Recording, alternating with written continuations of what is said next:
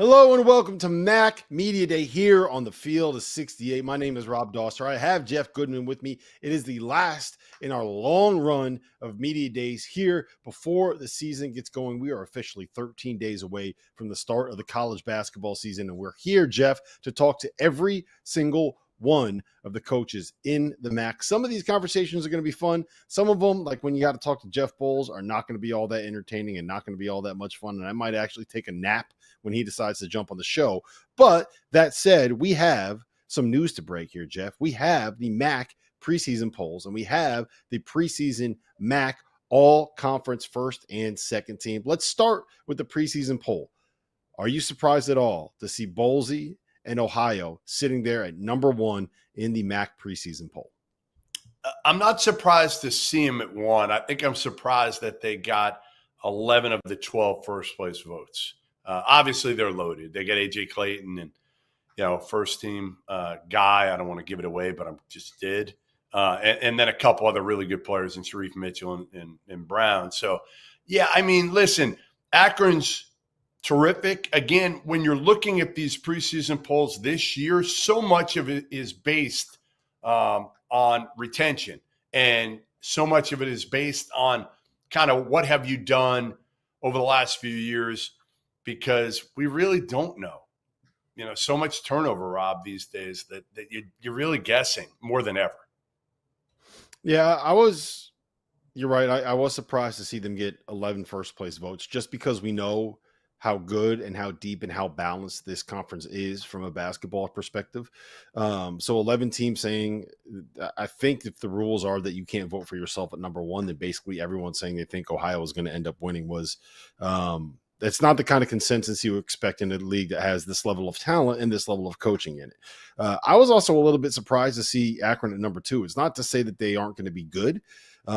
They are kind of West Virginia light at this point this season with some of the transfers that they brought in. But I'll tell you this, with the way that Rob Senderoff talks about his team and the way that Todd Kowalczyk talks about his team, I really do believe that both of them are going to be really, really good. And, I think the top 4 and 5 in this league have a chance to win it all. I think we've done a lot of these, Jeff. And for some of these conferences, the top of the league, it's very obvious who you think is going to win. I think Ohio's probably the favorite, but I don't think it's clear that they are the best team in the conference and that they're going to win. Does that make sense? Yeah, this isn't like an America East thing, as we did yesterday when it was like everybody, Vermont, and you can't pick anybody else. This is, Ohio got the most votes, but again, this thing, I think you're right. Those four programs, they've all had major success.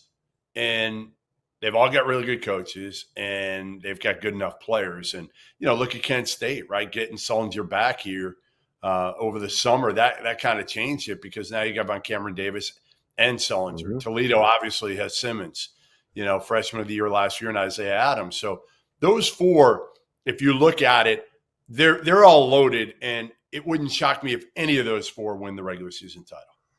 Give me a sleeper. Give me somebody that is not one of those top four. And if you go with Bowling Green and Todd Simon, I get it, but that's kind of a cop-out if we're going to be honest. Give me a sleeper that you have in this league. I'm going to go Central Michigan. I mean, they've got the only first-team all-league guy back in Anthony Pritchard. So I'll go with Tony Barbee in Central Michigan there as a sleeper just because, again, when you might have the best player in the league, and Pritchard might be that, who knows? Yeah, that's who I was going with as well. He is a guy that has a chance to be the player of the year in the conference.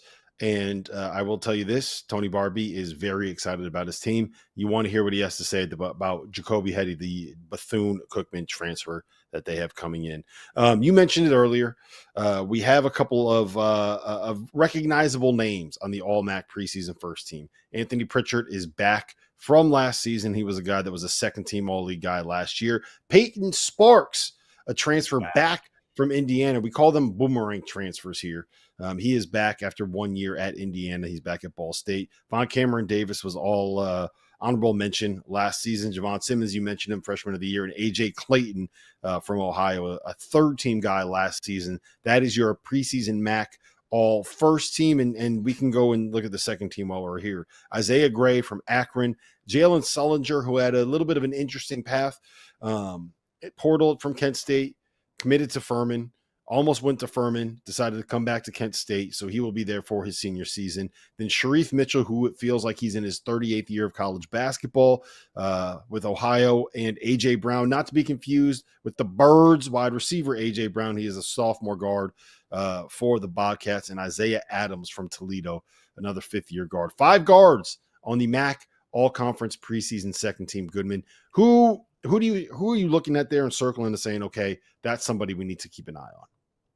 I mean, for me, it's Isaiah Gray, because if Akron's going to do anything without year one, without Enrique Freeman, it's got to be Isaiah Gray who leads the charge. And again, plenty of opportunities there, completely new team. But John Groce, we know, can coach. And, if Gray can step forward and take another jump, who knows what the Zips can do. But look at this. Think about this, Rob. Out of your 10 guys in the first or second team, 8 of the 10 are in those top 4 teams: Ohio, Akron, Kent State, and Toledo. And the other 2 are Payton Sparks, as you mentioned, going back to Ball State, where he was dominant 2 years ago in the league. Didn't play a lot at Indiana last year. And then Anthony Pritchard, the lone first-team all-league guy back. So I think that's the thing. Again, it's recognizable names, right? That's how we do, and that's how coaches do the preseason poll and the all-league teams. The 2 names that I think we have a good chance of seeing on a postseason all-conference first team that we maybe haven't talked about just yet, and we will when we get into the broadcast.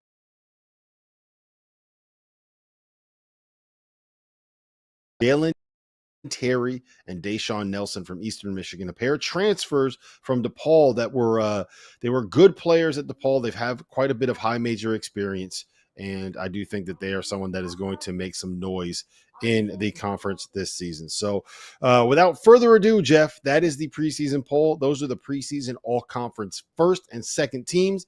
And now let's get into MAC Media Day. You guys don't want to hear from us. You want to hear from the coaches in this conference. We are going to start first off the bat, George Halcovage from Buffalo.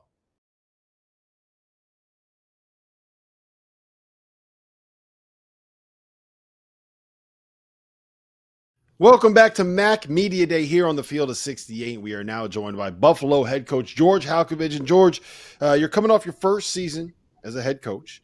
What have you learned about maybe the business, about the profession, about yourself over the course of the last 18 months?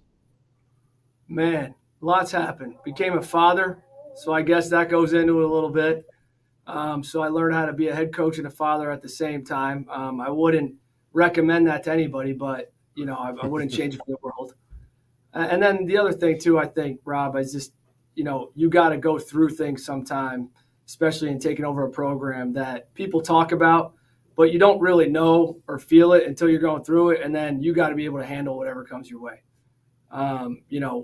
There's different and things in this day and age are getting thrown at us in warp speed. Rules are changing, every day, every second almost feels like.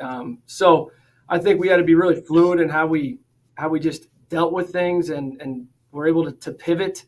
And the portal and everything else was something we had to deal with, right? So I guess I learned a lot about coming into a new place and having to learn it here, different than where I was at Villanova, and having to figure this place out first and what we could do to compete immediately, right? And then going through it, obviously, don't take yourself so serious. You're as a head coach, you think, oh, I'm going to coach the greatest team ever. I'm going to have the best plays ever. Our team's going to just be great because this is my chance. And you realize you get humbled pretty quickly because there's great coaches out there, and it's really hard, right? So just understanding that you have to have some humility, and you have to go through some things sometimes, especially when you're taking over a program. I think that for the most part, most guys are going to have to go through that. So it's funny, George, because at Villanova, you guys were all about culture, and you held every title at Villanova. You were there a long time. You worked your way up from, I think you were GA to video to Dobo to assistant to associate, all that. But one thing you guys had was culture, and you didn't have a lot of transfers. Well, obviously, the whole landscape's changed, and now everybody's going the transfer route. You didn't this year. You took in a bunch of high school kids, a lot of them from Canada, a lot of them internationally. I want to know if that was kind of reverting back to your Nova days a little bit. I think so. I think everything's intentional. I believe strongly in culture. I do think, now granted, if you were at a certain place, a specific place, and you have the funds to go out and build a roster with culture too and get old guys that fit your culture, you can do that as well. So I'm not naive to that. I don't think we were set up that way here, which is okay, right? We need to build that infrastructure as well at Buffalo, and we are, and we're actively doing it. However, I still felt, and just in what I believed from my Villanova days, but also just in general about team building and putting together a roster, you want to have guys that care about each other, believe in each other, and believe in what you're trying to do every day. And whether that's getting it through the portal, which some people can, we had to decide how can we get old through the means that we had right now. And, luckily enough, we found guys that were a little older, I think, that were guys maybe prepped a year that are, true freshmen. So they're a little older than normal freshmen. They're a little more seasoned bodies than normal freshmen. But also I think the international guys are coming in and they're hungry to get an opportunity here. And they're really well coached. And, I think the thing that we're going to do is coach guys hard and hold them accountable to the level of coaching we expect and the standard of coaching we're going to give. And these guys, once we kind of laid out what we're doing here, they were all in on it. They were all in on it, including guys like, I will say, like Noah Batchelor, that came from Maryland. He committed very quickly, only took one visit to us in the portal and knew immediately he wanted to be a part of something bigger than himself. And when you get a guy like that coming as a junior, it's really exciting as a coach. As you're kind of building this thing now, you got, I think it's 4 sophomores and I want to say it's 8 freshmen that you have on this roster. Culture is always going to be the buzzword. How do you develop that? How do you build that? What are your tricks? Is it taking them on, on hikes? Are you going what are you doing to try to get these guys to buy in and be on the same page the way that they were when you were at Villanova? Yeah, I think you got to build a staff, number one, that fits what you believe in. And I think we have, with Jake Prizzuti here, I've known him for a long time, and our second year together now, he believes in what we're trying to build, as well as Hamlet Tibbs, our associate head coaches. One thing we did that Jake brought to me was we have culture meetings, in this day and age, where you have to kind of speed up the process of building culture as fast as you can because everything is so fluid. And we started these culture meetings in the summer once we had everybody here, and different topics, really getting you thinking about whether it be like, a hero, a hardship moment, a highlight moment in your life, learning about each other, getting them outside or off of the court and into a thought process where they're really thinking about each other on a different level. And I think that inherently grew our culture, and we're still continuing to do them now. So things like that. And then it's about what you demand every day on the court and being consistent. So if you're saying the same things, we talk about it, we want everybody to be all in with grit. That's our thing. Like at Villanova, we had the word attitude. Our mentality is all in grit, because in my opinion, the one thing you have to counteract in today's age is getting people that want to be all in, because it's a little bit of a foreign concept right now. And it's not the kids' fault, right? But if they get to be all in and they understand that there is going to be adversity, and they have that inherent grit and they care about being a part of something bigger than themselves, that's how I feel, still have sustainable measures to be able to say, all right, now we're building the program. And then as we build out the program, we're going to build out our infrastructure, right? We're not going to not do NIL, right? But we're not going to lead with that. We're going to lead with culture, and then we're going to get NIL that fits our culture. And it's just being transparent and honest with everybody, Rob, because if you're not, then you can't have it, right? It's easy to talk about. I think one thing I learned from coaches, you can say the word culture all you want. It's how you live it. And if these guys see you live it every day and your staff live it every day, then you have a chance to get your team to. Hey, are you okay? I mean, you're a Philly guy. You're an Eagles fan. Are you okay with Doster all of a sudden? He moves to Philly, and he becomes this like Red October. Red October. Red October. Go Birds. Okay with this? Go Phils. Go Birds. Go Birds. Go Birds. I have one of my best friends is Kevin Mulvey, our baseball coach, is a diehard Mets fan at Villanova. One of my best friends from back in Villanova. But, in Red October, we get the Philly twang going, and we'll start saying, JT Real Muto, or all these different games, and we get all excited, just call each other, and then hang up. Red October is a great month in Philly right now, Jeff. So hey, I'm all about it. I get a little bit of grief up here because the Bills are such a magnetizing force here in Buffalo. However, I have a 14-month-old son that is a Go Birds fan, and I would probably be disowned by my family if that didn't happen, right? So the more the merrier. So Rob, I love it. So here's my biggest question, right? Everyone knows about the Nova Knicks. If you grew up kind of in the Philly area and you grew up a Sixers fan, like, how does it hurt your heart a little bit to see these guys have this much success with maybe an organization that you didn't necessarily love in your younger years? I have a great answer for this. Once the Sixers traded Mikal Bridges on draft night, it changed a little bit for everybody in our program, I think. I don't think everybody's going to admit to that. But his mom was working with him. They sent him to Phoenix. He becomes a stud. We all thought he was. So after that, though, no, I mean, look, in this sport, if you're lucky enough to coach guys that go on to be pros, you almost look at them like they're your extended family, and you end up cheering for guys wherever they're at. So when Jalin was in Dallas, when Dante was out in Sacramento for a little bit, or Milwaukee, you root for your guys. And it, as a college coach, it does give you insight into how, we always joked about this, how like parents get mad at you or think that you're not doing enough for their son. You watch the game the same way about the guys you coach. Like, he was wide open. How don't you make the extra pass to him? And it's like, he's not the max player, guys. Like, he's not. So like, he's just gonna have to accept the role. So, but it gives you a little bit of concept as to what what parents probably go through that their kids that you coach. Did you bring all the same Villanova pregame things with you to Buffalo? And tell people what some of them were, because they're a little different, a little unique. Yeah, I think, I have two former walk-ons that are now on my coaching staff, so you can imagine, and everybody knows they were infamous for nonstop yelling, foaming at the mouth, an hour before the game, no matter where we were, saying, do what we do, nothing changes. I think, but that's part of culture, Jeff. We do, and those guys are great at teaching we have two great walk-ons that we have now, and those guys are learning from guys that lived it and went through it. So I think, we're going to have a lot of that same mentality, that same culture here. And, with the guys we have on the roster this year, I'm excited to see them get out there and probably for the first time be like, whoa, this is a little different. Like, coach isn't playing with this. So, but you know what? Whatever we can find a way to get an advantage, we're going to try. All right. Back Media Day, we're going to hear from your player, Noah Batchelor, coming up next here on the Field of 68.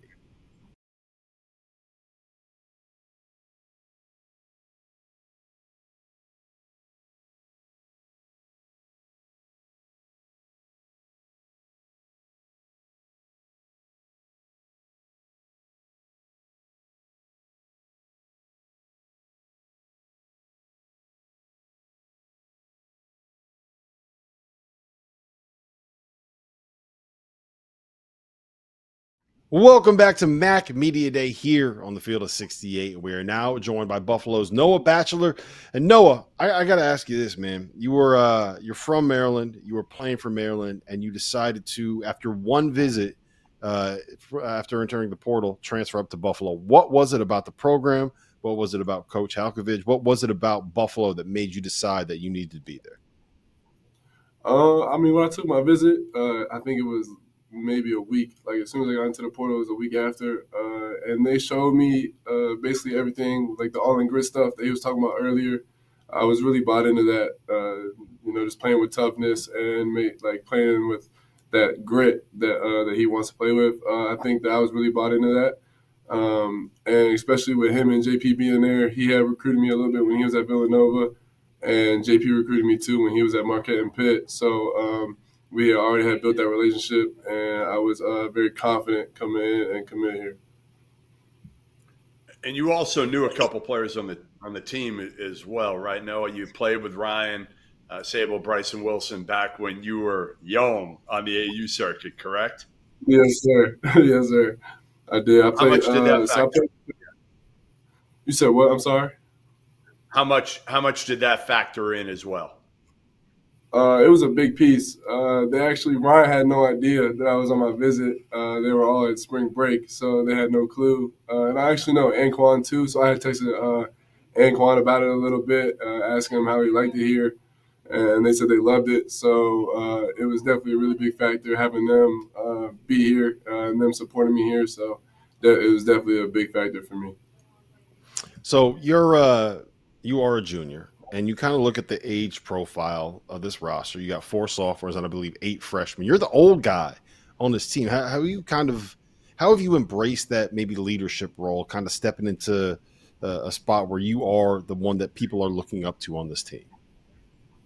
That's a good question. So when I was at Maryland, I didn't really have that leadership role that obviously I wanted, but it kind of, shaped me and kind of helped me watching the older guys at Maryland and see how they interacted with the younger guys like me. And it kind of helped me be in the spot that I am now to help the younger guys if they need anything, if they have any questions.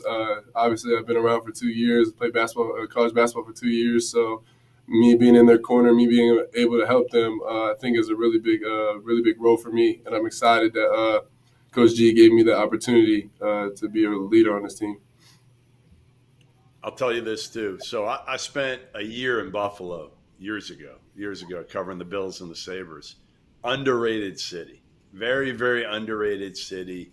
Now, when it gets cold, and the snow hits. But man, they are passionate about their sports there, whether it's Sabres, Bills, obviously you guys as well. How excited are you for this new role? Because you waited at Maryland. You came in as a top 100 player. I think you were Kevin Willett's first signee when he took over and got the job there. But this is an opportunity for you to kind of do what you weren't probably able to do at Maryland, which was be a leader, be a key piece. How excited are you for this? I'm super excited just to actually get to showcase the way I play and the way that I talk to my teammates on the court. I'm super excited for everybody to see that. I mean, it's a really big role, and I think that I actually came to peace with it now, and I'm accepting it. So definitely, I'm very excited for it. All right, I'm going to put you on the spot with this one, man. Who has the best wings in Buffalo? Oh, that's a good question. Okay, I'm gonna go with Barbell. I love that place. It's a great place. I would say Barbell, and then probably Wing Nuts is next. So those two are tied. Barbell is the one that Josh Allen loves, right? Yeah. Now, how much of the reason that you love Barbell is that Josh Allen loves Barbell? Well, you see, I like it because they have those. It's like double dipped wings. So it's the ones I like is a Cajun honey barbecue, and those it's a perfect it's just perfect wing. So who's feeling more miserable right now about their NFL team, you or George? Because he's an Eagles fan. They got they're struggling. The Cowboys, you're a Cowboys guy. I don't know what Jerry Jones is doing. So who's feeling worse about their team? Probably gonna have to go with me. Yeah, I mean, this just the way it is. Everybody hates the Cowboys. I mean, that's just how it's gonna be. But they're gonna get through it. They'll be all right. Hey, I got one more for you, and I asked him about the Villanova culture and him bringing it over. What's it like? I mean, again, because my guess is he is trying to implement a lot of what worked at Villanova, which why wouldn't you, right? I mean, they were basically turning into a dynasty until Jay Wright retired. What's that been like for you? And what's been the one thing that's kind of caught you a little bit off guard with kind of that Villanova culture and what he's trying to, maybe something specific that you guys have to yell in pregame or anything like that? So it's definitely a big adjustment. I played against them actually two times. I played against them my sophomore year and we scrimmaged them my freshman year. And noticing that they do a lot of yelling and stuff like that before the games, like you said. They're kind of really crazy during warm-ups. I think one thing that I'm really adjusting to is the physicality and stuff that they do for warm-ups and stuff. We do this thing called grit drill, and you got to dive on the floor, take charges and stuff like that. So that's one of the big adjustments I got to do, because at Maryland we didn't really do that kind of stuff. We didn't do diving on the floor and all those kind of other drills. So just adjusting to, get my body banged up a little bit. All right, we're not gonna let this slide by where we're just gonna say that you're a Cowboys fan from Maryland and not ask you about the fact that you got the Ravens right there, you got the Commanders right there. Like, how do you end up a Cowboys fan from Frederick? The Commanders stink. So, yeah, the Commanders are really bad.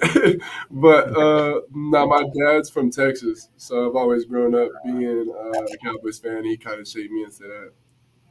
That is the only acceptable answer. That's the only acceptable answer, is that you were born into a Cowboys family. No, yeah. Give me the young guy on this team. You got a lot of international guys, a lot of kids from Canada. Give me the guy that's probably surprised you the most so far. I'm probably gonna have to say JaVaughn Bradford. He has accepted a really big role. I mean, being a point guard at his position, especially he's not that tall. He's really shifty. He's really fast. He gets into the ball a lot playing defense. So I think he's really surprised me with the way that he's turned everything up in practice. And he works really hard every day, and he deserves what he's getting. So I'm definitely surprised by the way he's been playing.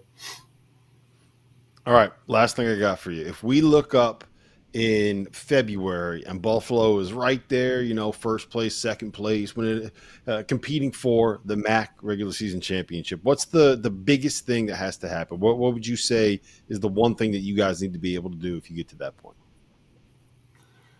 That's a great question. I would say just buckling down. I mean, like you said, it's going to be February, so it's a long season. What the freshmen don't know yet is that your body's going to be banged up by that time, even by January. So just being really consistent with everything that we do, everything that the coach staff says to do. So being consistent and playing hard every game, and winning those small possessions and big possessions can really help us out. So just realizing that it's going to be a really long season, and there's going to be ups and downs, but we got to have more ups and downs this year. All right. Well, listen, no, it's been a pleasure, man. We appreciate you being here. Best of luck this season. We will be back with more here on MAC Media Day on the Field of 68, coming right up.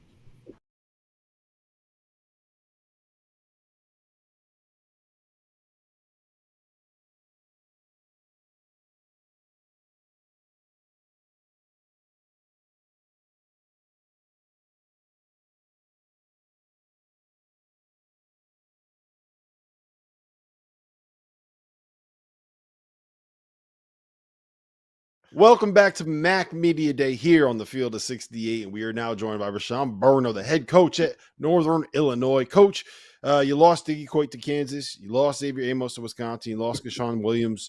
How do you go about in an offseason like this, kind of rebuilding and retooling a roster, and how difficult is that at this level?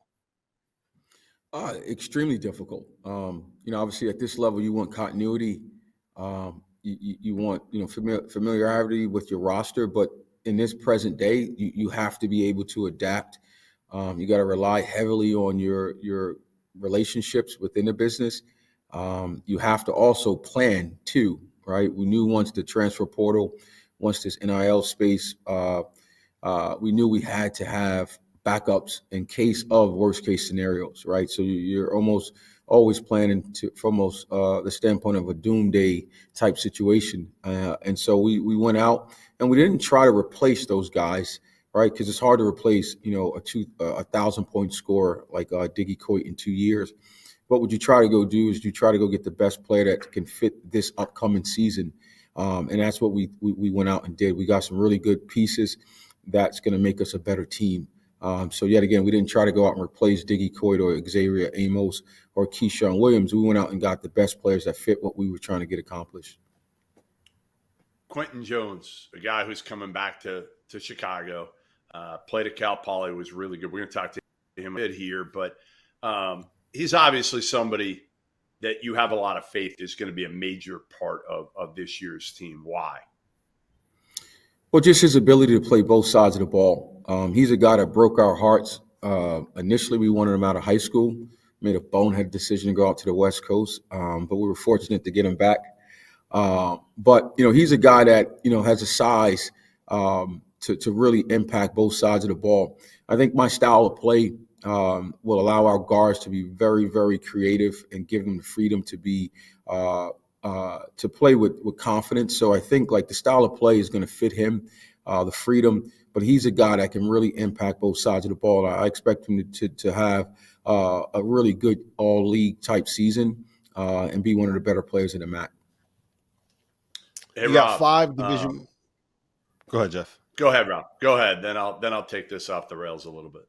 You got 5 Division I transfers coming in. You got a pair of JUCO transfers coming in. You got a couple of freshmen who other than Quentin, who has kind of impressed you? Who is maybe outperformed kind of what your expectations were for them when you brought them into the program? Well, it's a guy that was already in the program, a kid by the name of Ethan Butler, who transferred in from Oregon. Ethan is going to have a tremendous impact on our success. He took last year as a learning experience. He played behind Amos up until Amos's injury. And I thought he had the right intentions going into the summer. And he's been playing really stellar ball for us. He's 6'8". He can play 4 and 5. He can shoot it. He's a good athlete. And I expect with obviously added playing time, he's really going to make a significant jump.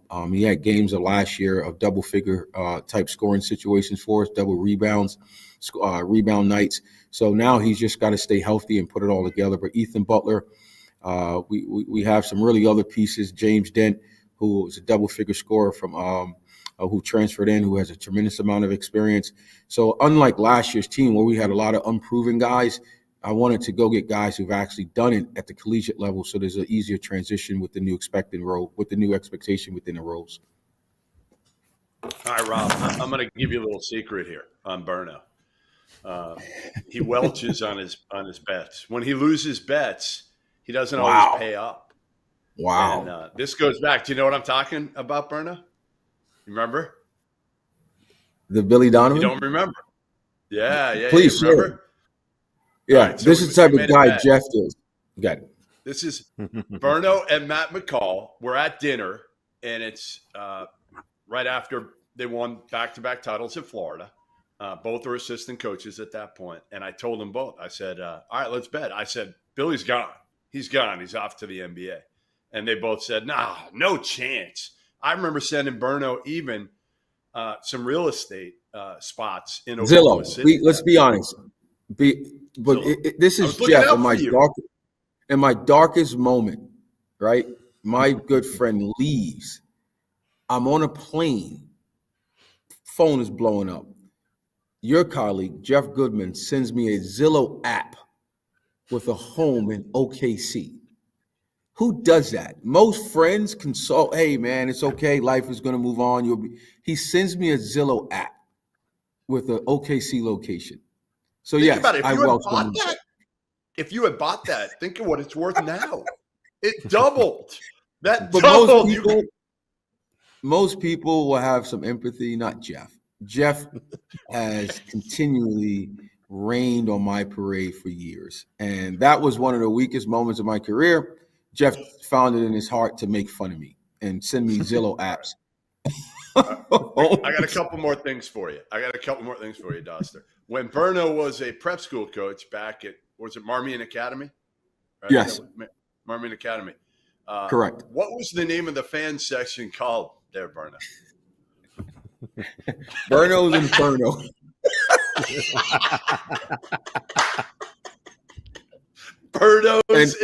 Can we bring Burno's Inferno back? Yes, we can. And Jeff I consider Jeff a friend too, by the way. So, and I appreciate you going down memory lane, Jeff. Yet again, some dark moments. You love to bring that up. Burno's Inferno. And you sending me Zillow apps. Yeah, it was rolling. Yeah, it was rolling. But I'm still. I got one more. Hurt. One more for you before Doster takes it back on the tracks here. Tell me the time that you went fishing with Billy Donovan. The hostage situation.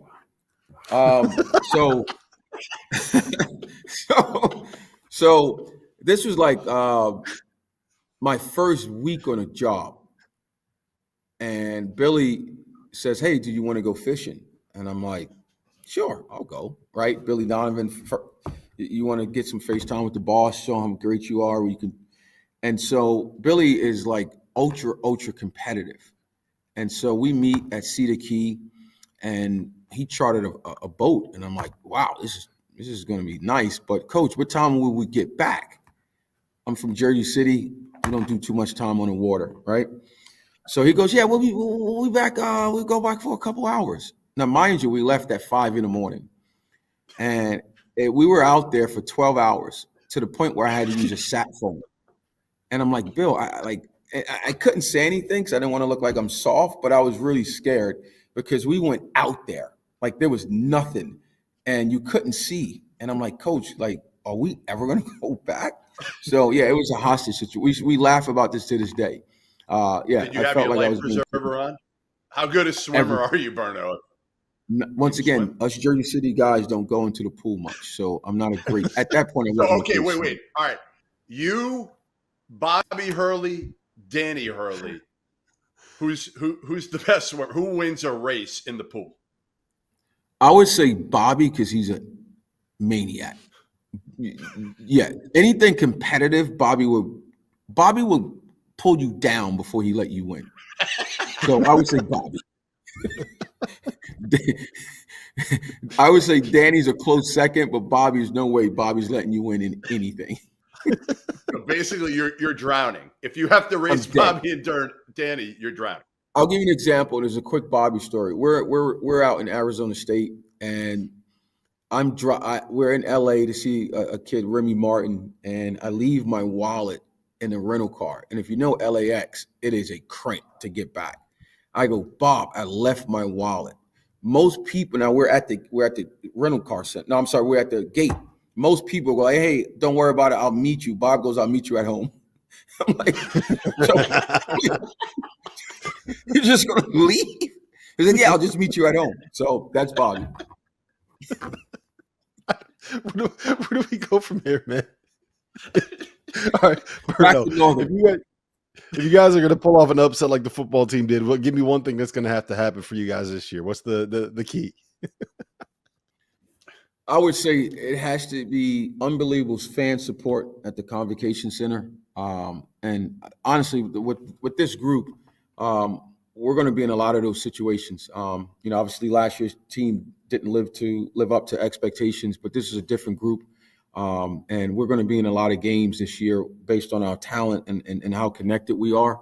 But like in any big upset opportunity, you got to play clean. You got to, obviously value the ball, and we got to make threes. Yeah. All right. So fan support's going to be the key, which means that's official request right there from Northern Illinois head coach Rashon Burno to bring back Burno's Inferno in the student section there at Northern Illinois University. Hey, listen, man. Jeff, I think you're on to something. I'm getting the T-shirts made. So Adidas, if you're listening, we're going to need T-shirts. I'm going to get with the marketing department. It was a process, but we're going to get that going. Jeff, I'm going to owe it all to you, too. I'm going to give you a percentage of every shirt sold. You heard it here first. Now, if I send you a shirt, will you wear it? Hell yeah. Absolutely. You heard it. Did you hear it? Okay, you heard it here first. Look, I got to get one of those, too. Burno, I got to get one of those, too. Burno's Infernos is coming back. Listen, I can say honestly that this was probably the most entertaining interview we've done through the entire fall. Burno, appreciate you being here, man. We'll be back with more Mac Media Day coming up next. Thank you, guys. Go Huskies.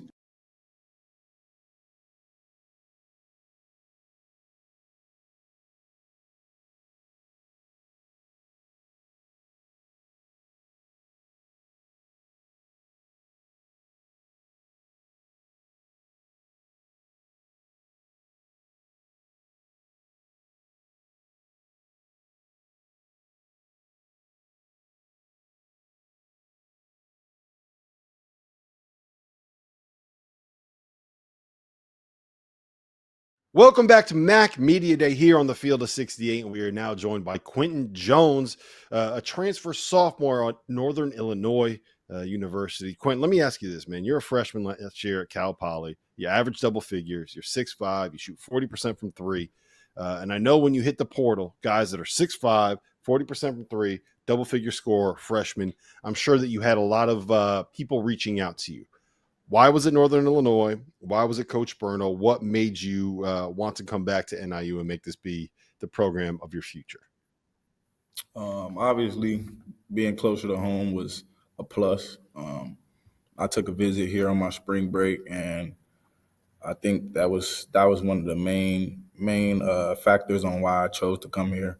I think they really showed interest in me heavily and maintained that interest, and I think just them being real with me and just really just telling me flat out exactly what they wanted from me and what they expected, and just seeing the campus, seeing everything. It was just a great experience, and I think that's what led to me picking NIU.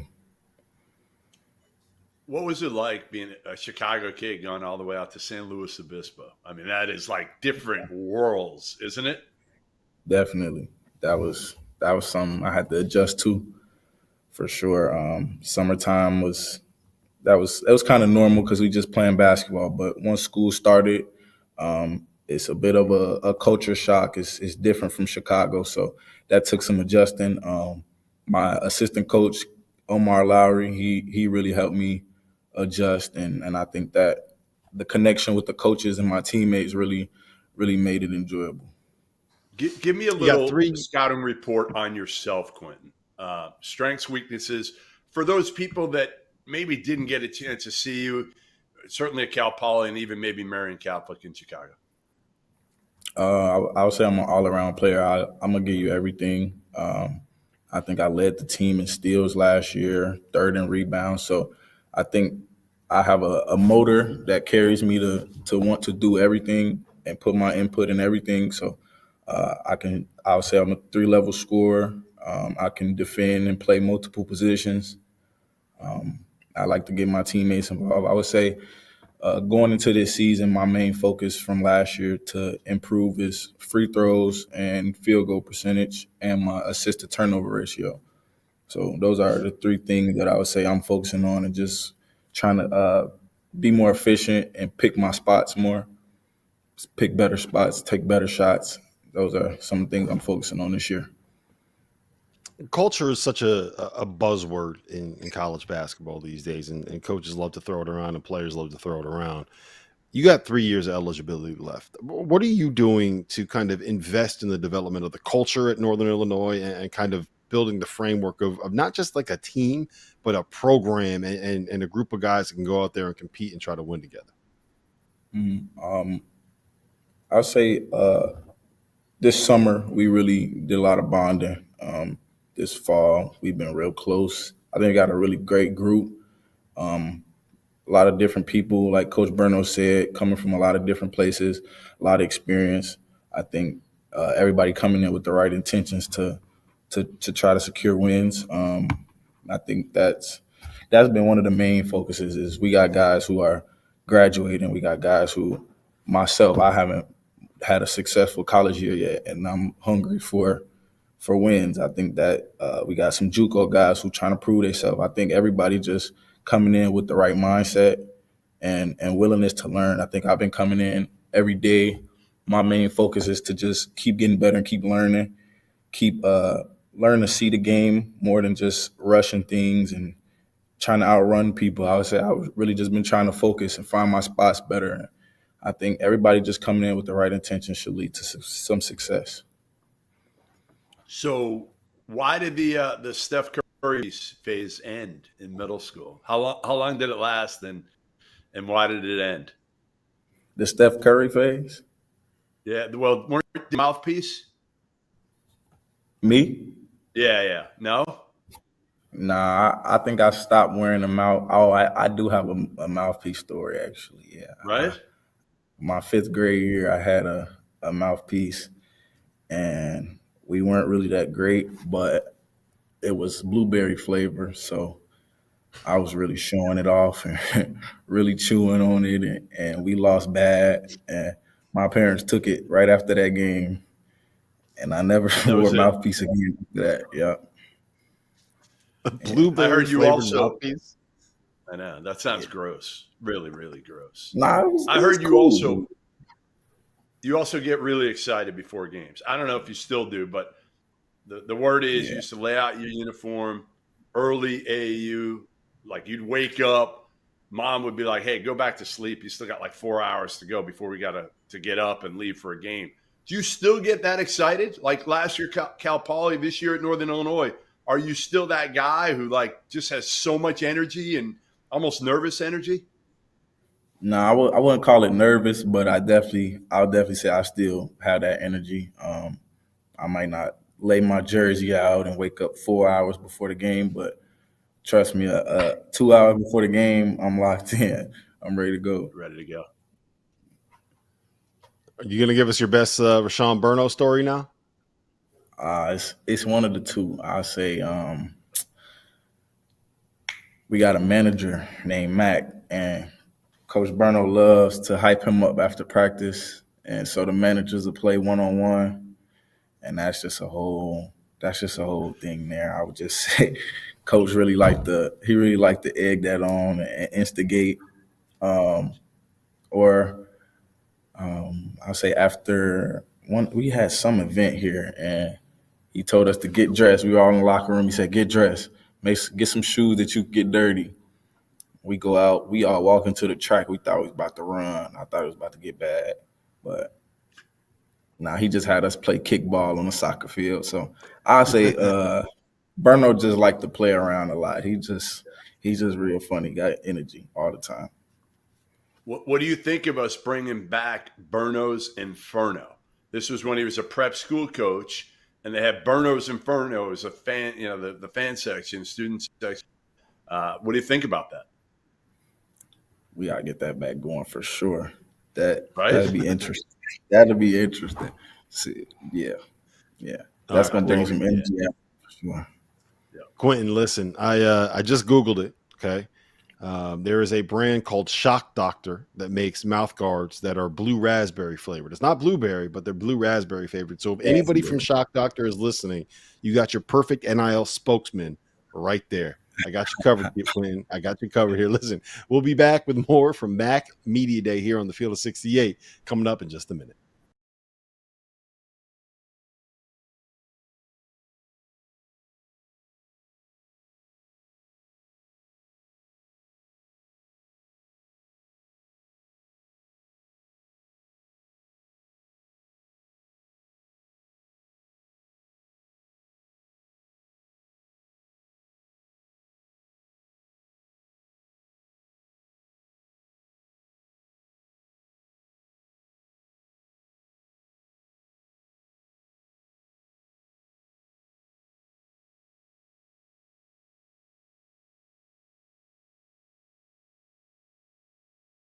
Welcome back to Mac Media Day here on the Field of 68. We are now joined by Western Michigan head coach Dwayne Stevens. And Dwayne, you guys, for the first time since 2018, Western finished with a 500 record in the league.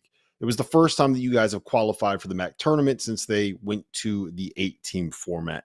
Your program very clearly is trending in the right direction. In this day and age where you have as much player movement as you do, how do you continue that momentum when you have turnover on your roster like you've had? I think you just got to kind of stay to the course. We believe in, defend, rebound, run, and that's what we're going to try to do each and every night. And our guys have bought into it, and the new guys that we have brought to the program are figuring it out.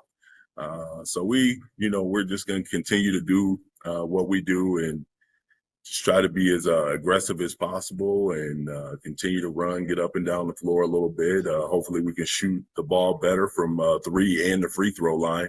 And if we can do those things, I feel pretty good about the direction that the program's headed. Dwayne, what's your philosophy with trying to put teams together now? You've been in this a long time. Obviously, you were at Michigan State, learned from Izzo. Izzo's kind of fought the portal. Let's face it, he has. You're not fighting it nearly as much. You brought in some transfers.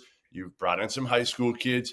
What's kind of the blueprint, if you have one, to try to keep this program winning and get it back to where you want it and then sustain it? I think you have to embrace the portal, obviously. Go in there and find some guys that fit what you do, find some guys that you think are going to fit your culture. And I think you have to have a mix. You have to have some guys that have been around and understand what the program is trying to do. And you also have to bring in some high school kids. So the biggest thing for us is we're trying to build it and maintain it with as many Michigan kids as possible. But then also sprinkle in some portal kids and embrace the portal. Chauncey Willis was the 2022 Michigan Mr. Basketball, if I'm not mistaken. He spent a year at a Division II program with JUCO last season, put up huge numbers at JUCO last season, and now he is moving up to the Division I ranks. What have you seen from him so far? Like, what can we expect out of him in his first year in the MAC? Well, I think Chauncey's a dynamic player. He has a really good feel, high IQ. He has really good toughness. Has the ability to kind of spread the ball around and get it to different people. Very good court vision. So he brings a little bit of everything. But the biggest thing that I like is he's a winner, and he was coached tough in high school. His high school coach, George Ward, one of the better coaches in Michigan and the Detroit PSL, did a really good job of grooming him to take the next step in his development.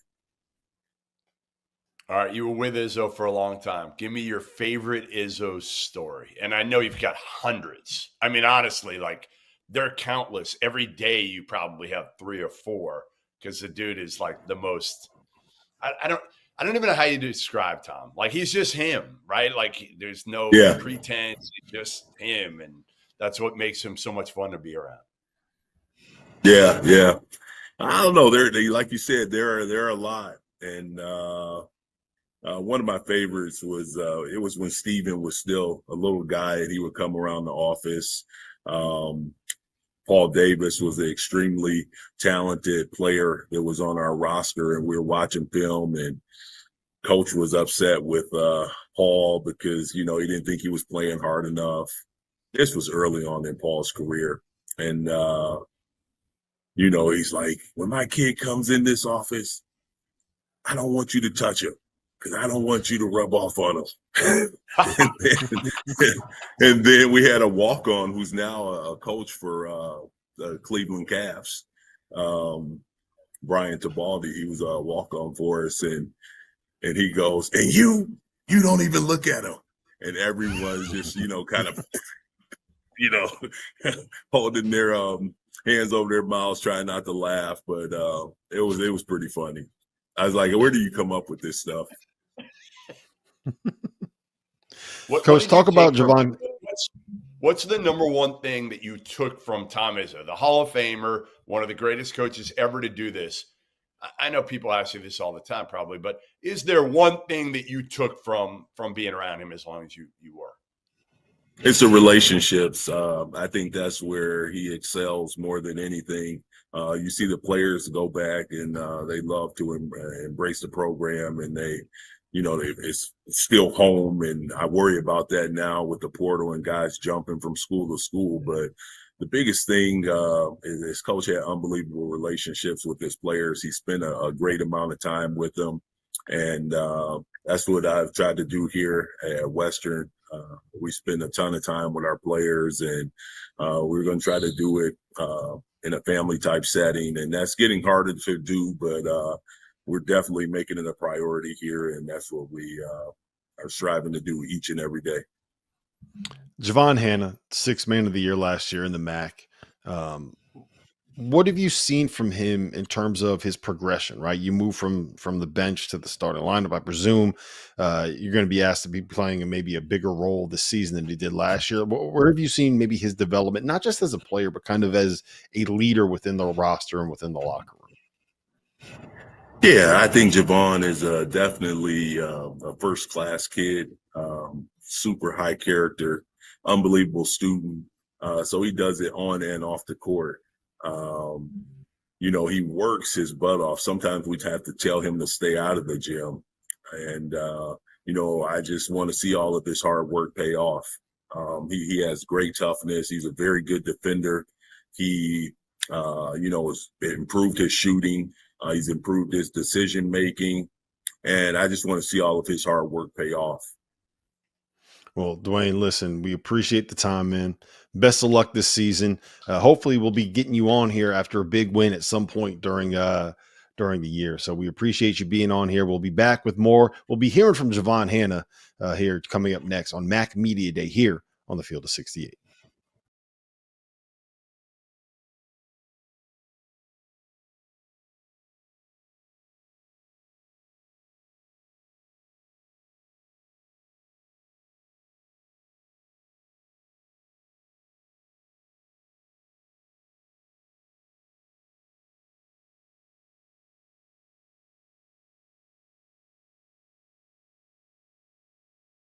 Welcome back to Mac Media Day here on the Field of 68. And we are now joined by Western Michigan's JaVaughn Hanna. And JaVaughn, you were the 6th man of the year last year in the MAC. I'm presuming that you're going to move into the starting lineup this year. How are you kind of adjusted to maybe a larger role and more responsibility within this program and on this team?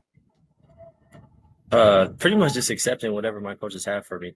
I feel like that's one of my best attributes as a player, just being able to adjust and do whatever I need to do to help us get a win. So if that's what I'm called to do this year, just to step into a greater role, and that's what I'm going to do.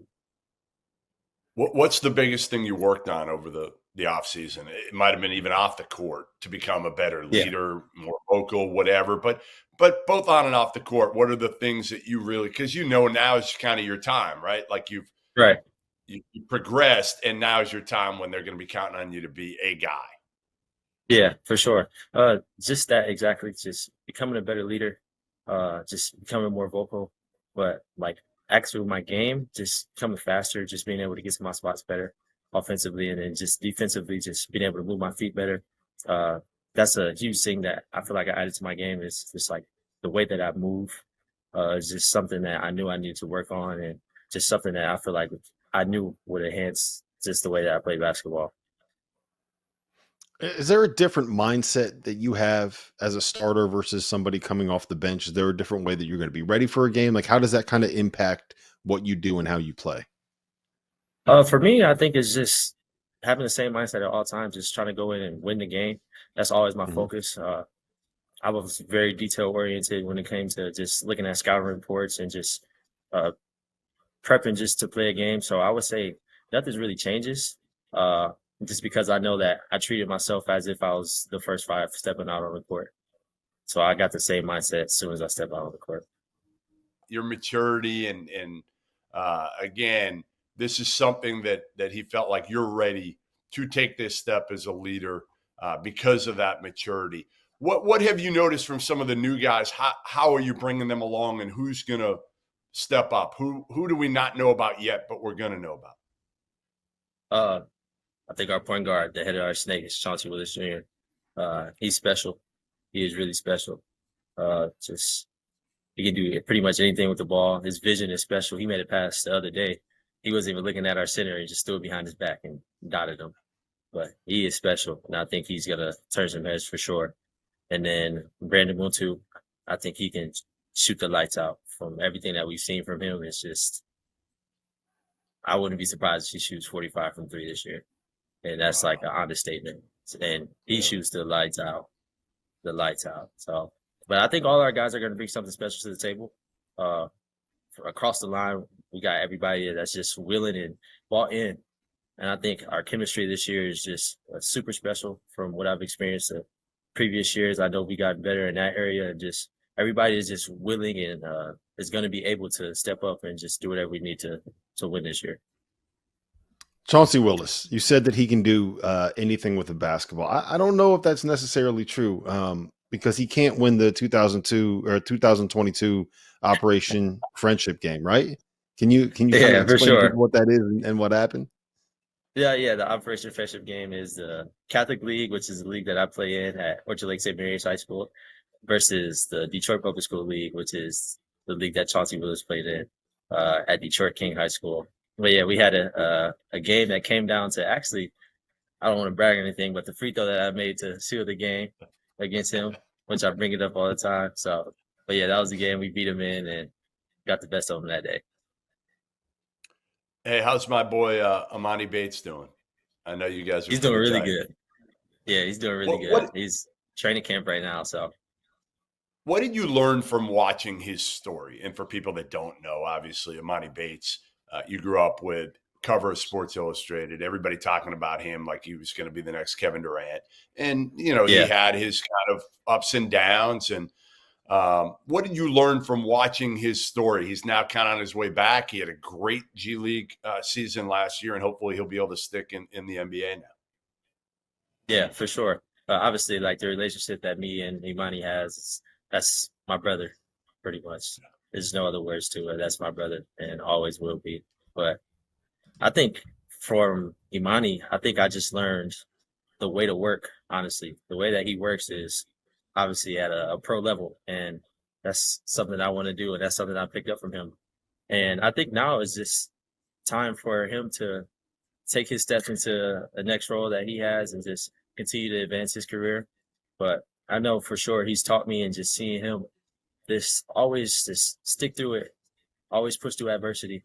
Obviously, we all know the situations that he's been in and just some things that he's faced, but adversity didn't hold him down or it didn't hold him back.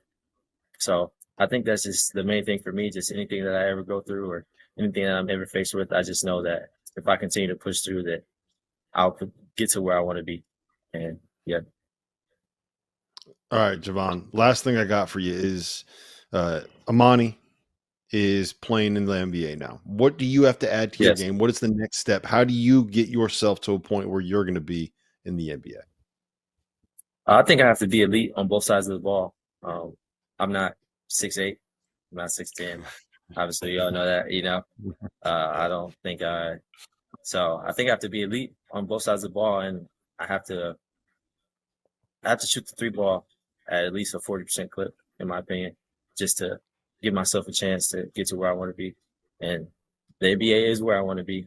And I feel like the way that I work and what I put into this game, I feel like I'm giving myself a chance right now just to open up that door and open up an opportunity to get there. So I think that's what I have to do. And I have to be a leader. I have to stand out here at Western, and I have to win some games too. I know NBA teams like winners. Yeah. NBA teams like winners. And that's pretty much what I came here to do. So. All right, JaVaughn, we appreciate the time, man. Best of luck this season, and enjoy your time. Hopefully you get plenty of wins here this year so you can get those NBA teams paying attention. We'll be back with more here on Mac Media Day on the Field of 68 coming up next.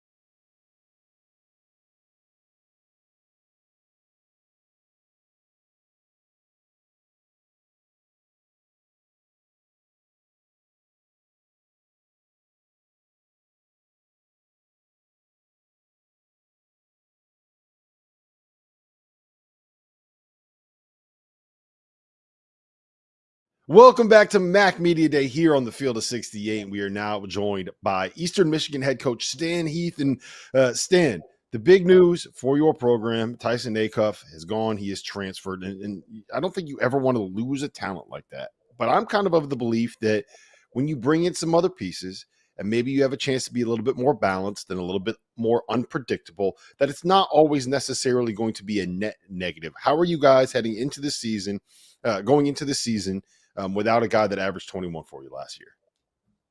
Well, thanks for having us, guys. And, Tyson is a very, very special player and somebody that, as a coach, you really don't like to lose because he and I had a really close relationship. But at the same time, I understood, in this landscape that we're dealing with now, like those are things that are going to happen with NILs and things like that. But, my staff and I have this philosophy. Simply, if we're going to lose somebody, let's try to get better.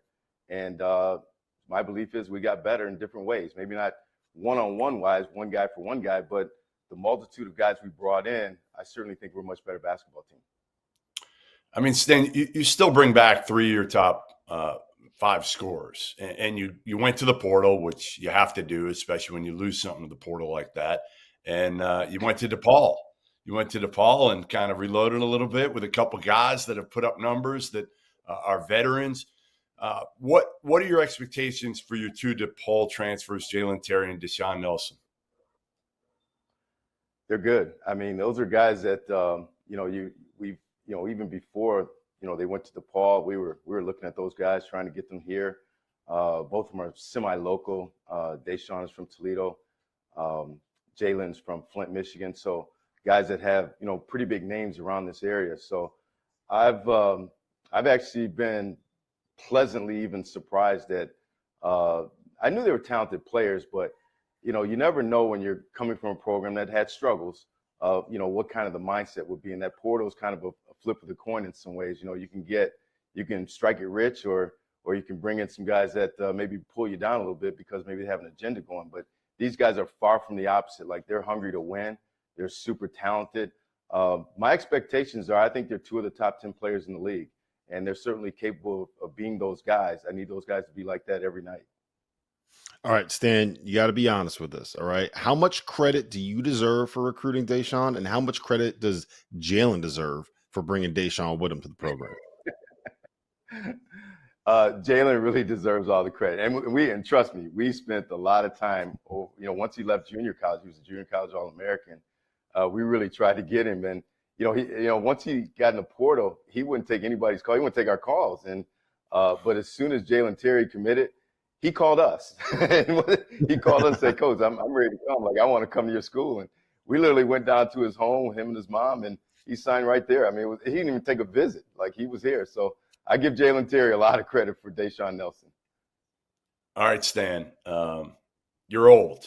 And you know how you're old these days? You are a grandfather now. Congrats, Grandpa Heath. What do they call you? I know it's a baby, grandbaby right now, but what do you want to be called, and what's life like as a grandfather? Well, my oldest Zola is 8 years old, so she's talking. She's in second grade. She's ready to go. She bosses me around the whole deal, and my grandson is 5. He's Zeke, so he's going as well too. But I'm Poppy, by the way, so it was going to be something else. But when Zola's a young age, that's what she pronounced, so it just stuck. So I'm Poppy. What if Goodman calls you Poppy? That's right. How much do you spoil those kids? How much do you spoil those oh, they get every. I can't say no.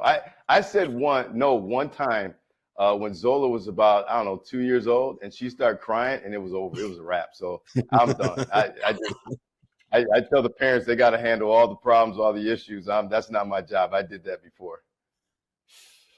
All right, let's talk about Arne here, because he is a guy that was the runner-up for MAC Freshman of the Year, shot 36.5% from three last year. A couple games where he made, I think it was 6 threes, had a couple big threes for you guys, game winners, game-tying shots. The saying is the best thing about freshmen is they become sophomores. What are you going to see what are we going to see out of him that you've seen so far in spring and summer workouts?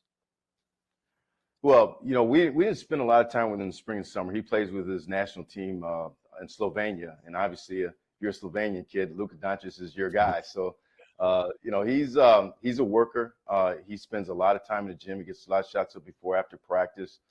He's continuing to get better. I think the noticeable thing that you'll see is like his body is really changed. He's, he looks more, kind of athletic and mobile. Not that he is. I'm just saying his body is really kind of picked up to where I think from a strength standpoint, he can guard players a lot better, along with being an elite shooter.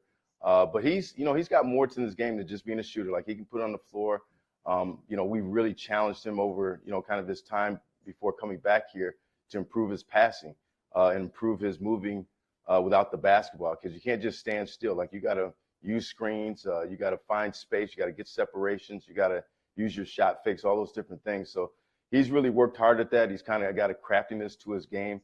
And as you say, I do expect him as a sophomore to be an improved player from last year.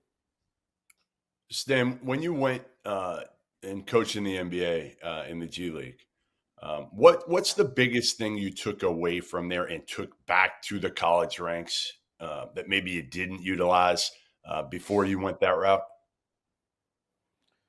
Oh, there's a lot of things. I mean, and some things really translate in a good way from pro to college, but some things don't, because of the defensive 3 seconds rules and some of the refereeing, how the thing is called a little bit. But I think the biggest thing is just from an offensive standpoint it's just spacing. I think more than anything else, just the spacing on the ball, playing off of, movement and things like that. The other thing I would say, I think that's really important is, probably, and this is maybe answers your question, but doesn't answer your question is, I used to be like very stringent on, kind of shot selection, and I still am to some degree, but I do have a better understanding. Like some guys can make difficult shots and you kind of got to let them go a little bit. So I have a little bit more of a leash in terms of guys taking, maybe more difficult shots than normal. But it's something I need to see in practice, not just something that's just given in a game. So I think that's be kind of a little bit of an adjustment I've made as well too. And from a defensive standpoint, just the pick and roll coverages, I really adjusted kind of pick and roll coverages, more NBA wise compared to maybe what I did before. Jalen Billingsley, we're going to hear from him here in a minute on Mac Media Day. He's going to be in more of a leadership role for you, right? Like he's the kind of the veteran. He's been around for a couple of years. What have you asked from him? Like what's the next step for him? Not just as a player, but kind of as for his role within the locker room and within the program. Well, Jalen's come a long way. He started off at Georgetown. He's been here now for 3 years, his third season. And I think anybody in the Midwest who's followed Jalen's career would know he's an extremely talented player. And really what it comes down to Jalin is just kind of him handling his emotions. Sometimes his emotions gets the better of him. I think he's much more mature now that he's, kind of gone through that stage. And the other part of him just being consistent. He's as talented as anybody you're going to find in the league. And he's a versatile player. He can play inside. He can play outside. He can switch 1 through 5. He can hit the 3. He can post up. He's got mid-range shots. So he's got a skill set that translates to basketball beyond college. And it's just for him to play, with intensity, with a great motor, all the time. And, the sky's the limit for him. And I think he's due for a really big season. When Tyson Acuff got hurt towards the end of the year, he didn't play our last, 5 or 6 games. Jalen was kind of the guy we went to. And I think if you look at our record, I think we're like 4-3 or 3-2, 4-2, something like that. And he was the guy. His numbers went up. His rebounding went up. Our defense went up. I think, sometimes when the big guys get more involved in the game in terms of getting touches, getting involved, all of a sudden a whole lot of other aspects of their games change as well, too. You hate to admit that as a coach, but I believe that's what happened with Jalin.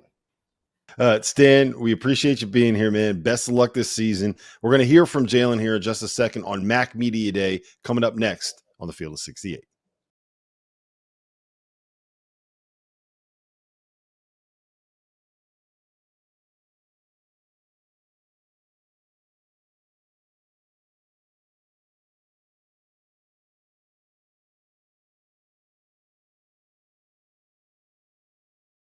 Welcome back to Mac Media Day here on the Field of 68, and now we welcome in Eastern Michigan's Jalen Billingsley. Jalin, I want to ask you this, man. Down the stretch of last season, after Tyson got hurt, we just heard from Coach Heath about the impact that you had in terms of more scoring, more rebounding. Your defense got better. The team's defense got better. And he kind of said, when you feed the big guys, it gets them going a little bit, right? So is that true? You need the ball, you need more touches. Can you let your teammates know, give me the rock, man? We need me out here. It's a little true because you just feel more involved in the game when you're touching the ball. Like if you asking a big guy to just protect the paint and then go down the offense, just stand under the rim and just not touch the ball, not do anything. It feel really kind of disrespectful a little bit. But when you get the ball more, it's just you feel more involved in the game. Jalin, Coach kind of alluded to the fact that, you've matured a lot recently, started your career at Georgetown. Nobody ever questioned your talent. What has kind of led to that? And, how have you grown? Coach Heath really has been pushing me every day in practice, pushing me to not react so much to negative plays, staying positive, just keep playing throughout the game. No matter what goes wrong, whatever happens, just keep playing because the game is going to go on. And I feel like, I've come a lot since my freshman year. This is my 4th year now. I'm going to be a senior, which is crazy because it feels like I just got here. But it's been a blessing to be able to play college basketball and mature and play under Coach Heath. You got Jalen Terry and Deshaun Nelson coming in from DePaul. What has their impact been? How have they kind of acclimated to the program? How are you guys working together? Like, I think that front line of you and Deshaun could be a lot of fun and real dangerous this year. You're nodding your head. I say you like it. You're ready to play with them. I'm itching to play with Day. Me and Deshaun already have so much chemistry, I feel like, and the coach doesn't even really let us play on each other's team in practice too much because he feel like it's not fair. Like, he makes us go against each other a lot. And then Jalin is just, like, as on a point guard standpoint, he's amazing. He's extremely fast. He moves the ball well. He plays defense. I'm excited about this year. I really am. Those two guys are going to be a big addition for us for sure. Hey, I'm going to go way back to when you started your college career at Georgetown, playing for Patrick Ewing. Did you understand the magnitude of, like, Patrick Ewing, playing for Patrick Ewing, one of the greatest players of all time, and a big – like, what was that like? And do you have a particular story, maybe Ewing in practice? I don't know if you went out there and, you ever had, like, a one-on-one matchup with Patrick Ewing? Yeah, I love playing under Patrick for sure. He was a great coach. He taught me a lot of things. I feel like in the low post, he helped me with my footwork. We did play one-on-one one time. It wasn't like a full intense game because he's kind of old now, but he got out on me a little bit. He showed me he can still move a little bit. We talked a little bit with Coach about Arne's development and the step forwards that he's kind of taken. For big guys, you need those shooters out there to be able to make sure that you got space to operate in the paint, right? And Arne's kind of that guy that can make some shots. I think he hit 6 threes in the game a couple times last season. Where have you seen him getting better now that he's back from playing with the Slovenian team? Everyone knows Arne can really shoot the ball, but just his passing, his ball handling, even his defense really is just, you can tell he's working. He looks bigger and stronger. I think he's put on a couple pounds. He looks more athletic. Arne he's been grinding. It's missing him the whole summer. It kind of hurt us a little bit because we were a little short on bodies, but you can tell when he was home, he was still working. Yeah. Well, what about you? Like, we talked a little bit about your leadership and your maturity, but what have you added for your game? Like, what are we going to see out of you as strictly just a basketball player that maybe we haven't seen in the past seasons? I feel like for me, my biggest issue would be consistently just staying consistent. Because I have one night where I'm playing, it looked like I could be one of the best players in the conference, and then another night, it's like I'm like not really there sometimes. So I just need to work on being consistent, maybe a little bit of my conditioning and my attitude, really. Yeah. So the word is that if you get him the ball early, Jalin Terry, you're going to have a consistent and aggressive and hungry Jalen Billingsley. You got to let the big dog eat. Last thing I got for you. You're from Cleveland. You were what, 12 years old, 11 years old, 12 years old when LeBron made the decision to come back to Cleveland. What was it like in that city and in that area when I'm going to call him the GOAT because I think he's the GOAT, when the GOAT comes back, when he comes home? Oh yeah, he's the GOAT for sure. But when he came back, I feel like it was like mixed feelings from everybody. Some people were really excited, like me. I always loved LeBron. Even when he went to Miami, I was still a LeBron fan. And then there were people like my pops who, he can stay in Miami. We don't want him back, when he's still the best player in the NBA. Like, you can't just throw him to the side like he's not one of the best players. But it was a lot of mixed feelings for sure. I feel like a lot of people were like still a little hurt. But once he won that ring for us, everything was forgiven. There you go. Hey, speaking of your pops, Jalin, I heard he's got some really good one-liners. That true? Yeah, if you ever have a conversation with him, you're going to have to try to run and get away from him. What do you got? Give me an example.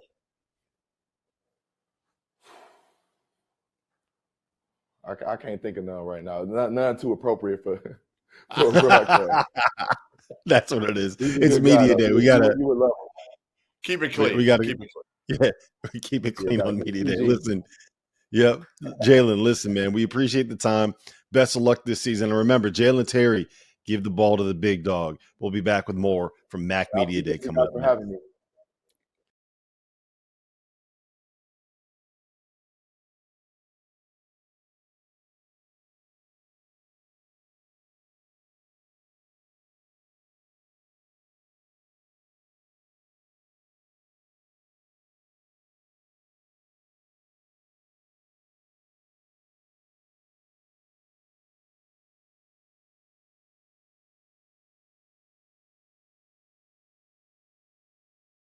Welcome back to Mac Media Day here on the Field of 68. We are now joined by Central Michigan head coach Tony Barbee. And Tony, I'm going to hit you with this.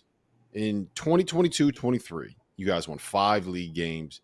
You finished 334th on KenPom, and then you replaced 10 guys in the offseason, and boom, all of a sudden, you got a 4th place finish in the MAC. You're 12-6 in the MAC, and it's your best league record since you had the number 6 pick in the draft back in 2003, Chris Kaman on the roster. How'd you pull it off? How'd you make that big of a turnaround last season? Well, the typical, let me say, guys, thanks for having me on. Enjoy your show. Watch it all the time. So wanted to say that first. But, it's typically like what I tell everybody is if I was a first-time head coach and this was the first time going through it, by year 2, maybe I would have had both feet and both hands on the panic button. But this is my 3rd time now in the head coaching seat at UTEP and at Auburn, and I've been through rebuilds before. So there's a certain level of patience that I have that goes along with my experience that I knew it was coming. And it's usually in year 3 when the establishment of the culture and the identity of the team and how I want that to look and what I know impacts winning. And so at the end of the day, I thought we were ahead of the curve in 22-23 when we had Kevin Miller back, who was a top 3 player of the year candidate his sophomore year. Through the first 3 or 4 or 5 games of that season, he was averaging almost 25 a game, 8 rebounds, 8 assists, something like that. He's a special player, and obviously the nation got to see it because of what he did at Wake Forest. But after that 5th game, he broke his foot. And so obviously when you lose that kind of a talent, a first-team All-MAC guy at the point and a player of the year type level player, in any conference you're going to be a little inconsistent, especially when you're replacing him with a freshman. So that year we were on a little bit of a roller coaster. That was the breakthrough, but things happen for a reason. And I kind of laughed. The preseason polls, they really don't mean anything. We laugh at them all the time because we know what we're building and what we have inside the building, so to speak. And we knew going into year 3 when all the preseason polls came out and everybody picked us last. And I mean, I've never finished last in any league I've been in. And now I'm going on my 13th, I think, year as a head coach. Never finished last. So I laughed because we knew what we had in the building. And I knew we had a team that could win the league, not just finish in the top 4. And if you look at it, going into the 5th to last game of the year in the MAC last year, we were in 2nd place, a game out of 1st. And our starting point guard, Pritchard, obviously, that's when he got hurt and was a shell of himself. He had a pretty significant injury, even though he's a tough kid. Played the rest of the year, but it was a shell of himself. And our starting center, he sustained an injury in that same game, barely played the rest of the year in those last 5 games. And those last 5 games were against teams that we had beaten the first time around in league play. So we were set up to have a chance to win. It doesn't mean we're going to win it, but we were right in the mix to compete for the league title, which is my expectation, which is how I've set the bar of my program. And then every day my job is to hold these guys accountable to reaching that level, that championship level, because how you perform in practice, how you do anything is how you do everything, is how you're going to perform in the games. And so now the culture doesn't just automatically go from one year to the next, obviously with all the transfers and the portal and all those things. But now with the returners the returning of Pritch and Cade and Vasco, 2 starters from last year's team, they've done an unbelievable job of leading the new guys in this group we currently have.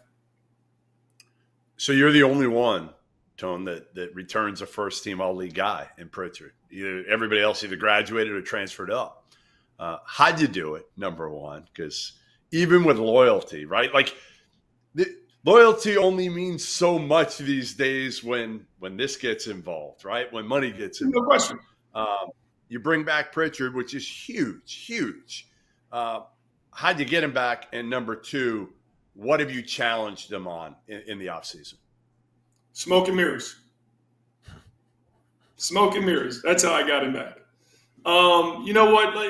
Here's a thing with this portal generation, NIL, and all those things. Because I've been in a lot of one and done situations, obviously, for who I work for, with Coach Cal. And every year over the last, whether it was at UMass or Memphis or at Kentucky, I've seen what it looks like to have a new team every year. So if this was my first rodeo as a head coach, I'd be looking around like, what is this? I got to have 10, 11 new guys every year. You panic in that situation. I got a different look at it. We'll just become the one and done program of the mid-majors. That's what we're selling. And so I want these kids, if I've done my job, I want these kids to have an opportunity every year to go in the portal and explore something different, better. And I want them to kick the tires. But that doesn't necessarily mean the grass is always greener. I'm going to be a truth teller. And so with Pritchard, no different than Kevin Miller, Boopy, goes in the portal, kicks the tires. And as Pritch looked around, he is a smart, intelligent, studied kid. And so when he kicked the tires on what was coming at him, who was recruiting him, he knew as he took in all the information, we left him alone, we let him go through his process. He said, it's not going to be better over there. And just because there might have been more money on the table in terms of NIL situations, it wasn't a better basketball situation for his future. And he knew what he had here coming back, and the expectation of him now really, it's his team with Caden Vasco coming back as a sophomore, another guy that started. But the one thing I've asked Pritch coming back now for his senior year, and it's an interesting dynamic, is for him, this is the most talented team he'll have had around him in his college experience, even including last year's fourth place MAC team that he played on last year, Central Michigan. This team is not even close, way more talented across the board. Doesn't mean we're going to be a better team, but that's our job as coaches and players to build that identity. But what I've asked Pritchard to do is, and it's funny that I'm asking him to do this, do more with less. He had a lot of usage on his shoulders because we weren't the most skilled team last year, and he had to create for himself and everybody else. Now, by him doing more with less, and he'll average more assists, more steals, more points, more threes, he'll have more of everything in the statistical categories because he'll be more efficient because he won't have to do as much. And that will make him better, and that'll make us better. And when you sacrifice like that, and you get a group of guys all sacrificing for each other and playing for the name on the front, and the greater good of the accomplishment for the unit, special things happen. And he's been dynamic in that so far. And it's really early in this preseason. It's really when you got your best players, your hardest worker, your most unselfish, you got a chance because everybody else didn't have any other choice but to be the same. Coach, you said about Jacoby Hetty, a transfer coming in from Bethune-Cookman, that, quote, he has a chance to be the best player I've coached at Central Michigan. You just referred to how talented your supporting cast is here for Anthony Pritchard. You seem very, very bullish on where your team is, and you seem excited about the opportunity that this group has. And am I reading that correctly? Are you ready for the season to start? No, I want everybody to pick us last again. That's a veteran coach. That's a veteran coach right there. That preseason stuff. Yeah, I'm excited about my team. I'm excited every year about my team because, it's the belief I have in our ability to assemble a collection of high character young men who are talented and be able to mold them into a team. Sometimes it comes together sooner rather than later. But I'm excited about this team because I've been around this thing a long time. I'm old. You see all this gray I got in this beard. It used to be black back in the day. I used to have hair. Now it's gone. But we got a talented group, and Jacoby Hetty is a special level of score that is amongst the best scores I've been around as a head coach or as an assistant. 6'7", guard skills, scores it on all three levels efficiently. It has deep range off the catch, off the bounce, behind ball screens, behind DHOs, can touch the paint at will, and then is bouncy at the rim. His head's on the rim, and he's not finger rolling it. If he's got an angle, he's going to try to dunk it on you, lives at the foul line. Now, he's always identified himself as being a great scorer, which is what we're going to need him to do. And, I challenge these guys all the time. I've coached multiple guys in my career as a head coach who had the ability and had gone and get 40 a game in an unselfish way.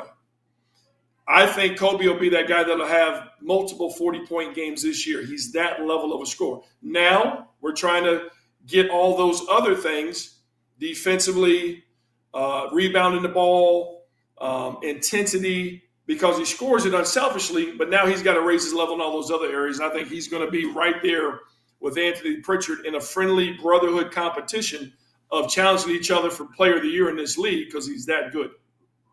Wow. All right, listen, I'm going to go back to when you had hair. But no, pick us last. Pick us last. We're not that good. No, I guess we're not that good. So what people don't, I think a lot of people, including Doster, he was like in diapers when you were a freshman at UMass.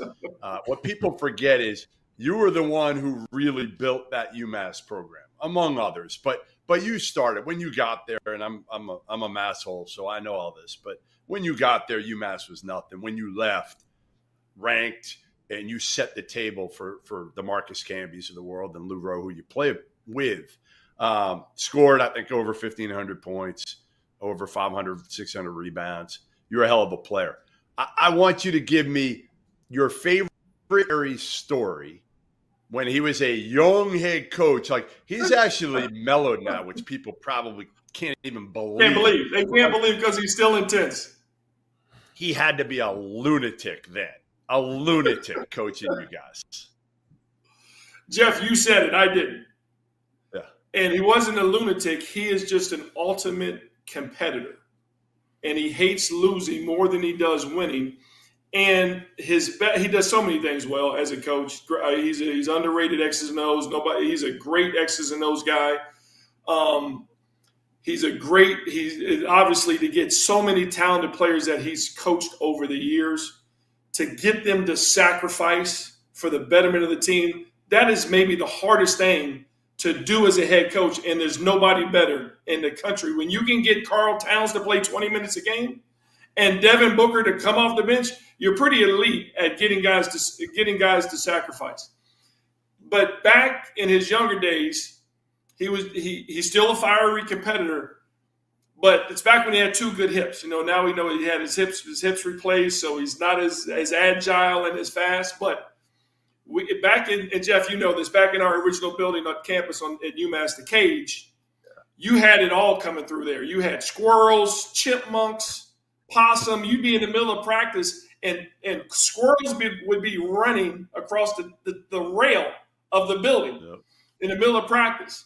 And he'd get so mad at us, he'd be grabbing balls and he's throwing them at the squirrels, running across the rails, and he'd see chipmunks going from one side of the stands to the other. He'd be, he does such a great job, but his intensity.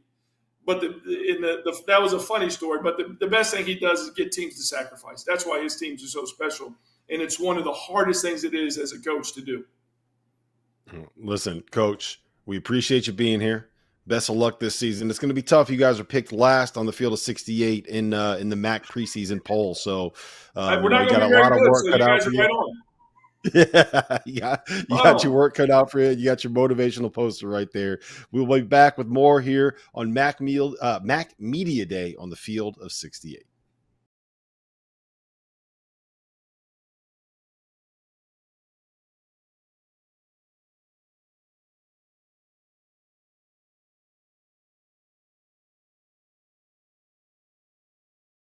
Welcome back to MAC Media Day here on the field of 68. We are now joined by Anthony Pritchard, the point guard at Central Michigan, the head of the snake, the reigning defensive player of the year, and the only guy back in the league from either the first or second all-league team from last season. Anthony, I want to ask you this, man. In a day and age where guys can enter the portal and be eligible immediately and have a chance to go elsewhere, maybe find a different program or a bigger conference or whatever it is, you are back at Central Michigan. Talk me through why. Like Coach said, I went in the portal, talked to a lot of coaches. Coaches recruit me. Like other schools are offering money and stuff like that. But in the basketball perspective, like I think my best position to get to where I want to get to in the next level was here. I mean, I go to a bigger school, accept the money, and then I'm playing 17 minutes a game there and not really be able to showcase what the people in the next level want to see. And I knew coming here, Barbee trusted me because Barbee trusted me a lot, and I knew what to expect when I come back, and I knew what role I have here. And also, I mean, the fans here love me a lot, so that was the biggest thing. No, I love that. I mean, I love that you've kind of embraced that and understand that, hey, you don't have to be at the highest level for the NBA guys, for whoever to see you. In a way, it's like, hey, it's my team now, which he said to us just now, like, hey, it's Pritchard's team, and less is more. Talk to me a little bit about that and what that means, and if that's going to be something that you're going to have to get used to because you've got a lot around you now. I mean, yeah, like not something to get used to. I mean, I feel like it's very adaptable. I mean, it's something that I'm very excited about. I mean, because it was a lot of things last year that I wasn't capable of doing because we didn't have other players that could create for me. I had to do all the creating. So like the catch and shoots that the next level want to see me shoot, I didn't really have a lot of those opportunities last year. So being surrounded by good players, man, I mean, I don't have to really do a lot. I mean, save energy. I mean, you got other dudes that can score, and then that opened up the space, the floor for me, and make the game more easier for me by having better players around. So, I mean, I'm very excited and glad that we got a lot of good dudes that came in this year. Yeah, Coach was very high on Jacoby Heady and talking about what he could be as a scorer and kind of his impact. And I think he said, Jeff, that you guys are going to have a healthy competition for who he thinks will be the player of the year in the MAC this season. Talk to me about Jacoby. Talk to me about his impact and kind of what you've seen from him since he got on campus. Oh, definitely the best scorer I've been around. It just looks so easy. I mean, effortless. Having somebody around like that every day at practice, I mean, it allows me, like you said, the defense player of the year allows me to get better at defense on a daily basis by having someone that can score that well. And then also the flip side of him being such a good scorer by having someone like me guarding him every day at practice, just pushing each other to, I mean, it's a competition, but also it's to make our team better. So. Hey, I got a question going back a little bit because, you're a Tulsa kid. You played there 2 years. You did well. Like you started, 30, 40 games over those 2 years. It surprised me when you left Tulsa. What was the reason for that? And obviously it's worked out really well for you, but that's hard to leave your hometown team when you're doing well. You're averaging like 10 points a game as a sophomore. I really wanted a bigger role than what I was given. I mean, like you said, I started games and played well, but it was just like a lot of like freedom kind of thing. It was more so like a leash that I had on me, even though I was playing good.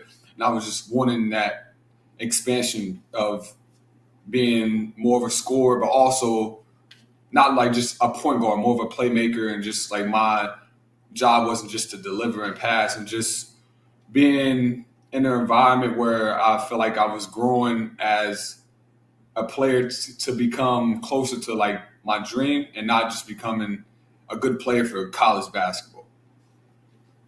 I've always had an affinity for players that take pride in defense and take pride on that end of the floor. And you are, like I said, the reigning MAC Defensive Player of the Year. What is it about that side of the ball that is something that makes you want to be better defensively? Like, why are you the best defender in this conference? It's more of like an excitement. I like to see it. This might come off a little bit, but I like to see like people miserable. I mean, knowing that they can't score me, and then I'm going to come down, and knowing that you can't stop me. So like being able to like make someone miserable on both sides, and just being good at something that's everybody's not good at is something that I take a lot of pride in. And just being, I know like to win games and cut down nets and stuff, you got to have a great defensive team. So being able to take that role and that responsibility of leading the defense and just showing everybody and teaching everybody the things that I do, I really like take a lot of accountability and stuff for that. So I like to make Rob miserable too, but I can't guard. But making him miserable makes my day as well. So you exist. You existing makes me miserable. Yeah. Anyway, all right. Let's finish this up with some little upbeat, little energy. I've been told that you are one heck of a rapper, so I'm gonna put you on the spot here. And we'll see what you got, and then Rob is going to evaluate your rapping abilities and give you a grade afterwards. Okay. So freestyling. Give me a word, and I go. Defense. My name is AP, and I always play defense. Told you I'ma stop you, so you know I really mean it. I just gotta go. Yeah, my bro, yeah, he gonna clean it. Yeah, he try to shoot a layup, but Almighty, he gonna clean it. Wipe it off the glass. Yeah, I messed up. Nah, that's good, man. Love it. I can do better about writing stuff. So, yeah. All right, we're gonna get you on again. We're gonna get you on again later. When you write something up, you let us know that's good. Gotcha. We'll get you on again. All right. I got you. Yes, sir. All right. We're going to be releasing this first single on the field of 68. There you go. That's right. That's right. We're in. I can write some up. And next time I'm a rap. Done. All right. Perfect, man. Deal. Perfect, man. Listen, Anthony, we appreciate you being here. Best of luck this season. We have high expectations, but we told Coach Barbee we're picking you 12th in the league. He said that's what he wants. So you're officially 12th projected in the Field of 68 MAC preseason poll here. Appreciate you being here. We'll have more from MAC Media. What's that? I say yes, sir. Thank you very much. Well, yeah, we'll have more from MAC Media Day here on the Field of 68 coming up next.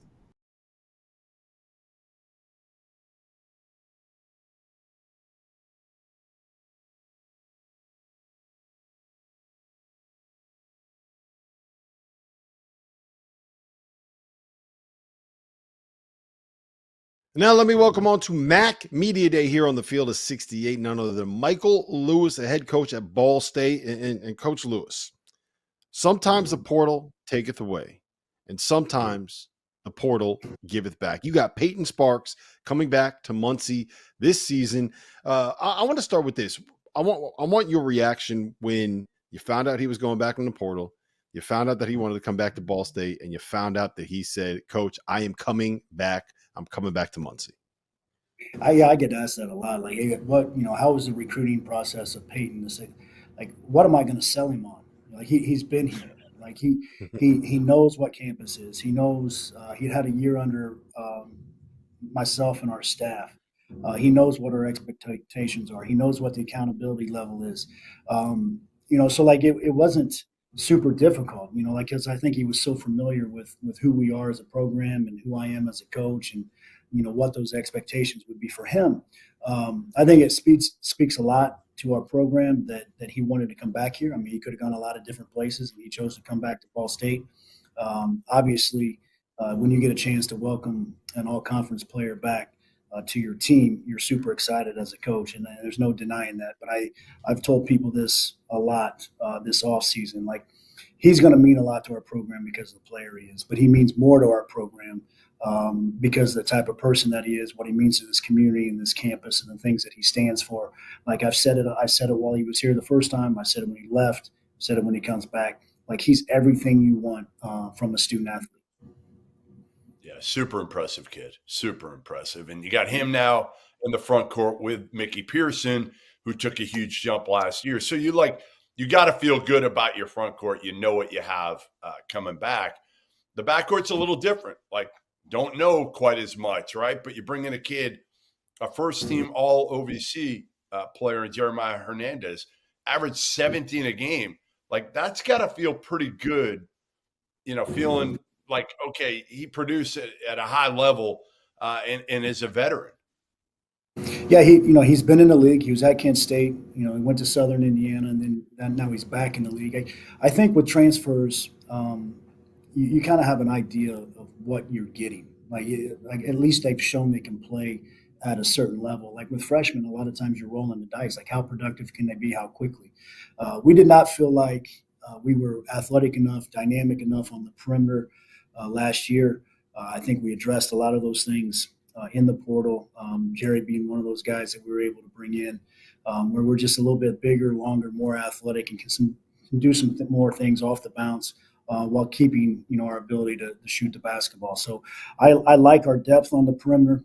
We just got to be able to fit the pieces together and see how all those guys fit in the grand scheme of our team. I talk to these guys every day, but I like the pieces that we have. But can we put these pieces into the puzzle and become the team that we want to be? And I think that's going to be the challenge for not only our program, but a lot of programs at our level when you're having the roster turnover that you have. I mean, look, our league lost 19 of the top 20 players. Okay, they either graduated or they transferred somewhere else. So we have a big turnover. So how quickly can we get these guys acclimated to how we want to play, and will they fit together and play together as a team? Goodman mentioned Mickey Pearson there. He had a big year. He's banged up a little bit last season, but he's back. Shoots it. How well does he kind of pair with Payton Sparks? Like, if you got a big guy like Payton, you need someone that can kind of create that space for you. Oh yeah, he creates space. Like he can space the floor. He shot in the upper 30s. I thought he was around 40, and he had, the last 6 to 8 games he had a pretty significant injury that he played through and really kind of hurt his productivity down the stretch. I would anticipate him, and our goal for him is to be a 40% plus shooter. I think that opens up some things for him as far as his ability to put the ball on the floor and get to a jump spot or play make for somebody else. I think that's the next step in his game, is being more of a playmaker with the ball in his hands. It's not something we've asked him to do a ton of, but he's continuing to develop that part. But he's an excellent cutter, good defender, excellent positional rebounder. And then obviously he can space the floor with his ability to shoot the three. And that's something like he shot in the teens the year before we got here. Something he's put a lot of work in our player development program. We take a lot of pride in, and he's continued to grow. And like I said, I think we can get him above 40% plus with a pretty high volume this year. Point guard play. I'm not saying this because I'm talking to a point guard who actually can pass it pretty well. Even though your passing ability has certainly fallen off, judging by your throw at Matt Norlander in the summer in Rock Hill, South Carolina. But point guard play is critical. Give me kind of the update on your point guard play. I think Juanse Gorosito, am I saying it right? The Portland transfer. I know I want to say it over and over. It's a cool name if I'm saying it right. Is he the front runner to the point guard spot right now?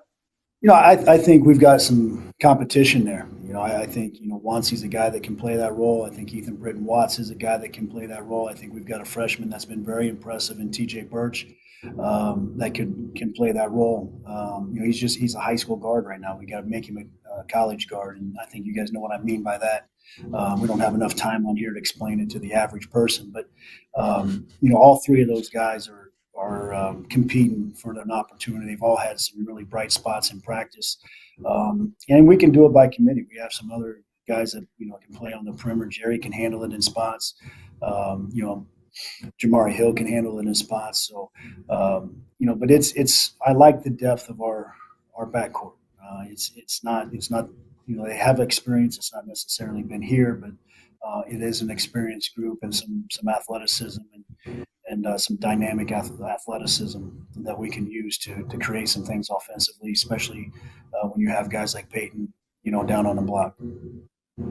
I just want to make something clear. You said that you don't want to explain it to the average person. Goodman is a below average person, so he needs things expressed and explained very, very clearly. Mason Jones. Hey, after this, I can draw it up in crayon for him. It'll be good. Perfect. Mason Jones started 23 games as a freshman for you. He's back. The old saying in coaching circles is the best thing about freshmen is that they become sophomores. What have you kind of seen from him in his growth and his development during the offseason? Well, he got a lot of experience, and it really wasn't fair. I talked on it last year. It wasn't fair to some of those guys. They were recruited at a time to come in and learn and fill behind. Payton Sparks, Boogie Coleman, Jalen Sellers, and when those guys are gone, they're thrown into the fire, especially with the timing when some of those guys left. It wasn't ideal for our team. I think it helped their development. Like, they got a lot of experience. They were thrown to the fire. early and often, and they had to learn and grow a lot. And so I think just having a full year under his belt and some of the ups and downs that he had to go through and learn and what it takes to compete and be successful at this level can only help him. Now he's got a lot of competition around him, which is good. I think that's the best thing about this is the deepest team that I've had in now starting my third year here at Ball State. And so with that depth, it creates competition and it can only raise everybody's level and then everybody gets better. But, I think, particularly Mason, like he just learned a lot. Like nobody ever questioned his effort, but getting that effort about the right things and just understanding defensive scheme and positioning and being able to go from huddle to execution on the floor, all the things that a lot of young players go through and sometimes struggle. He was able to go through in heavy minutes last year, and it was, he wasn't ready for it, as most freshmen aren't, but I think it will benefit him in the future. You were coached hard as hell by Bob Knight when you were a player at Indiana. Nowadays, how different are you as a coach? How have you had to adapt, even as being an assistant for years? You get your own program now. How have you had to adapt to, again, kind of what you've been taught, how you were coached, to maybe how you have to coach now? Listen, the same things that determine success when I play are the same things that determine success now. You gotta have good basketball players, right? They've got to be able to listen. They've got to be able to execute. They got to be able to go out and do what they've been told to do. They've got to be coachable.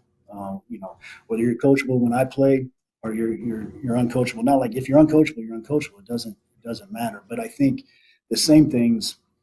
You got to be good defensively. You got to be able to play team basketball. It's not all about you.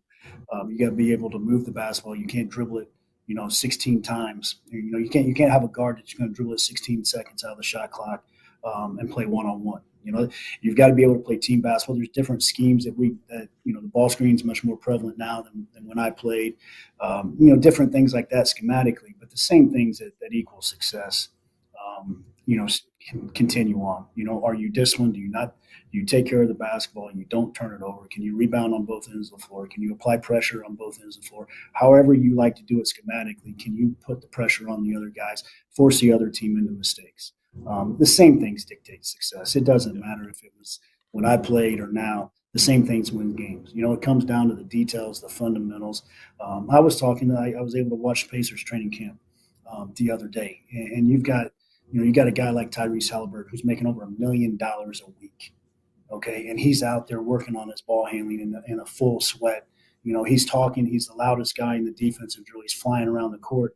And while I walk in our practice and we have a couple guys that want to poo-poo some fundamental drills, like, who are you? Pros are pros because they don't screw up the fundamentals. They don't make the mistakes. Right. And so just being able to share some of the same things that equal success back then equal success today. Well, listen, Coach, we appreciate you being here. It's always fun to hear from you. It's always fun to hear from Payton. And we look forward to being able to follow you guys throughout the year. Best of luck this season. We'll be back with more from MAC Media Day here on the Field of 68. Coming right up.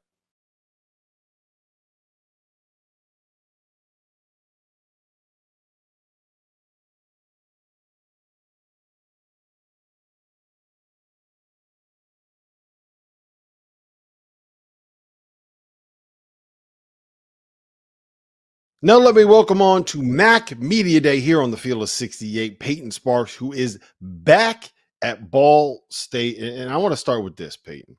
How excited was Coach Lewis when you told him that you are coming back to school, when you are returning to Ball State for your senior season? He was very excited. I called him later at night, around 9. I was like, "Coach, I'm coming back." Yeah, I heard him screaming on the phone. But it was really, heartwarming. It was exciting for me to hear that he felt like it was good for me to come back, and it was good. Yeah, for those who don't know, obviously, you started a couple of years ago at Ball State, took a shot at the high major level, not too far down the road in Bloomington, and then decided to go back. What led to that decision, Payton? I mean, obviously had a chance to play in the Big Ten for Indiana, but decided to go back kind of home. I just wanted to finish out my career the right way, and just I felt like I still had stuff to prove here and a legacy to, just for Ball State and just for myself. I just wanted to prove that we can win here at Ball State and make it to the tournament, and I feel like there's still so much more things for me to do. So, and it's close to home, and my family's close by, and they can come watch me play. So it was just the perfect ending. I feel like every guy that makes an all-league team in the mid-major ranks, like the MAC level, the Missouri Valley, they're always looking at, like, can I get to a high major now? Can I get to the Big Ten? Can I get to the SEC? Can I use this to get to the Big East? You went through it. You went there. You maybe didn't have the best experience, and now you're coming back. What would your advice be to, the next Payton Sparks, the next all-league guy that's like, I'm going to go try to make the jump to this program? What would you say they should look for, they should be aware of? Kind of take me to, what would your advice be to those guys? I think if you really believe you can play at that level, I think you should go for it, because I'm not going to sit here and tell somebody they can't play anywhere that they aspire to be. But I think when you're looking at the next spot or a higher major or wherever, I think the perfect fit and who really needs you, not just wants you. I think a lot of guys see the big names and they're like, oh, I got to go there or something like that. But I think you just got to pick the right spot for you and play style and do your research and look at the roster and look at the pieces around you and find the best spot. Team's a little different than when you left. All these teams are now, right? The turnover is crazy, but Mickey Pearson, he's different. He's changed since you left, hasn't he? Describe to me, again, when you left, kind of where he was at and now his development a year or so later and how different he looks. Mick was a great player when I left. He really played his role really well. I was watching him play last year, and I saw him, he's a 37% three-point shooter, and I say he keeps getting more to his game and he's dribbling to the basket now. He's added a lot to his game. I think this year he's going to have a great year. I think he can get to 40% as a three-point shooter. But he's a great defender too. He's a great guy. He's a really great teammate, someone I can count on. So, where has your game grown over the course of the last year? Like, what are Ball State fans going to see that's different about you versus where you were when you left? I say when I left, I was in shape, but I was in like great shape. I think this year they're going to see me running the floor a lot more and not getting as tired as easy, and just being a leader. I think that's where something I needed to grow when I left, and now I'm trying to take more of a leadership role and try to talk to guys. And some guys you got to talk to differently, but I'm just trying to learn because I'm really a guy who leads by example and doesn't really talk too much, but I'm starting to learn how to use my voice. Jeremiah Hernandez had a great year at Southern Indiana, like all OVC kid. He's going to come in. He's older too, average about 17 points a game. Tell the fans what they can expect out of him, because I don't think a lot of people know much about him other than obviously his numbers.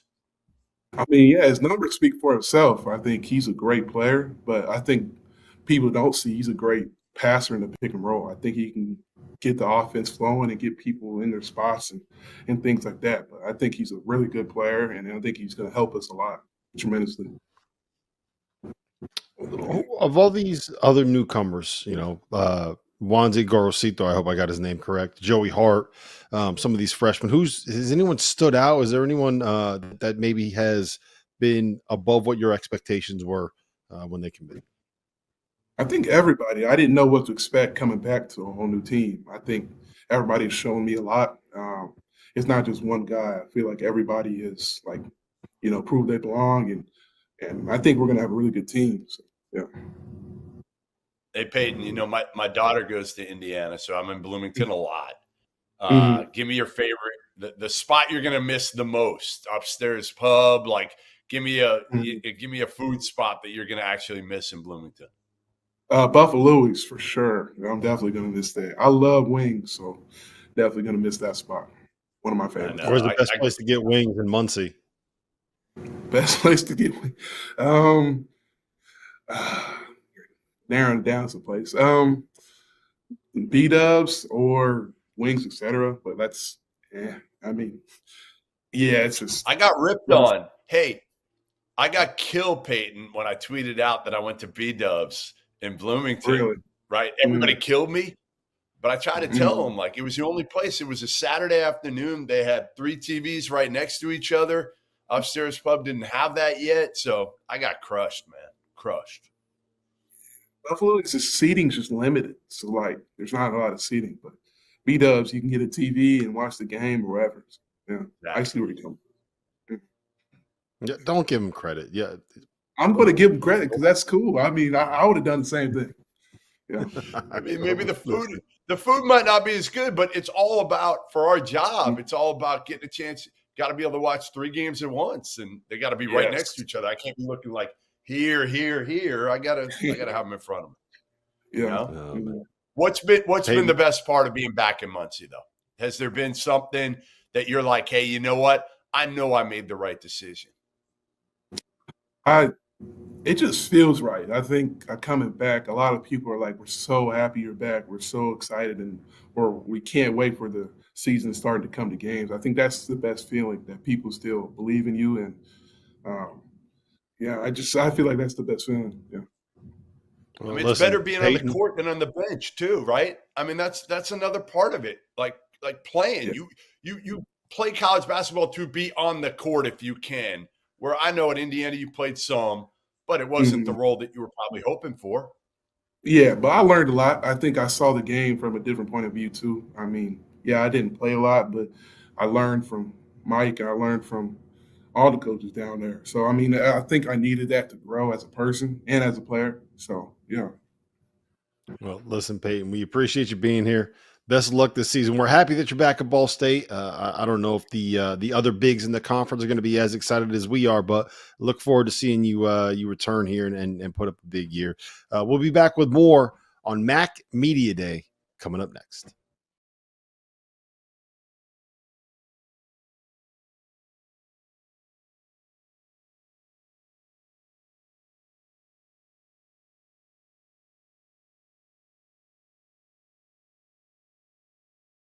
Welcome back to MAC Media Day here on the Field of 68, and we are now joined by Travis Steele, Miami, Ohio head coach, heading into his 3rd season with the Red Hawks. And let me ask you this, Travis. In an era where retention is becoming increasingly more difficult and the culture building is becoming increasingly more difficult for guys kind of at the MAC level, you have 5 freshmen becoming sophomores this season. And I think that's kind of a critical thing for guys trying to develop a program, develop a culture, and build from the bottom, so to speak. So how did you do it? How'd you keep these guys here? How'd you bring them all back? Yeah, I think number one, just finding guys that fit, right? I think fits everything, especially in today's landscape, whether that's from an academic standpoint. Try to recruit the breadbasket area as hard as we possibly can within a 5-hour radius of Oxford. And then it's guys that fit the culture and development. As long as those guys see that they're getting better, I think it's a lot easier for those guys to stay. And I think they all know, listen, we have a chance to be a really good team. And with the pieces that we're able to add from the portal and some of the freshmen that we're also bringing in, and with those guys returning, man, we got a lot of talent. Yeah, I love the mix, right? I mean, you get those 5 freshmen coming back. We know how freshmen, take a jump, hopefully, in between the freshman and sophomore year. And then you bring in these 4 transfers. And, the area. I mean, let's face it. That Midwest area better than anybody. You've recruited it. You did it at Xavier as an assistant head coach. Now you're doing it again. Cam Kraft, obviously, well. Suter, well. The one that I think honestly can help you because he was productive in the Big Ten is Woolfolk. He comes in, he gives you a big body, he gives you something a little bit different, experience at the highest level. Just kind of go through those transfers, those 4 D1 transfers, and what you expect from each of those guys if you can. Yeah, I think you hit the nail on the head, Jeff. You said, listen, I know all those guys. You know, I'm not just going into the portal and just throwing something against the wall and seeing if it sticks. Not in today's era. I'm not doing that. I'm not jacking up our culture. I want guys that want to be here and guys that want to come here for the right reasons. That's extremely important. So, you know, I'll start with Antoine since you mentioned him last. You know, Antoine, his high school coach actually played here. You know, back in the day, Chet Mason, he's the head coach at Brush High School. And, you know, Antoine will give us an enforcer. He's physical, he's tough, he's skilled. He could be one of the best bigs in this league. There's no doubt about it. And then Cam Kraft, obviously I recruited him to Xavier. I think he's a guy that can really shoot it and score it. You know, he's a guy that's creative. He can make tough shots from three and from mid-range, kind of all over the floor. And then you got Peter Suter, who's kind of a Swiss Army knife, kind of can shoot, handle, pass. He's tough, he defends, does a little bit of everything. And then Dan Lewis, who's from right around the corner here. We actually played against him last year when he was at Eastern Illinois. Dan's a tremendous shooter. He's tough and he's competitive, and he brings great leadership to our team. So I think all four of those guys will add a lot of value just with their experience that they've had, different skill sets. I think they all complement what we have returning very, very, very well. Eian Elmer, we're going to hear from him here in a minute. Sophomore coming back. One of those guys where, you know, the best thing about freshmen is they become sophomores, right? I think we saw him kind of make a little bit of a leap midway through the season. You put him in the starting lineup, I think in January, and he had a game where he blocked 5 shots. You know, the last 2 games of the regular season, he made 7 threes, 6'6", kind of wing. What have you seen from him this offseason? Where has he made a leap? Yeah, I'm really proud of him. Listen, he's made a huge jump. I'll never forget the first workout we had last summer in June when he first got here, and I was like, oh my goodness, he's got a long ways to go. And to see the progress that he made last year, you know, throughout the year, you know, to your point, all of a sudden he changed our team in league play. Listen, his ability to rebound, defend multiple spots, he plays hard, he can make an open shot. Like, I thought he really impacted the game. He was on the all-freshman team in the MAC last year, and he earned it. And you know, then kind of to this offseason, it's just my where I've been trying to push him, Rob, is just habits, how you live your life on a daily basis, how you go about your business. He's really, really grown, just his work habits. You know, he's more consistent, I think, because he puts in more time outside of practice, outside of the hours, how he eats, how he sleeps, how he lifts, just everything. He's just more mature, and he's really taken a big jump. And Jeff, you said it earlier, the best thing about freshmen is they become sophomores. And, you know, I would expect him to be an all-conference level guy this year here as a sophomore for us. All right, Trav, I got one for you here. How old are you? 43. Old. I think you're 42. Are you 42 or 43? 42, actually, yeah. Never mind. All right, Old. A little You can birdie probably tell told some of me. these wrinkles and stuff that I got. No, little birdie told me that you have reported one age, but listed a different on your ID. Is this accurate? And your wife didn't even know your real age, maybe at one point. Give me the backstory. I don't think that's all false. That's all false. I'm gonna go straight. Hey, what was it? They had the vice president debate the other night. No fact checking here, Jeff. No fact checking. So we're saying you're 42. 42. Yeah. Old is what that means. Old. You're not. You old. could tell You're in my definitely face not now. old. But, yeah. Well, I tell you what, the year one here took a lot of hair off of me too, Jeff. So Yeah, you did. You had a lot more hair about 5-6 years ago. No doubt about it. I did. Doubt about it. Cam Kraft, you mentioned him a little bit, but he was a guy that was a highly regarded recruit when I believe you signed him at Xavier, right? And I remember talking with Sean before the 2022 season, and he was just like, yeah, I really love this kid. Injuries, had to redshirt, hadn't gone as smoothly for him. How has he kind of adjusted to maybe a fresh start, a new start? Yeah, I think sometimes you just need a fresh start, right, to get yourself going. And you know, I've known Cam for a long time, recruited him obviously there, and got real close with him, and have a high level of belief in who he is as a player. I think I know his game really, really well and what he can bring to the table. And you know, I think just sometimes you need that fresh start where it's getting like you feel like you're not coming out of the hole a little bit, so to speak. And I think he'll be able to play his game here, and I think he's comfortable with that. He knows how much confidence that I have in him and that his teammates have in him because he's put in the work. He shows it every day in practice. So I think he'll be a really good scorer in this league. But it's like I told him, he's got to do more than that. He's got to continue to rebound the ball. He's got to defend. I want him to be the overall player that I know that he can be, especially with his size and length and athleticism. But he brings a lot. You know, he can make tough shots. And I think you need guys, especially at the end of that shot clock, who can go get one, right? Scouting and coaching so good in our league that they're going to take away your main action. So you got to be able to make some tough shots kind of late in that shot clock, and he has that ability. All right, I'm giving you the power and control. You're the college basketball czar. You've been doing this for a while, even though you're only 42. What would be the first thing you would change in college basketball? Oh man, I would probably go to a 24-second shot clock. If you're talking about the rules specifically with basketball, I think it'd make it faster, make it more fun for fans, even more up tempo. And I think high school should do the same thing. It's just like in Europe. I mean, all these kids, it's such a shock when they get to college that they have a shot clock. And then I think with this, with all the NIL and all the transfer portal stuff going on, and which is all good stuff. Listen, you got to be nimble. I think it's great.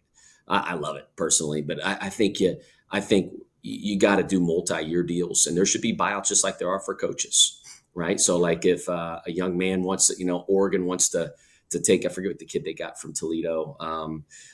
They got a kid from Toledo. Well, they should have to pay Toledo. Yes. I think that's fair. I've been saying just like if a coach leaves, leaves, right? There's a buyout. And that makes it a lot easier because right now where we are in our industry, it's so year to year and it's complete chaos. But I mean, it is what it is. You got to embrace it. You got to lean into it I think there will be a lot of changes made over the next fine-tuning over the next 5 years, hopefully sooner. But that would be a big one that I think would really help everybody. All right. Last thing I got for you, Travis. If we look up in February, in Miami of Ohio is sitting there in first place in the MAC. What is the biggest thing that has happened for you guys and for your program? I think number one, we're really going to be able to score. Like I feel very confident in saying that we're going to score a lot of points and we're going to play really, really fast and we're deep. So can we? Everybody likes their team right now. Nobody's taking a loss. Minutes haven't been dispersed. Shots haven't been dispersed. Can we keep the team and numero uno, and then all individual goals kind of secondary? But I think if we can guard, listen, we'll be able to win this league, and we're more than capable of doing it. We have the talent to do it. We just got to have the belief that end will carry us. Because I always say you got to win. The key to winning this league, being in here for 2 years now, going into year 3, is you have to be able to win when you don't shoot well, right? Like you have to be able to rebound. You got to be able to defend, and you got to be able to take care of that ball. Those 3 things will lead to a lot of wins. And then when you do shoot well, you're going to blow teams out. Quite honestly, if you do those 3 things really well. So just trying to teach these guys, continue how to win. But I would say that defensive end, can we be a top 3 defensive team in the league? Because I do think we'll be a top 3 offensive team for sure in the league, I would think, with all the offensive firepower that we have. Well, listen, man, we appreciate the time. It's great to see you. It's great to catch up. We're going to be hearing from one of your defenders, one of the guys that you hope will be able to kind of anchor that defense, and Eian Elmer here in just a second when we come back on MAC Media Day here on the Field of 68.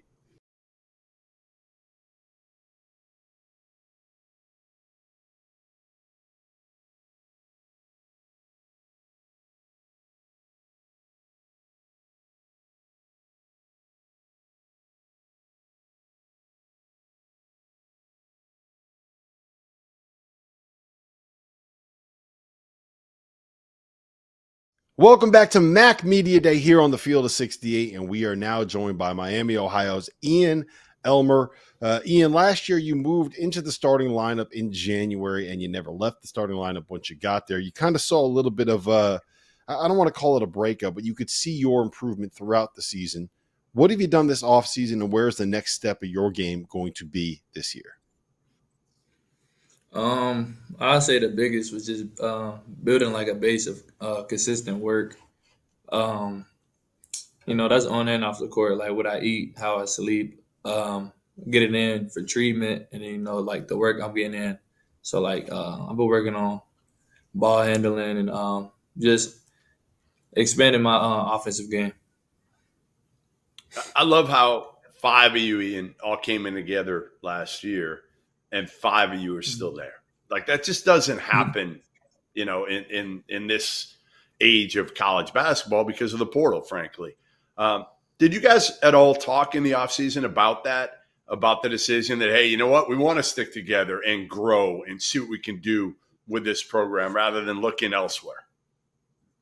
Yeah, it was definitely a talk we all had. I think the biggest thing was, could we, just buy in? We all knew like the 5 of us had to like make big improvements, losing some of the older guys, and then we all gained the experience of playing our freshman year. So yeah, and then just Miami just was a good place. They offered. I feel like what they offered here, we wouldn't see a lot of other places. Like we know we have a spot on this team. So yeah. We just heard your coach say that you guys can win this league if you're going to play defense. You are one of these guys, 6'6", versatile, can switch up, can switch down if you need to. It seems like he's saying, maybe subtly, maybe a little bit more direct when he's talking to you, but it seems like he's saying you're going to be one of the keys on the defensive end of the floor, which means you're going to be one of the keys to whether or not Miami can win the MAC. How have you worked on your defense, and do you feel maybe the weight of those expectations a little bit from it? I wouldn't say I do feel any weight of expectations. Like defensive wise, we do drills every day, but I've always gone like out of my way to guard the best player on like whatever team. So even in like the pro-am this summer I played in, like I went to guard the best player, whether he was a guard or a big, just try to get those reps in. All right. So rumor has it you were a pretty good football player coming out of high school. Yeah. What'd you play and offered by high majors, correct? And you were also, Rob's going to like this one because he's a big soccer guy. So give us a background on both football and soccer. So I stopped playing football my 8th grade year, so I didn't play in high school. But Taft, big football school, they used to bring, a lot of college football coaches in, like high majors. And to get me to play my senior year, the Georgia Tech coach, he pulled me out of class. And he gave me a scholarship if I played, but I didn't take it. But yeah, and then soccer, I played when I was young. I played soccer when I was young, and then I was the best player on my team. I was just like more athletic than everybody, so I just used that. I scored like 30 goals in like 9 games. I heard it was 50. Wait. My sources told me it was 50 goals in a year. It was like 30. It was like 30. All right. It was like 30. What position in football were you? Wide receiver. You were a wide receiver. Break down your game. Who are you closest to? Compare yourself to somebody in the NFL right now. Right now, right now, I don't know. 6'6". I always say like Julio Jones. Like you just throw me the ball and go get it. But right now, I don't know. I don't know who I say. All right. So with some of the new faces that you guys have coming in, some of these transfers, who's impressed? Who do you see having an impact? What have you seen from, Cam and Antoine and Peter and Dan since they've been on campus? I'm definitely impressed by all of them. Like I didn't expect Dan to be the player that he is. He can really shoot. He's very tough. Twan the same way. He's a big body. Like he's strong. He go get. We got to keep him off the glass if he's on the other team when we're playing. And Peter, his leadership has been great, but skill wise, he's a dog too. Like all around great. And then Cam just scored a ball like no other player I played with, honestly. All right, so where do we stand with the NIL deal with Elmer's glue? How can we help here? Where does it stand?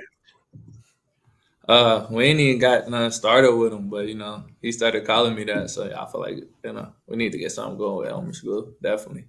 I love it. Only glue I use, man. Only glue I use. But the thing is, listen, you do have to be an elite defender, I feel like, right? I feel like you got to be an elite defender to have any sort of deal with Elmer's glue. So I think you got to prove first that you're an elite defender, capable of being, maybe defensive player of the year in the MAC. And then I think we'll help you here with Elmer's glue. Yeah, definitely. And, I'm a glue guy too, man. I'm a glue guy. But, that's right. Look, you got the pitch all set out there. All right, last thing I'm going to ask you. We didn't get a chance to ask Coach about it, but Reese Potter, 7'1" center. When he came in, he ended up being the leading 3-point shooter on your team. If you were looking strictly by percentages, I want to know about the first time you saw him shoot. You got a 7'1" guy stepping out there beyond the arc. Like, was he putting it up, and you're like, no, don't shoot that, and then he made it? Talk to me about it. Yeah, I didn't know he could shoot, but his jump shot, he gonna get mad, but it's a little wonky. I'm not gonna lie, long legs, but yeah, I didn't. He shoot good though, honestly. Like it's good having a big that 7'1" could stretch out the floor like that, and he moves pretty well also. What's wonky about it? Oh, his legs are crazy, like they're everywhere. I don't. He's 7'1", man. What do you want? Yeah, his legs are crazy. All right. Well, listen, Eian, we appreciate you being here. Best of luck this season. Best of luck getting that Elmer's glue NIL deal. If we can help, here I'm going to set the minimum. You got to average at least 1.2 steals and 1.2 blocks per game this season. If you do that, you got the full back end of the field of 68, a full court press to get you that Elmer's glue NIL deal. We'll be back with more here on Mac Media Day on the field of 68 coming up next.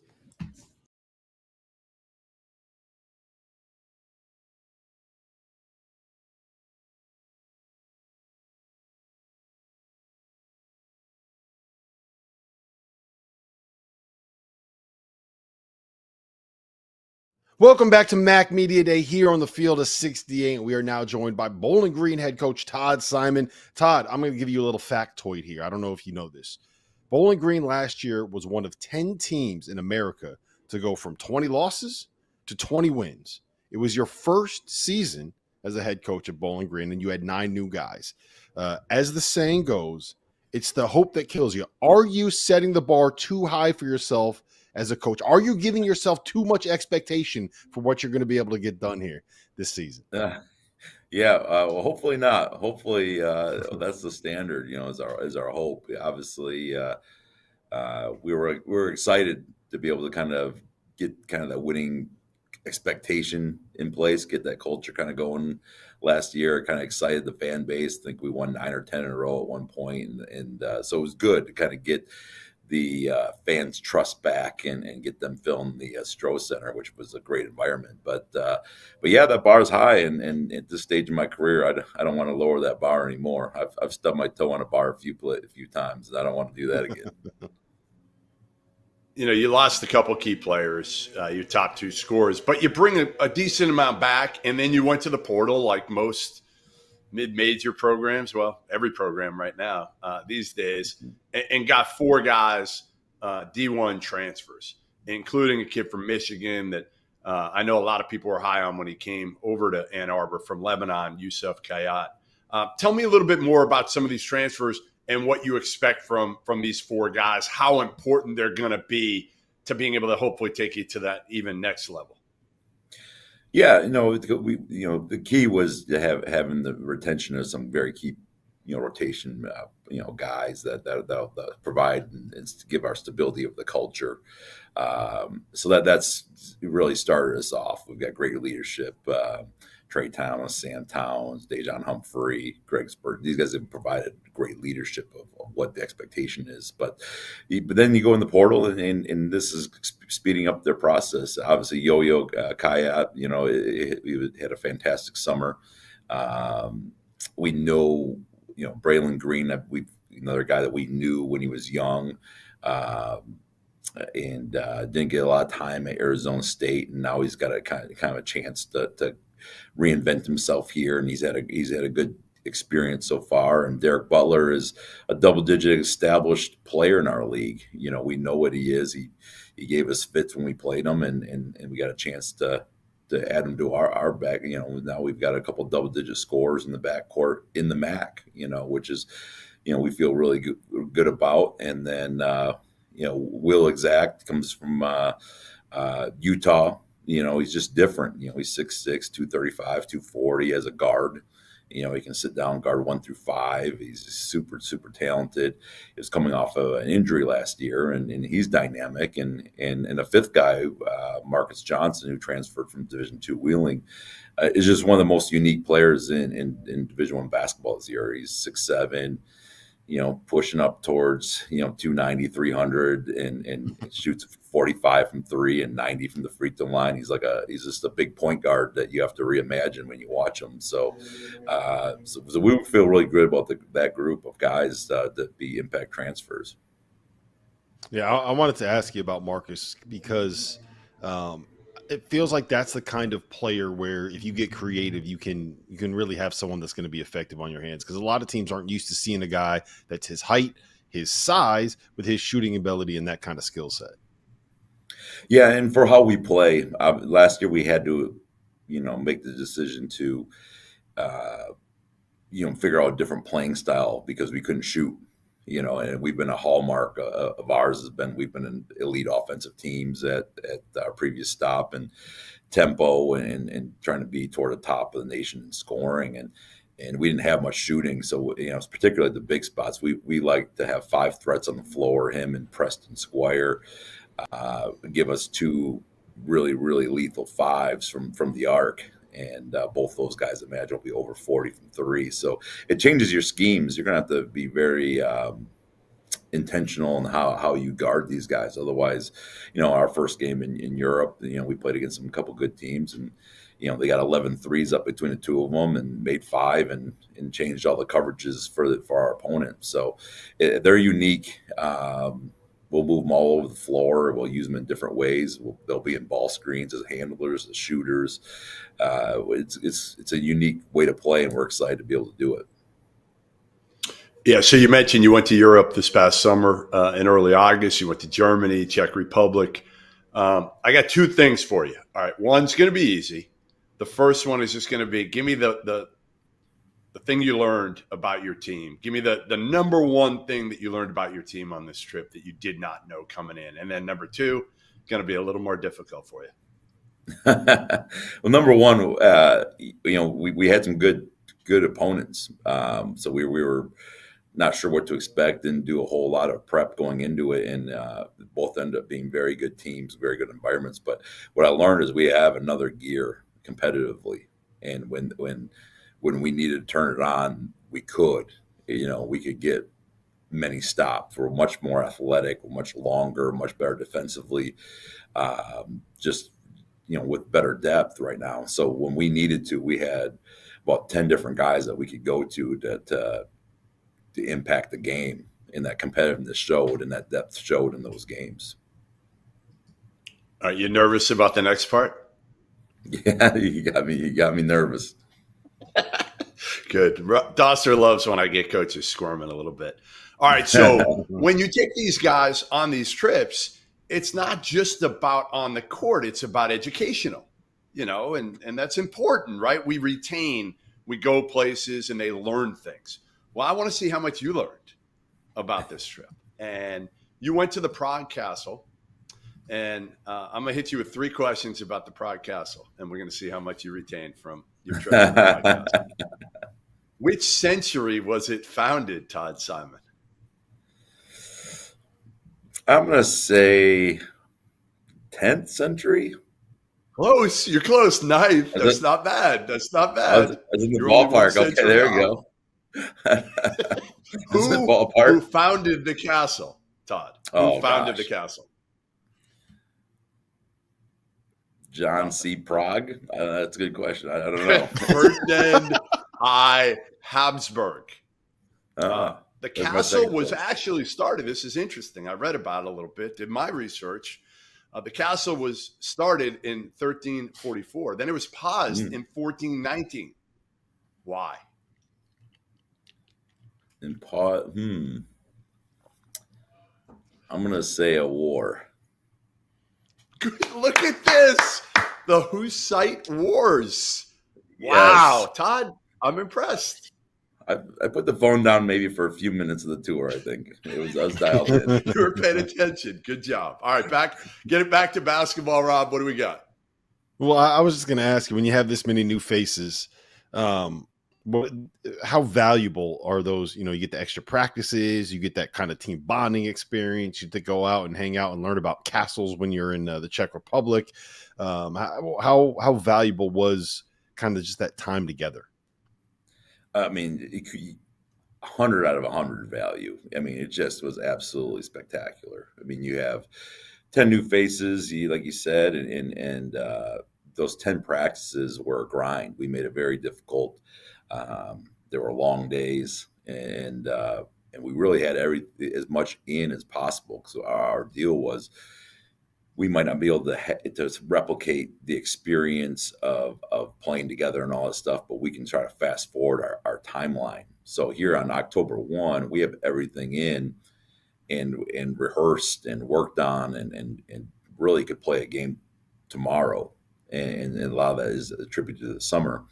But now for the next month, we're refining stuff. We're getting stuff kind of drilled down, a little dialed in, figuring out roles and rotations and all that sort of stuff. So it was a big deal for us. But off the floor, and especially how we did this, you had a chance to get everyone spending a lot of time together. They had a lot of free time to do some exploring and get with different roommates and all that sort of thing. So I thought it was absolutely invaluable in terms of guys just kind of getting relationships built. Last thing I got for you, Trey Thomas. We're going to hear from him here in a second. He's a senior. He was a little bit banged up last year, so had a pretty good season. What are you expecting to see from him, and what kind of steps do you need him to take as a player? Yeah, I mean, we've talked all along. He had a spectacular offseason last year, got banged up before the season, and he's made a leap as a leader. His voice is very impactful right now. He's just doing everything right. He's leading by example. He's the guy that's getting the extra shots when you're checking in the gym. He's the guy that's guys are looking to for answers, and he's answered every single thing that we've added onto his plate. He's been able to absolutely embrace it, and so his buy-in. He's growing his game. He's not the same player he was in the spring. And that's been something very important for us, is that guys don't come back the same player. He's not the same player. He's stronger. He's playing off a 2 now. He's explosive. His quickness is back from the injury, and he's shooting it at a high rate. And so, he's going to have a spectacular year. Well, Todd, listen, we appreciate you being here, man. You got a B+ in the field of 68 European history exam. On the other side of the break, we're going to make Todd do his multiplication tables. That and more on Math Media Day here on the field of 68 coming up next.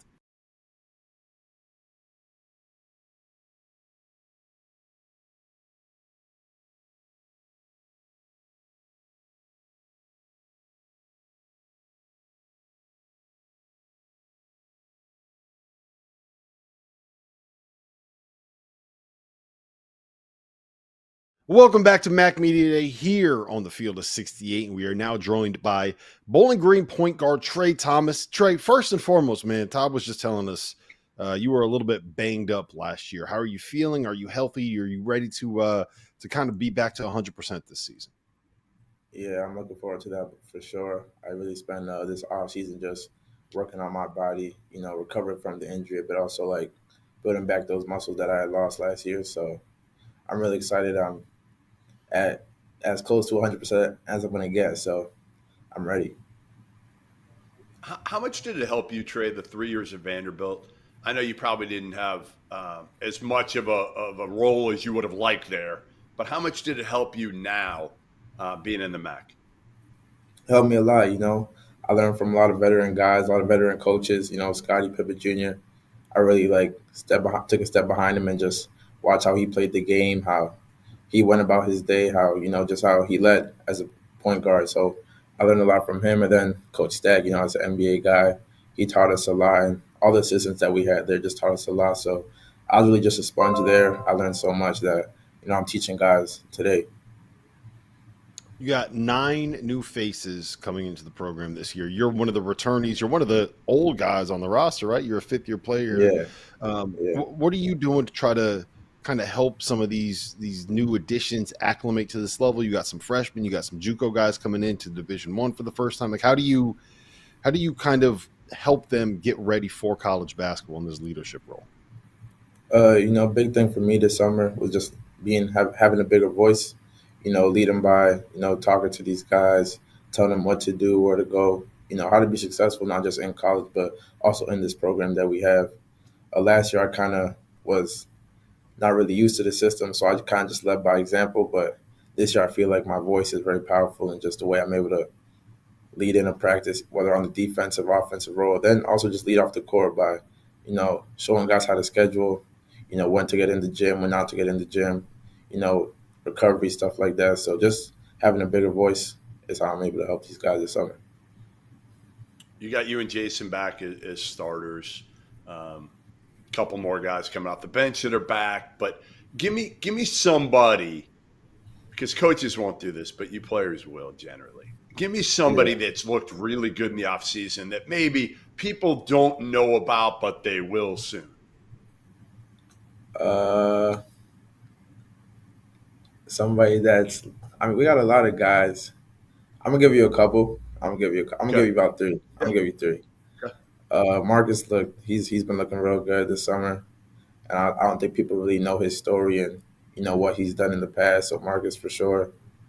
I say Yo-Yo. He didn't really play that much at Michigan, and he's had a great summer as well. And someone that's recently came back and been playing great in practice is JaVaughn. People don't really know much about him. He's a real quiet guy. Just goes about his day. But I feel like this season people are going to know who he is for sure.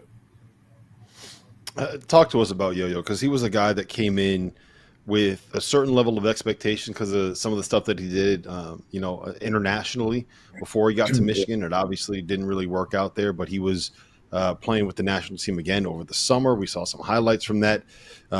What can Bowling Green fans expect out of a guy with 6'9" with that skill set? He's a talented player.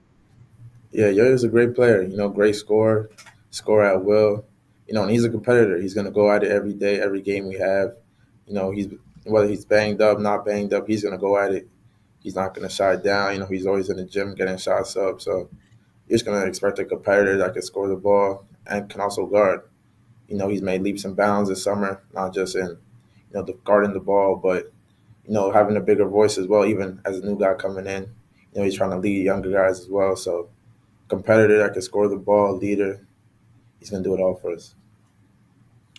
All right, you're a Canadian. There have been a lot of really, really good players that have come from Canada lately. Give me the best Canadian basketball player right now. I think I know what you're going to say, but to me, again, I first watched it 20, 25 years ago. They started coming over. Prep schools got big in Canada, and now it's kind of taken over with the NBA. Who's your guy?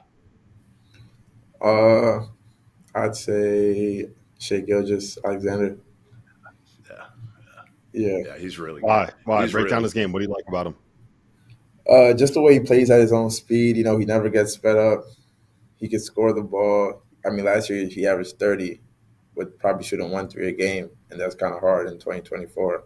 The type of basketball that's being played right now. But just the way he's able to play at his own pace, score the ball, and then he plays defense as well. I'm pretty sure he was leading the league last year for a little bit in steals. So a two-way player that can average 30 with no threes it's exciting.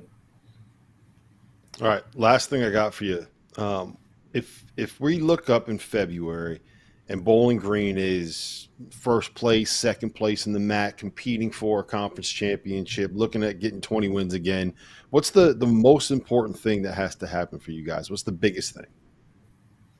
I just feel like we got to buy into winning.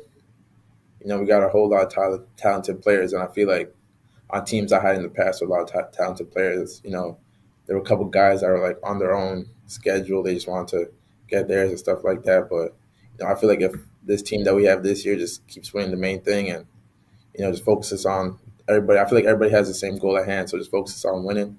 I feel like we could definitely get it done. Well, listen, Trey, we appreciate you being here. Glad that you're healthy, and we're excited to see what you're going to be able to do now that you're operating at 100%. Best of luck this season. We'll be back with more here on MAC Media Day on the Field of 68 coming up next. Thank you.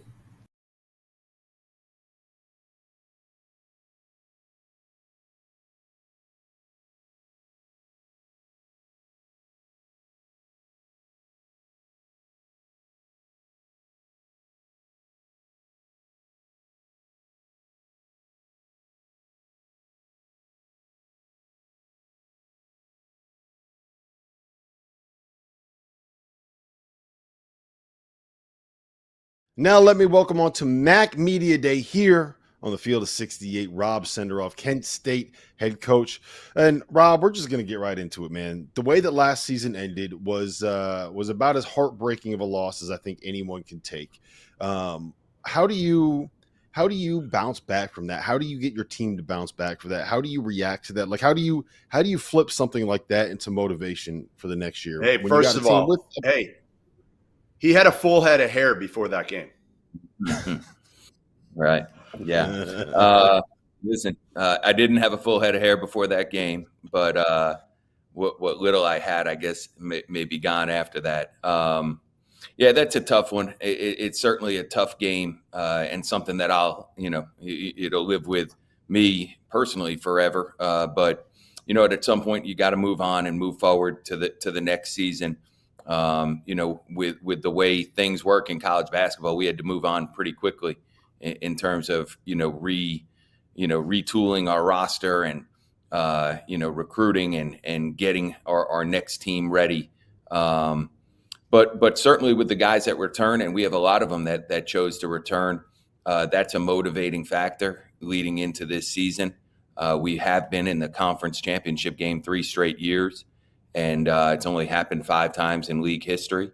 And we've happened to win a lot of close games over the last, I've been here 14. This is my 14th year. We've won a lot of close games over the last 13 years. This one we didn't, and we lost in a heartbreaking fashion. So the guys that are returning, I know all of them, and the guys that are new are hoping and working towards getting back to that title game again here in March. And if we can get there, then we feel like, hey, we're going to be able to finish the deal. You bring back 2 of your best players, arguably your 2 best players in Sullinger and Davis. Not a lot of mid-major teams can say that these days, right? Most of those guys are, frankly, they go elsewhere because they get more money right now for NIL. How surprised were you that you got both back, number one? And what have you challenged each of them in the offseason to take their game to the next level? Yeah, well, Vaughn, was back right away, along with Claron Hornbeek, which were 2 starters. And we had a kid sit out the second half of the semester, Morgan Safford, who came from Miami of Ohio, who is an all-conference level player in this league.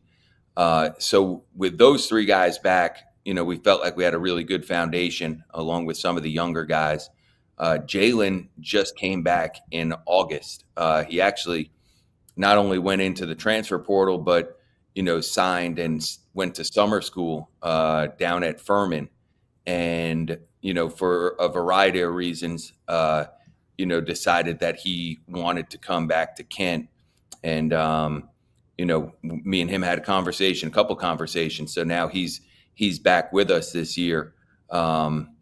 So I did not expect him to be back here, and the way we planned this offseason with who we brought in, that was not part of the equation. But, to have a lot of guys back, To have a core of returners back is great.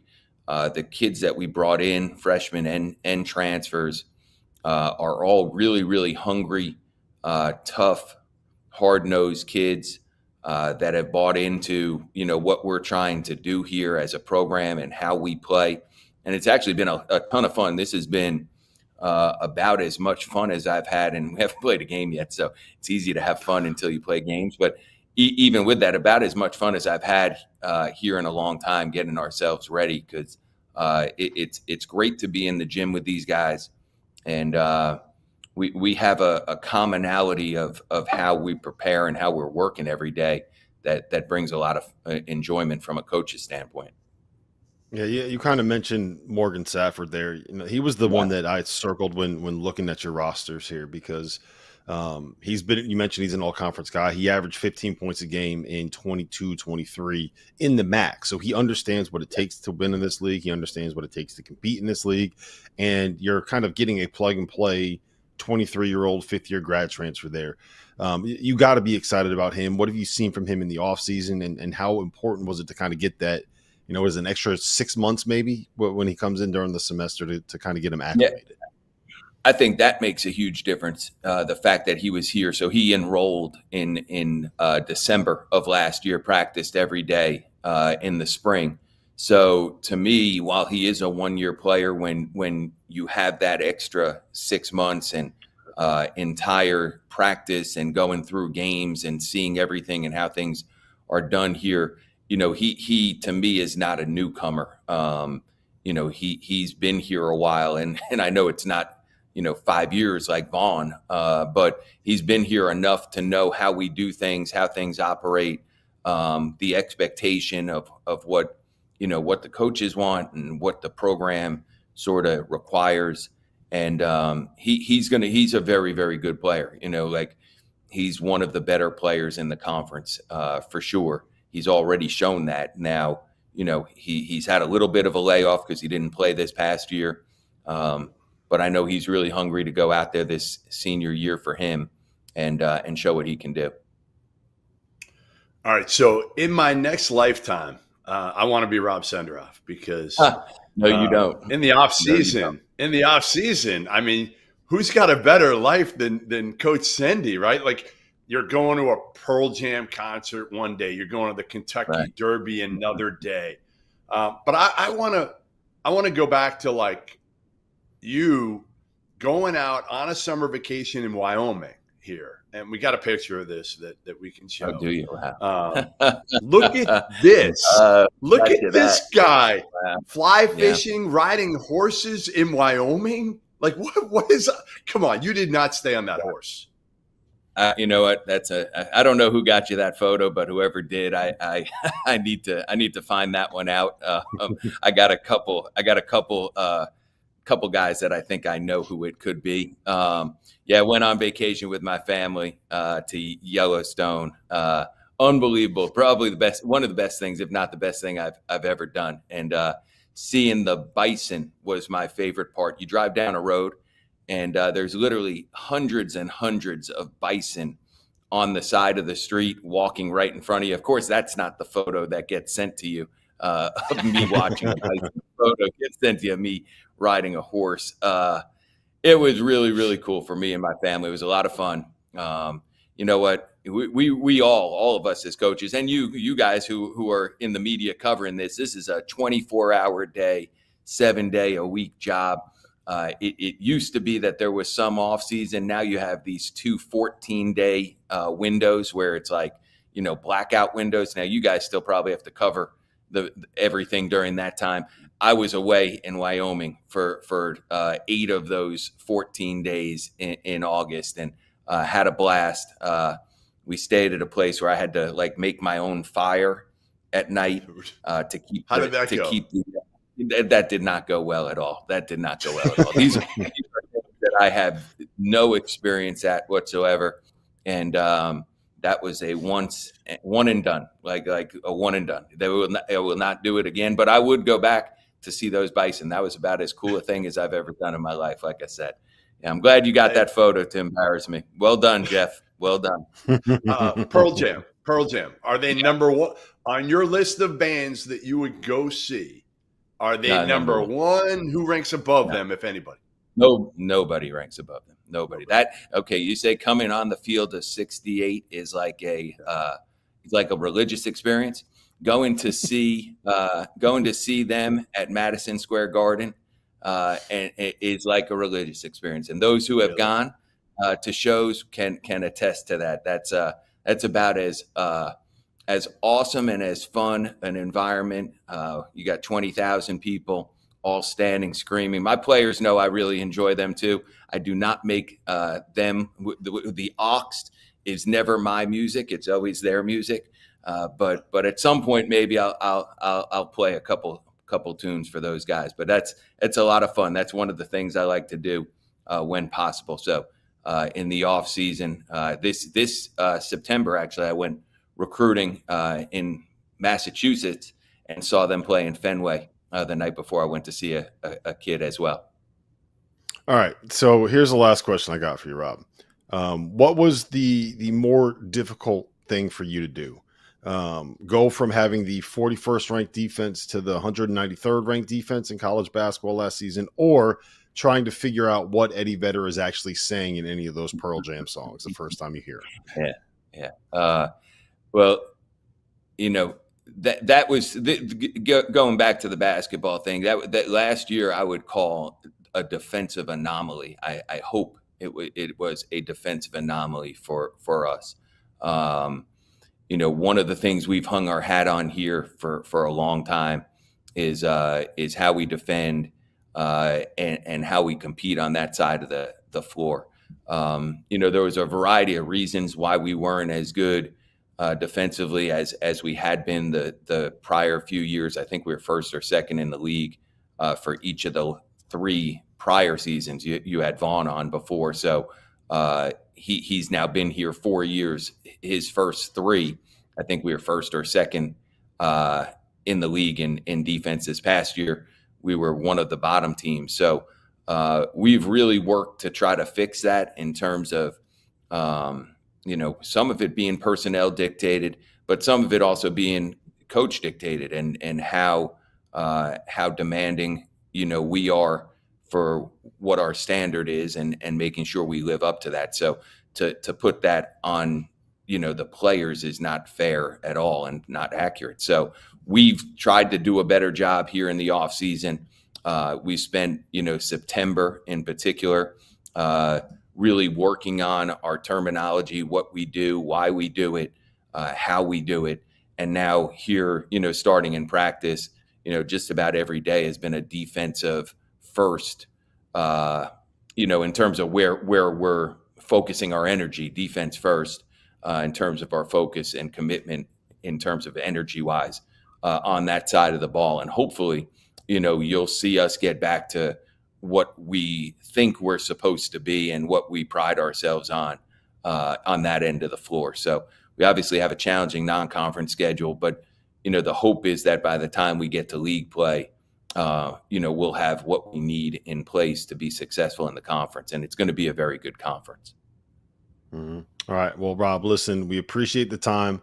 Thank you for being here. I better get an invite next time you head out to Yellowstone. I love Yellowstone. I was there last summer.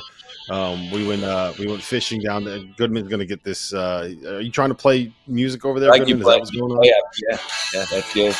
I like the music. Appreciate it. There you go. More from Mac Media Day coming up next. Awesome. Pearl Jam there. I love it, man. Thank you.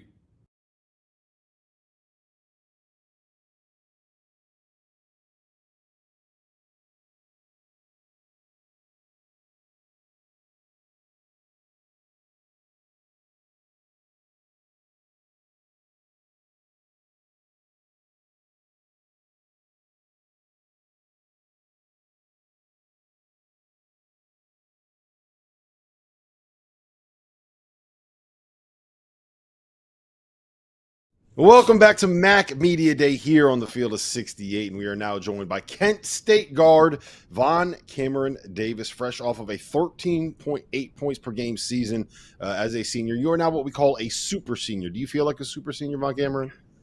Super senior. I'm definitely one of the oldest guys on my team. Yeah, super senior. Hey, go back to last year in the title game, the loss to Akron, and just how hard it was, right? And how long it took you, if you've even been able to get over it, how often you watched it. Maybe you didn't, but just give me kind of the taste in your mouth, how difficult it was.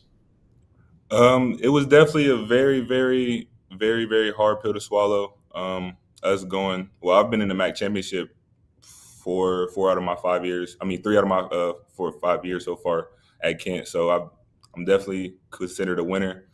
And that was definitely one of the hardest pills to swallow just in my college career, losing how we did and losing at that high of a level in the championship.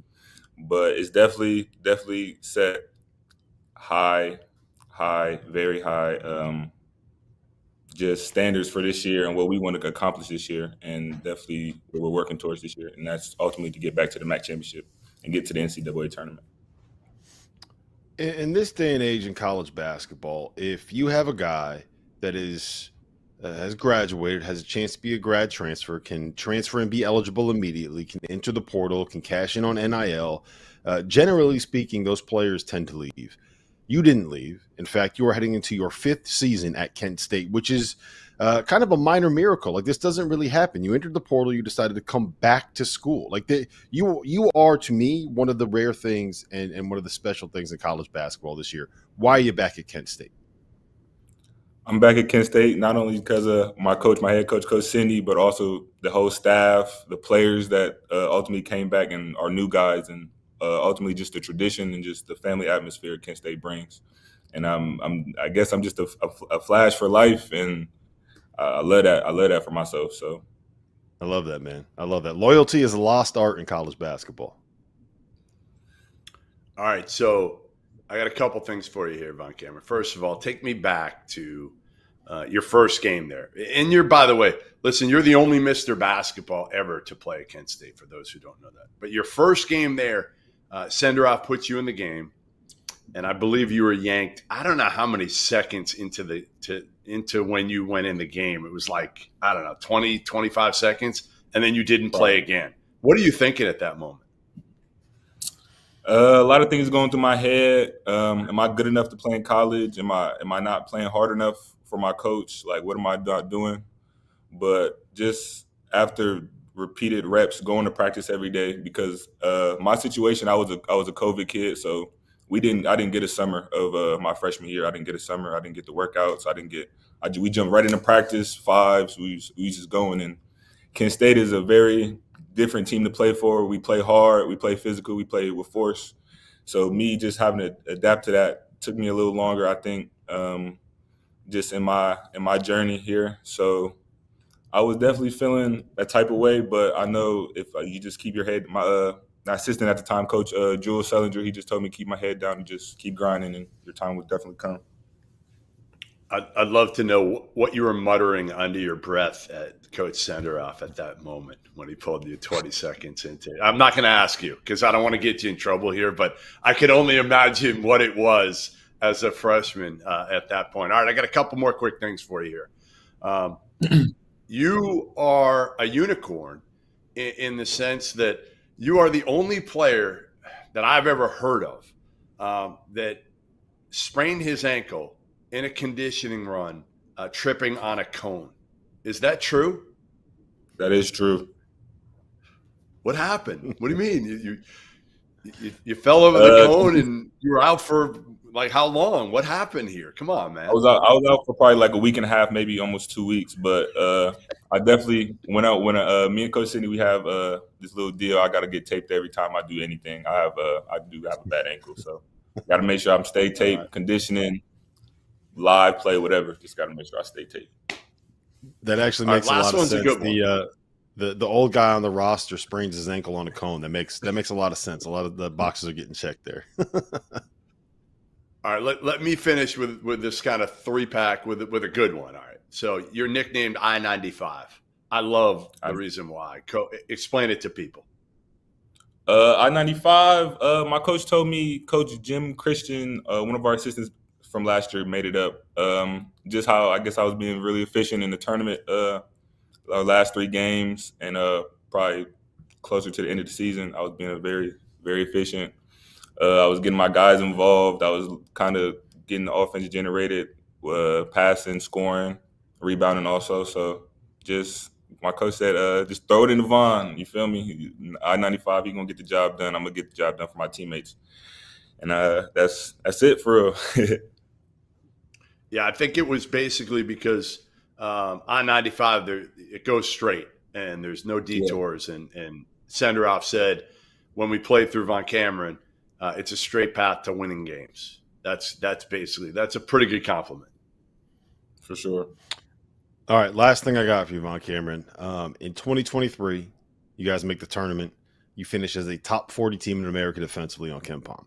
Last season, you guys finished 193rd, and it was the first time in, I want to say, 9 years that you finished below 500 in MAC play. So, are you sick of hearing Coach Senderoff talk about defense yet? Like, how much is he preaching this in preseason practices? He definitely preaches a lot, and that's definitely our motto. And I agree with me being here as long as I've been, just seeing defense wins basketball games, definitely. So we got to make sure we listen to Coach Cindy. We got to make sure we're doing everything we need to be doing. And I think our additions this year and a lot of our players coming back is definitely hungry, and definitely I think we're ready for this year and getting ready. All right, well, listen, VonCameron, we appreciate you being here. Best of luck the rest of the season, and I'll tell you this. I hope the I-95, it's a little bit more closer to what Goodman is in Boston than it is down here by me in Jersey, because it's nothing but traffic jams down here, all right? Best of luck this season, my man. I appreciate y'all. Thank you so much. All right, we'll be back with more MAC Media Day here on the Field of 68 coming up next.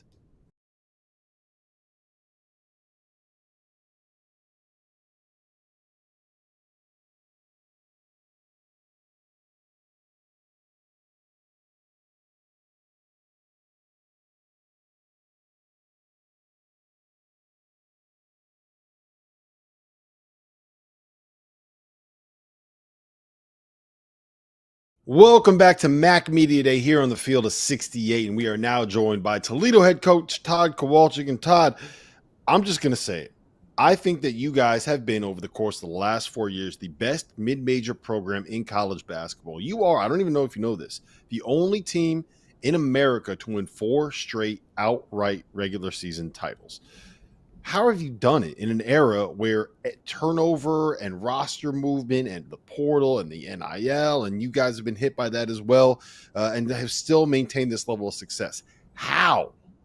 Well, I think it comes down to a couple things, and first and foremost, I got a great coaching staff that's been with me for quite some time. To be honest with you, I'm shocked that they're still with me. They deserve to move up, and I've been trying to help them. But that's the first thing. My coaching staff is fantastic, and the best part about it is how much fun they have together, how much we laugh in the office and have a great time, and that correlates to your team chemistry. And then the second reason is we've had some great players come through here. I really credit. Going back 4 years ago, our first championship team with Morion Jackson and Spencer Lilson. I thought we had really good culture, and I know that's a huge cliche and it's hard to define. We didn't have great culture till we had those two guys, and then you throw in the Ray J. Dennis's, the Ryan Rollins, who was special, both those guys, and then Seth Milner and JT Shoemate carried it over to now a new generation of Sonny Wilson and Javan Simmons. So. Really proud of our consistency. Obviously you can, 4 straight outright championships. No one in the country's done it. No one in the history of the MAC has done it. But the golden rail that eludes us is winning the damn tournament. So that's the next step of, playing well in Cleveland, putting it together for 3 straight days. And, that's our whole goal.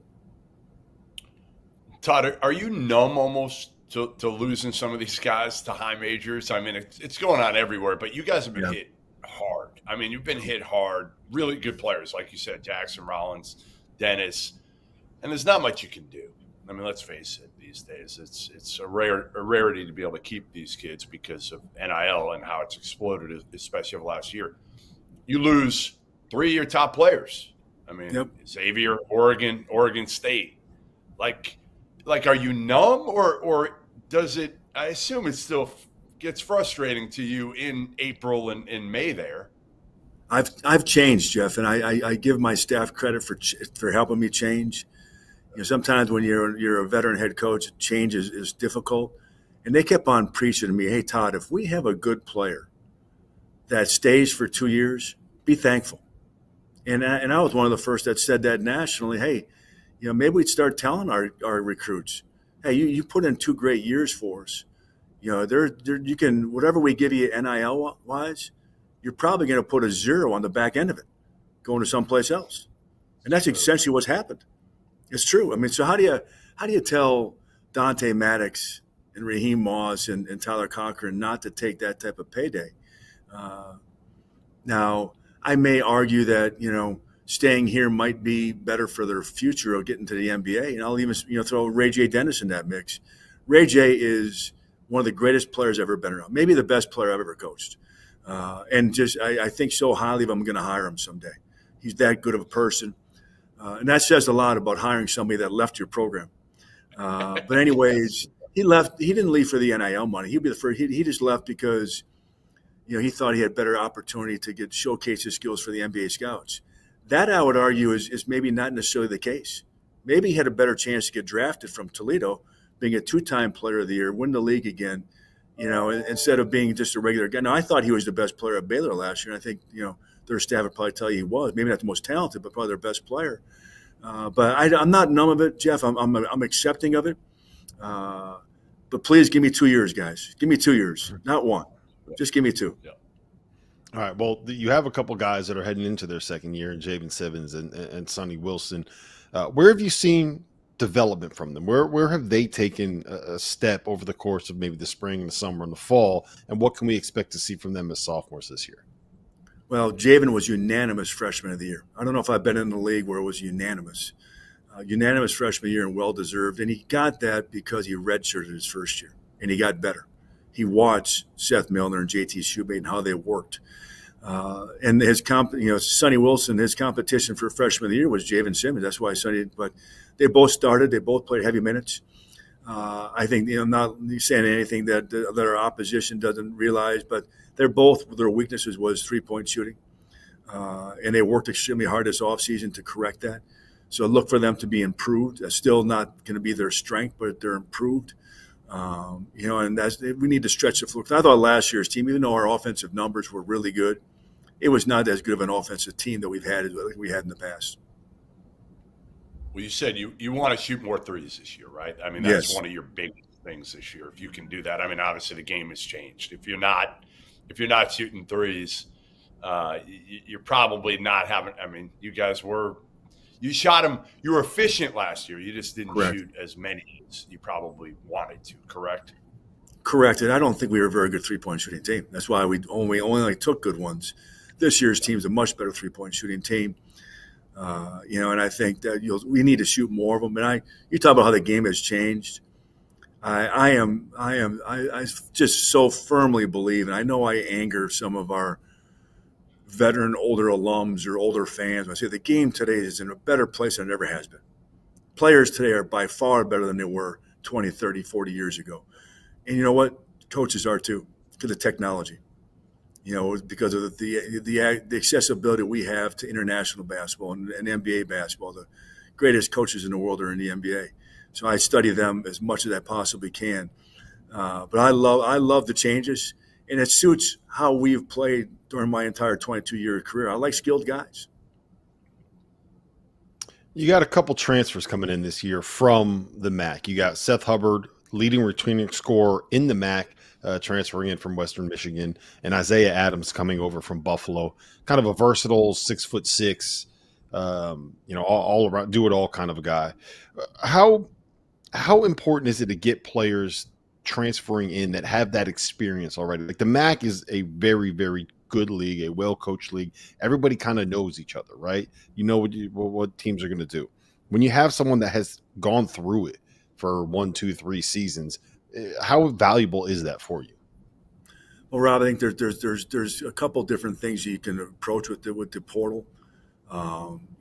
Some people are taking high major transfers that don't play at the high major level, meaning they don't have stats. They don't, and I'm not saying our way is the right way. I'm not. I don't know. I got to be honest, I don't know. But, for example, there's some teams in our league that take high major guys and they may not average very many points, but they're high major talents maybe. We've looked at it the other way. We took, JT Shoemate, who averaged 18 points a game at Walsh, and translated into be a first-team All-League MAC level player. You mentioned 2 really good MAC players, Seth Hubbard and Isaiah Adams. They have legit MAC numbers, and I can tell you this, guys, 100%. The reason why they transferred here for 2 reasons. Has nothing to do with our great facilities or our great fan base, or again, 2 things. We win consistently, and our players consistently get better. That's why I decided to come. The third transfer that you did not mention, we took another Division II guy, Colin O'Rourke from Wisconsin Parkside. Saw a little bit of film on him, but I rely more on. I called some friends of mine that are head coaches in that Division II league, and both the guys I talked to said, Todd, that kid's a damn good player. I don't know if he's going to start for you, but he's going to be a really good player for you. And sure enough, as a matter of fact, I gave him a new name. His name is Kurt Rambis. He looks like Kurt Rambis. He plays like Kurt Rambis. And our guys have no idea who the hell Kurt Rambis is. They don't have a clue. But I actually call him Kurt now. Everybody on the team calls him Kurt. They don't know why. So you'll see us play and say, yeah, he does look like Kurt Rambis. That's pretty good.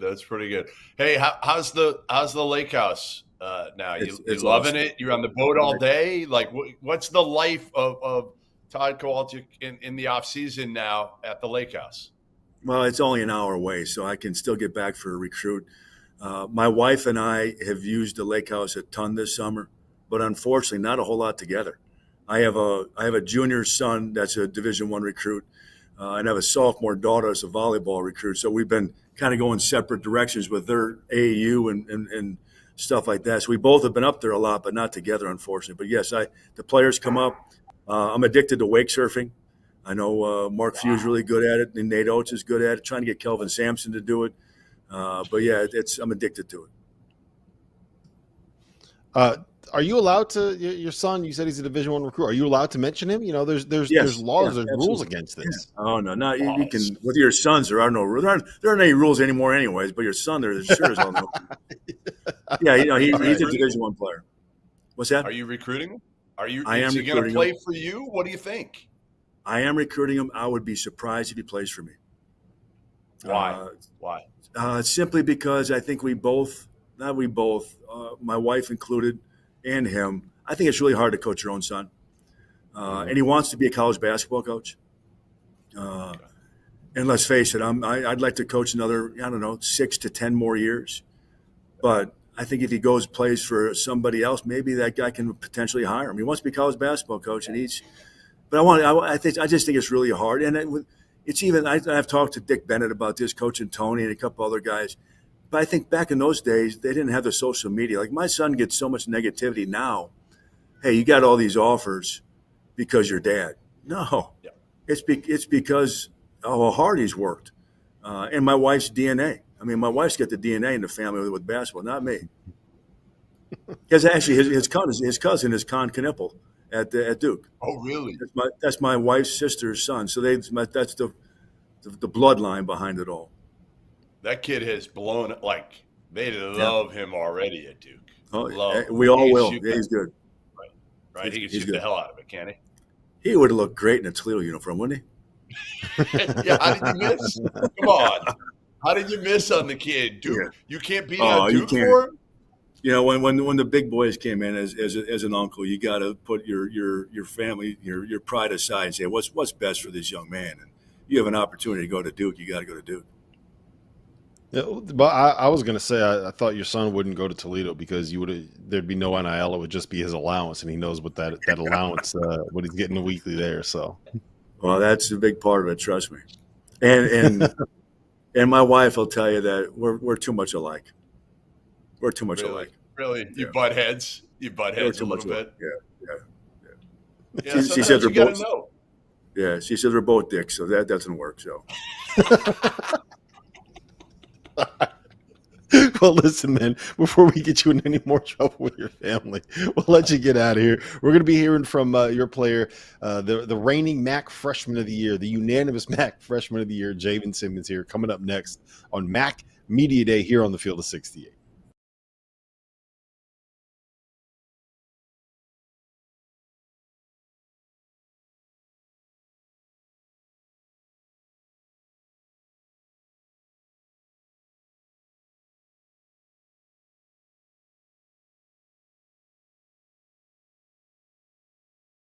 Welcome back to MAC Media Day here on the Field of 68, and we are now joined by the defending MAC Freshman of the Year, the unanimous MAC Freshman of the Year, Javan Simmons.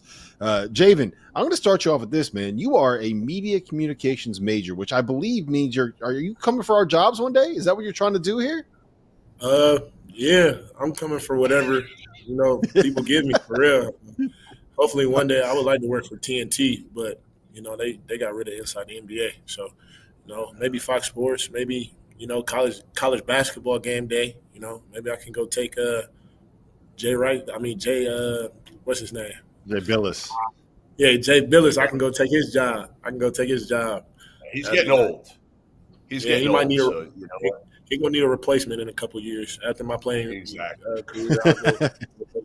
Hey, look, we'll bring you on the Field of 68. That's what we're going to do. We'll get you here on our network. Give me your top three media guys here before we get into the thing about the MAC. Top three favorite media personalities. I got to go Ernie Johnson. He good, man. I like Ernie. I like Pat McAfee. And then I'm big into podcast. So I'll have to go the Pivot podcast, just their whole podcast as a whole. So I'll put them up there. Honorable mention, I'll go Nick Saban. I was really hoping to hear Rob Dawson and Jeff Goodman on there, but you know what? Maybe next year we can crack that list. We'll improve. My bad, fellas. Hey, what's obviously you had such a good freshman year. I don't know if you were expecting that or not. What's the biggest thing that you still weren't content with last year, and that you were like, hey, I got to get better for my sophomore year? I would say for me, it's more of when things go wrong, I kind of get in this shell of myself. It's I'm always bringing energy, but me, coach, and my trainer B Jones, who I call him my mental coach here on campus. We printed out stats on all the games we lost in the MAC. All those games, I shot a combined 3 of 18 from the field, and I probably had 4 rebounds in that game. I had probably more turnovers than I did points, and I was just mentally shut out. So every game that I played bad, I was just shut down. I didn't find other ways to contribute to the game. I wouldn't talk. So I would say that's my biggest thing, because I know that what type of player I am and what type of energy I bring. And in order to bring that all the time, I gotta get out of my feelings. That's what it is. And it took a lot. It takes a lot for a man to realize that, hey, you got to get out your feelings in order for y'all to be great. But sometimes when you see the ball not going in the basket, you but like Draymond say, you got to learn how to play your role. Sometimes if the ball not going in the bucket, you got to find other ways to impact your team. So I would say that's one. All the skill stuff, that's easy. That's going to come. That's just more the mental challenges that you got to overcome. I want to ask you this about the Toledo program, because I'm not even sure if you're aware of this. Toledo is the only school in America that has won 4 straight outright conference regular season titles. The only one. And you guys did that despite the fact that the year before you got there, they lose Ryan Rollins to the NBA as a sophomore, right? Your redshirt season, after that is over, Ray J. Dennis transfers with a year left to Baylor. This offseason, you guys lost 3 players to transfer, and you're still going to be picked to either win, finish second in the league. What is it about the Toledo program, the staff, the culture, the guys on the roster, that allows this level of continuing success if it's not necessarily just roster continuity? Why do you guys keep winning with all of this turnover?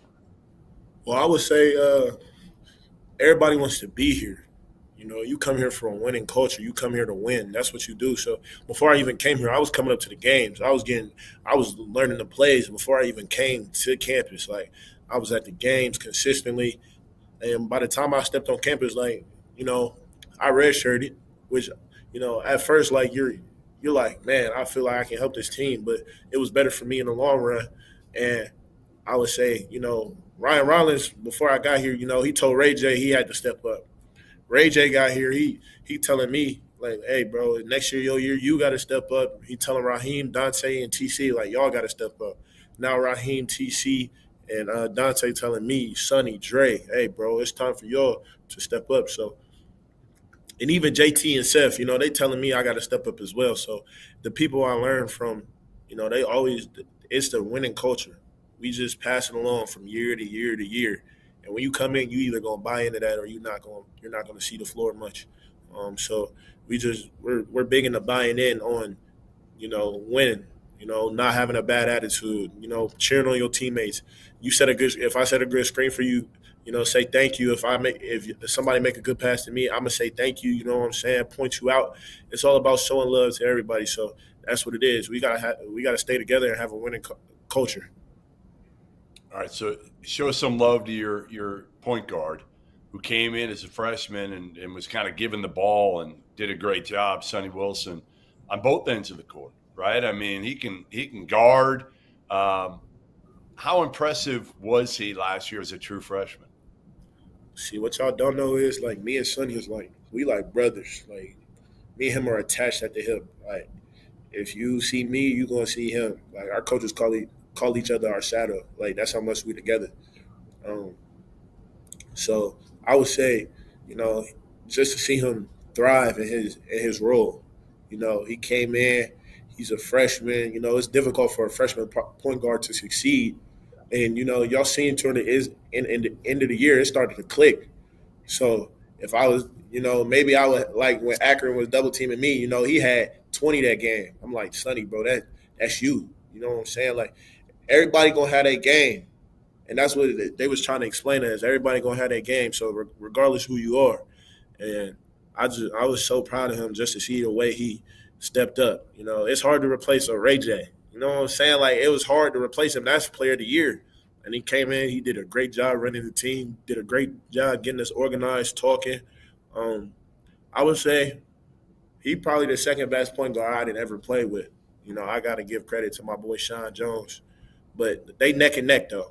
They neck and neck. They're neck and neck. But, you know, I played with Sean since I was elementary. But like I said, they neck and neck. They pretty good. They both pretty good. But I was proud of him the way he handled his situation. Yeah, you said you guys are attached to the hip. I was waiting for him to, like, pop out into the screen and wave hello there on the broadcast. All right, last thing I got for you, man. If you guys are going to win your 5th straight regular season MAC title, what's the biggest thing that's got to happen for you guys? What's the biggest key coming up for you guys this season to have the success that you want to have? Well, everybody know we can score. We got to buy into that defense, man. That's where it started. We can get that tenacity on defense. It's over. I don't think nobody can hang with us. We just got to guard. We got to be physical. We got to be as physical as people have been with us in the past. We got to take people out of their offensive sets, and we got to play as a unit, play together, be connected on defense, be one chain, be linked together. That's what it's going to be. Stay positive. No matter what's going on, just stay positive. We got to lead the right way, and we just got to make sure everybody taking care of their business, you know, putting in the extra work. That's where it really falls into, is just putting in extra work when nobody looking, unseen hours. But if we locking on that defense end, ain't nobody going to guard us. Ain't nobody going to be able to stop us. We got stops and rockets. We're going to be able to run the transition. And people going to get frustrated after a while. You know what I'm saying? And that's when I get the chirping. Letting you know, hey, it's going to be a long day. It's going to be a long day. Javan, listen. Doster. Hey, Doster. Just so you know, when he's done playing, you're out. You're out. We're swapping him in. Like you're done. So you got a job waiting for you. All right.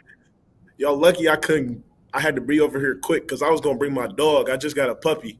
I was gonna bring him over here so y'all can talk. Y'all can see him, but I couldn't bring him over here in time. What kind of dog? He's a pit bull mastiff. He's 5 There you months go. old. Boom. He's 5 months old. He's already 55 pounds. He's about to be a big boy. Is he house He's trained gonna yet? be walking you soon. Hey, he's gonna be walking you.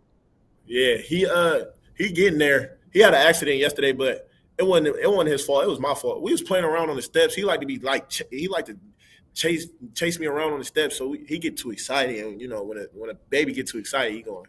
So I was like, I couldn't even be mad at him. I was like, it's cool. Yeah, Jeff's wife deals with the same thing. He still, sometimes decides he's just gonna pee on the carpet. Listen, before this gets any more off the rails, we're gonna send it to a break. David, we appreciate you being here with your tied for your fifth favorite, right? Your fifth favorite media personalities, me and Jeff Goodman here on the Field 68. We'll be back with more Mac Media Day coming up next.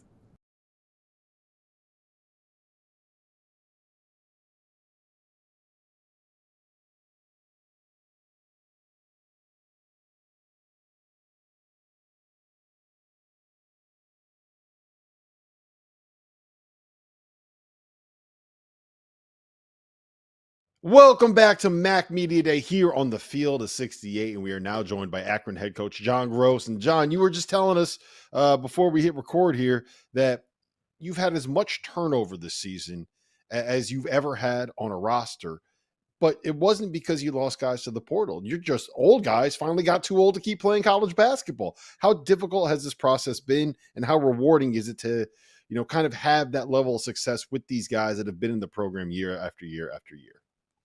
Well, I think a little bit of both, Rob, honestly. We've, obviously had a great run. 5-year run was the greatest from a winning percentage standpoint in the history of Akron basketball. Had a really special senior class that won 3 championships and accomplished a lot of incredible things. But it's also fun, too, to work with this new group. You mentioned it, 9 newcomers, 5 transfers, 4 freshmen out of our 16 guys. And so that part's been challenging, but at the same time, it's been a lot of fun. We've got good dudes that are working really hard to try to figure it out. Obviously we have a long way to go in terms of figuring out leadership. We relied on those guys who just finished quite a bit over the last few years. So I'm trying to get the guys that have returned, whether it's Nate Johnson or Shema Scott or Tavari Johnson to step up, Amani Lyles, those guys to step up and lead. Both not only by example, but by voice. That's a little bit different for them maybe than it was previously, but we need them to do that. We're work in progress there. And then obviously, as I always say, Mike Tyson used to say, you don't really know what's going on until you get hit in the mouth, paraphrasing, obviously. And right now, everybody's in a good mood because we haven't played a game and nobody's earned any minutes. So, everybody thinks they're playing probably, and everybody thinks they're playing X number of minutes. And obviously, as we know, that's not reality. So, can we still stay together and have cohesiveness and chemistry and, be about the greater good when maybe an individual guy or two doesn't get exactly what they want? That remains to be seen as well. But from a talent perspective and depth perspective, it's the deepest team we've had since I've been here. We could certainly play 9 or 10 guys is what I see right now every night, which is a little unique. We're usually 8 to 9. And then we've got a lot of firepower shooting the ball. Our defense right now stinks and needs to be a lot better than what it is right now to get to where it's been at the top of the league or near the top of the league for the last 5 years. We have a long way to go. I call it LAE, life after Enrique. And what do you miss most? I mean, you look around and, I got a chance to talk to him and, that kid is the best. You're not going to find a better kid, player, just everything about him you just love. What do you miss most right now? Is it the fact that a lot of these new guys didn't get a chance to watch him and kind of learn the habits that made him so good? Well, first I'll tell you this. I was at the Pacers training camp this week, and I told him I was going to be on with you guys at Field of 68, and he wanted me to remind Goodman in particular that you promised him a job when his career's over. So he said, make sure you get that validated and stamped with Jeff for me, because he really enjoyed being on with you, Jeff. You guys obviously had a great episode there. You're right, though. It's obviously he's a great player, but what you miss is, great student, bachelor's, master's, was on student athlete council, genuinely cared about other people, never had a bad day, always played with motor, never had a personal agenda, cared about winning more than anything else when he took the court, was a great teammate. We've got a couple of the guys that have returned that have mentioned to me at different times that he's the greatest teammate they've ever had. So you're right. It's challenging. And it's not the basketball piece, which obviously is significant. He's a great player, but it's the other things that go along with him. And, the newcomers, unfortunately, didn't get to see all that. They hear about it from me and others randomly and frequently. And that's where I'm kind of counting on guys like Nate and Shema and Tavari and Amani to be what we call Akron guys, because that's what he was, a guy that gave everything he had every day to everything he did. And so obviously leading by example in that regard and using their voice, I think, is a huge thing for our team's development. It sounds like Enrique Freeman and Jeff Gooden are exact polar opposites. I don't think that everything you just said about Enrique is the exact opposite of what people say about Jeff Goodman. I want to ask you about some of the guys who got transferring in. Some of the it feels like you're West Virginia light this year, right? You got Seth Wilson, Yeah. you got Josiah Harris, you got James Okonkwo, who was at North Carolina last year but played at West Virginia before.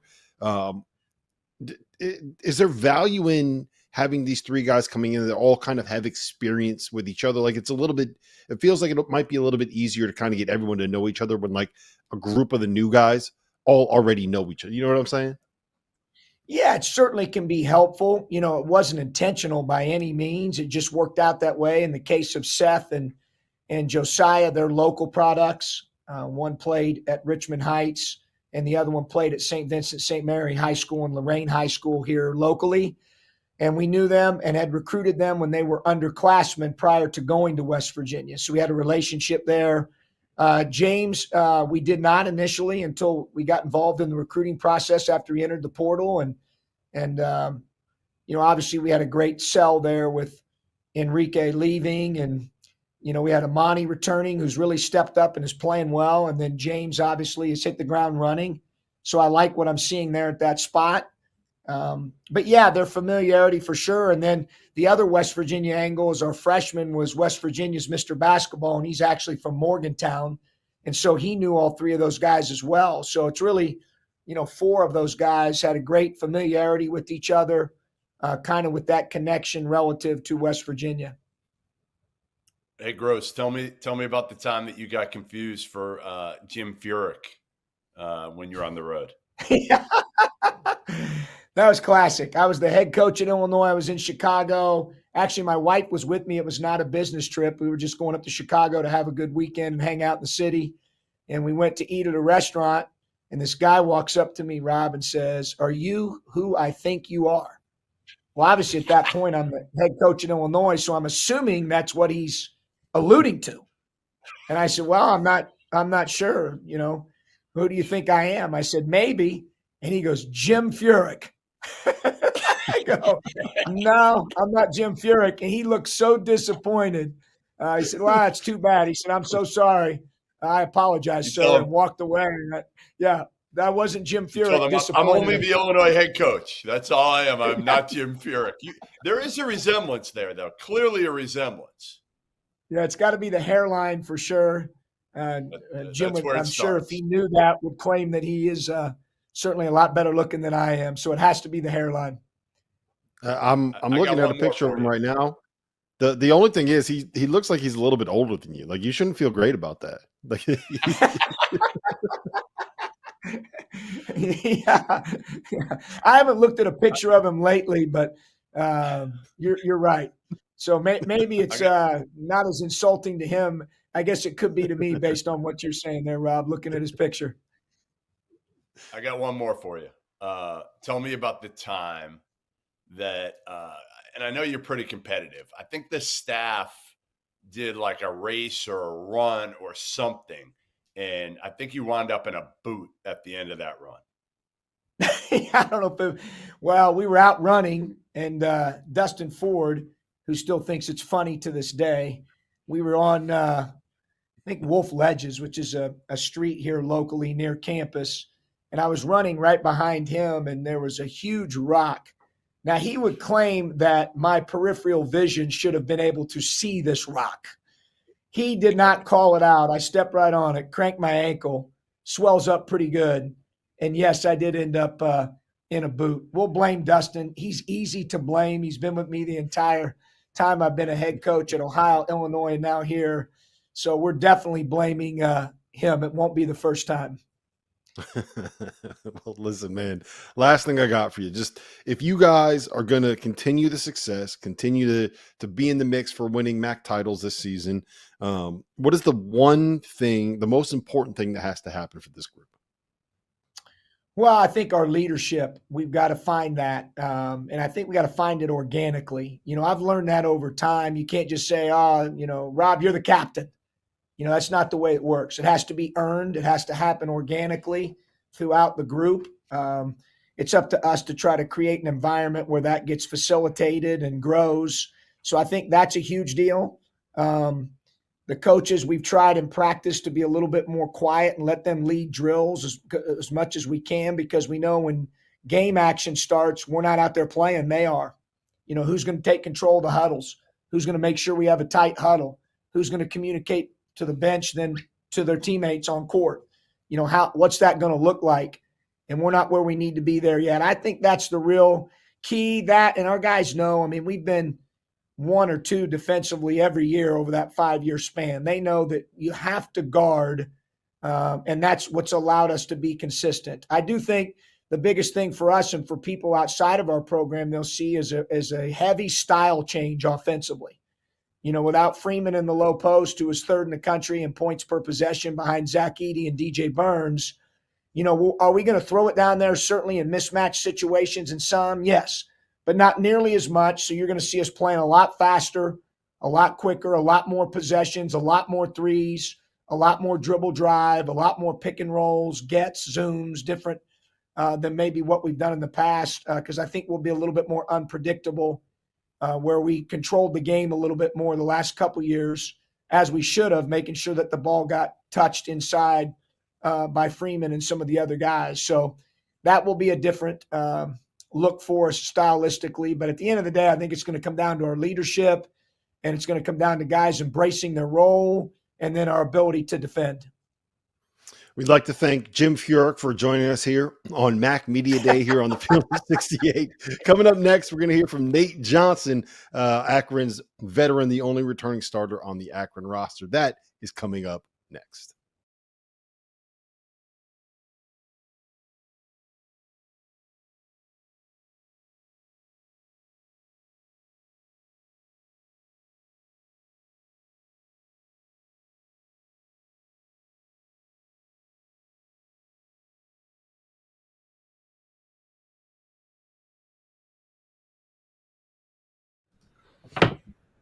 All right.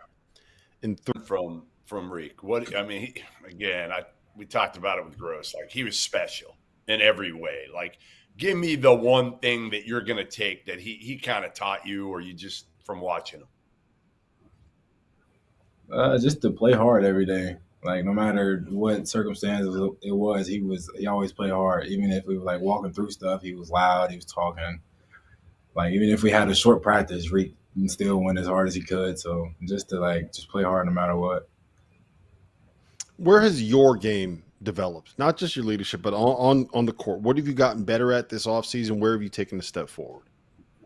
I would say more of just being able to shoot off the dribble and just attacking the basket more. As I'm athletic, I would say. So I would say using my athleticism more this year. How much have you worked on? And I don't know what you can do to work on it, but Groce said, like, we're being quieter as a staff now in huddles and everything like that. You're kind of the guy that I think everybody's going to look towards for leadership. Is that something that has come to you naturally over the course of your life and your career, or is this something that you've had to kind of think about a little bit more because you're that one returning veteran? I would say over the course of my life has been just something I had to think of. But now being in this program has kind of been after seeing the guys before me do it and lead me a little bit. So now it's like kind of easier to go to the younger guys or the new guys since I know the system more than anybody here. So it's a little easier for me since it's not hard for me to understand what's going on. But I know coming in as a new guy I've been there before, my freshman year, so I know how it is, how fast it could be, and just trying to learn. So I know I got to be the one to like help it and then step up. You got a whole bunch of new faces. You got 5 transfers coming in. You got, I believe it's 4 freshmen coming in. What have you seen from them, and who's impressed you over the course of the spring, the summer, and kind of the start of fall practice? I would say we've seen just a lot of good energy, a lot of positivity. Just they come in, even though they mess up, they still try to keep going at it and just try to learn. Like we got a lot of guys who are coachable and want to learn. And honestly, everybody's impressed me. I mean, I know at other schools, it's kind of hard to play a different role. And now you come here and like, it's a different change, a change of scenery, especially we're changing our offense. So it's not how we played, last year, playing a little faster. So I know it's new for some guys. So just all the new guys has been interesting, just learning everybody. So it's been good. So I know you're upset everybody is to see Enrique go, but in a way, you're not so upset, let's be honest, because you're going to get more touches. You're going to get more touches. You're going to play faster, which is what a guard wants. How much, with the playing style now changing, how exciting is that for you? It's very exciting. I mean, don't get me wrong, passing the ball into the post and knowing that, Enrique's going to score most of the time is very, easy. But I'll say now it's more just free roam. You never know what's going to happen, especially with our offense now. It's just faster, get the rebound and go. It's no stopping, no looking at coach for a play. So it's just, as you said, for a guard is better for us. Not better, but, more fun for us. More fun. Yeah, more fun. What's been the hardest part about the amount of turnover that you guys have had on the roster this year? I would say more just trying to get all the trust together and just trying to bond with guys. You never know, what happened last year. But just, last year you had a whole bunch of guys coming back, so you already knew everybody on the roster. You knew everybody's tendencies, what they like to do, just hanging out. So I would say more of just figuring out things to do off the court and then carrying that chemistry on the court. Like it's just learning people. That's all it is. Hey, Rob, did you know that Nate is a huge Power Rangers fan? Did you know that? Oh, man. I did not. Huge. I did not. He just got a tattoo recently. True? Yeah, I just got a Power Rangers leg sleeves. All right, you got to Mighty Morphin Power Rangers, but I'm not a Power Rangers guy, so you got to explain this to me a little bit. Okay. You want me to explain the tattoo or just Power Rangers in general? The tattoo. Yeah, the tattoo. Okay, so the front of my leg, the tattoo came from, I used to watch the Mighty Morphin Power Rangers movie like all the time as a kid. So then I was just, a couple years ago, I was like, I feel like I should put a mural to that, especially after Tommy, one of the Power Rangers who was he was in most of the Power Rangers. He was one of the lead guys, and he passed away. So I still got to add him to the piece, but I got the main movie that he was in, and I got the front of my leg is all the Power Rangers. And then it has Mighty Morphin and Morphin Time in the middle of my leg. And then the back of my leg is all the villains. I have How long did it take? How long did the tattoo take? 32 hours altogether. What? No. 32 hours? I didn't sit the whole 32 hours though. It was 3 sessions, but altogether 32 hours. That's insane. Yeah. So it was 3 10-hour long sessions. What do you do that time? Are you reading a book, or you got Netflix on your phone or something? What are you doing? Well, I would say I did two 12. Well, my last session was 12 to 14 hours. Then my first session was 12, and then the second was 6, 7. Honestly, I was just on my phone and just sitting there holding something because it was hurting. I tried to just stay locked in on my phone and watch something or call somebody to talk me through while I'll be over there getting through all this pain. But what was the most painful part? The back of the knee, I'm guessing. Back of the knee. Easily the back of the knee. That hurt for about a week. It was still hurting after. I was like, yeah, I don't know if I'll never get a tattoo after this. I was like, I'm done after that. No more. Yeah. So you're not getting one on the other leg then, huh? On other leg, never. I might finish the rest of my Power Ranger sleeve, but after that, I'm done. I got one more for you. I got one more for you. I'm gonna put you on the spot here. All right, I'm gonna put you in the spot. I hear you do an incredible John Groce impression. Oh man. Oh man. See, look, if you guys notice, you watch the game, and he goes out on the timeout and say, we're having a bad little stretch, and teams start to come back. He does a thing where he walks on the court and he does a timeout over his head, and he walks in the middle of the court. But I would say I have his voice down a little bit. And look how he gets a little squeaky when he gets the. Go ahead. All right, hold on. Let me think of something. Fellas, we got to be able to move the ball, fellas. Come on. What are we doing? That's good. Okay, That's good. Say, I look like Jim Furyk in his voice. So the last, I'm gonna do one more. This the last one. You can't tell me I did this one. And the timeouts, he sits and he looks. He looks in the crowd before he walks up to the group. He does a little.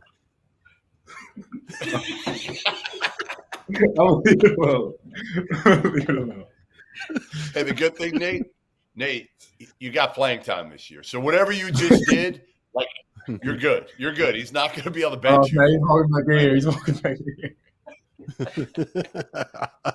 All right, listen, Nate. This has been fun. We're gonna have to get you on for more impressions here throughout the season. So whenever something crazy happens, we're gonna get you on to get these impressions done. Appreciate you being here. We'll be back with more Mac Media Day on the Field of 68 coming right up. Thank you, guys.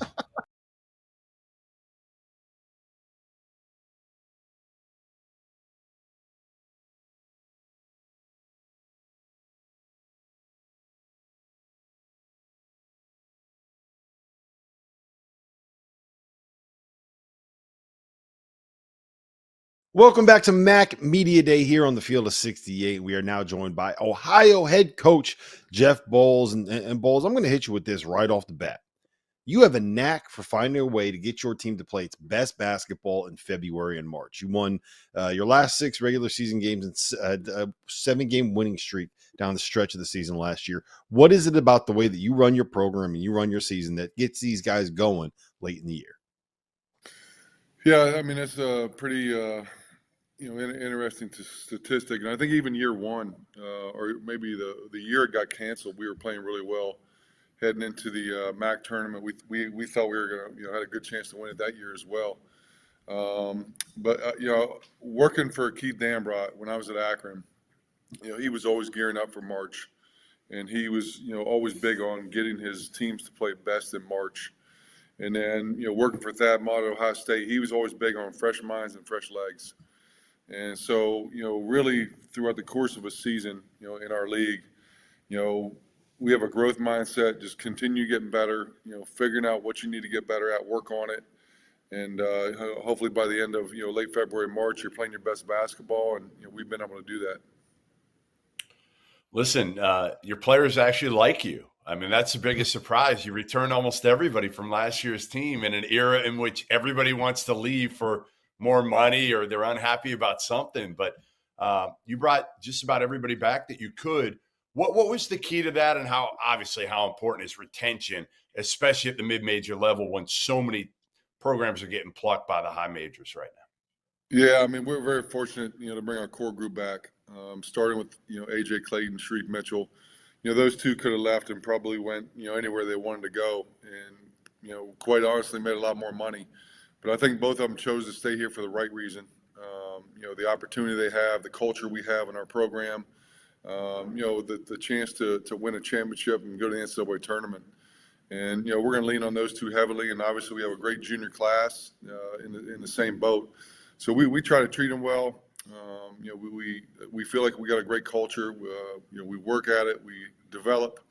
And if you go back to the Ben Vanderplas, Mark Sears, years, that's kind of where it started. And I think, Ben going to Virginia and not having that type of year, he thought from a usage, rebound, points, I think that helped a little bit. But then on the other end, you see Mark Sears, first team All-American, led Alabama to the Final Four, was, their best player arguably. And, we feel good about the development we had with the 2 years he was here. You mentioned AJ Clayton. He's one of two guys that made an all-MAC team last year that is back in the MAC this season. Where have you seen him grow? Where have you seen him develop?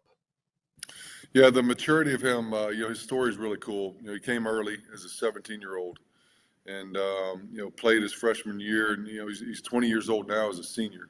So he should be a junior, from a school standpoint, playing standpoint. But I think just the maturity from year to year, and, he's been around a lot of other really good players. He's made a huge jump this summer, from a confidence standpoint. Last year, obviously a great three-point shooter, but he's added a lot more to his game from a post-up, perimeter, mid-range game. And I think just the growth from that standpoint. Does AJ know your three-point shooting percentage in your 4 years at Ohio by any chance? Probably not, but, it's funny you say that. I don't know why, but Chase, my son, brought it up the other day. And I know. We were talking. Chase and I were talking. And first of all, I don't want to throw poor Chase under the bus here, but obviously he's getting over another knee injury there, which I feel terrible about on your team.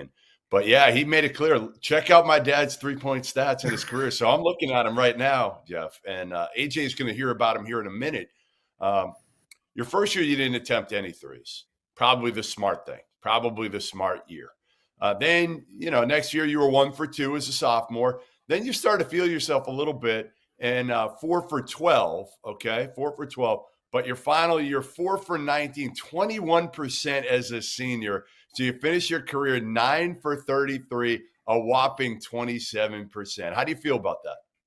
One of those 4 was an unbelievably huge shot. We were in Madison Square Garden playing in the championship game, New Mexico State, and Neil McCarthy's team, and they were unbelievable.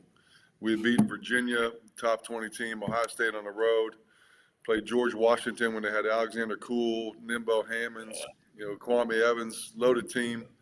And I hit a huge 3 because I dribbled down the court. I looked to pass, nobody was open, looked to pass, nobody was open, looked to pass, nobody was open.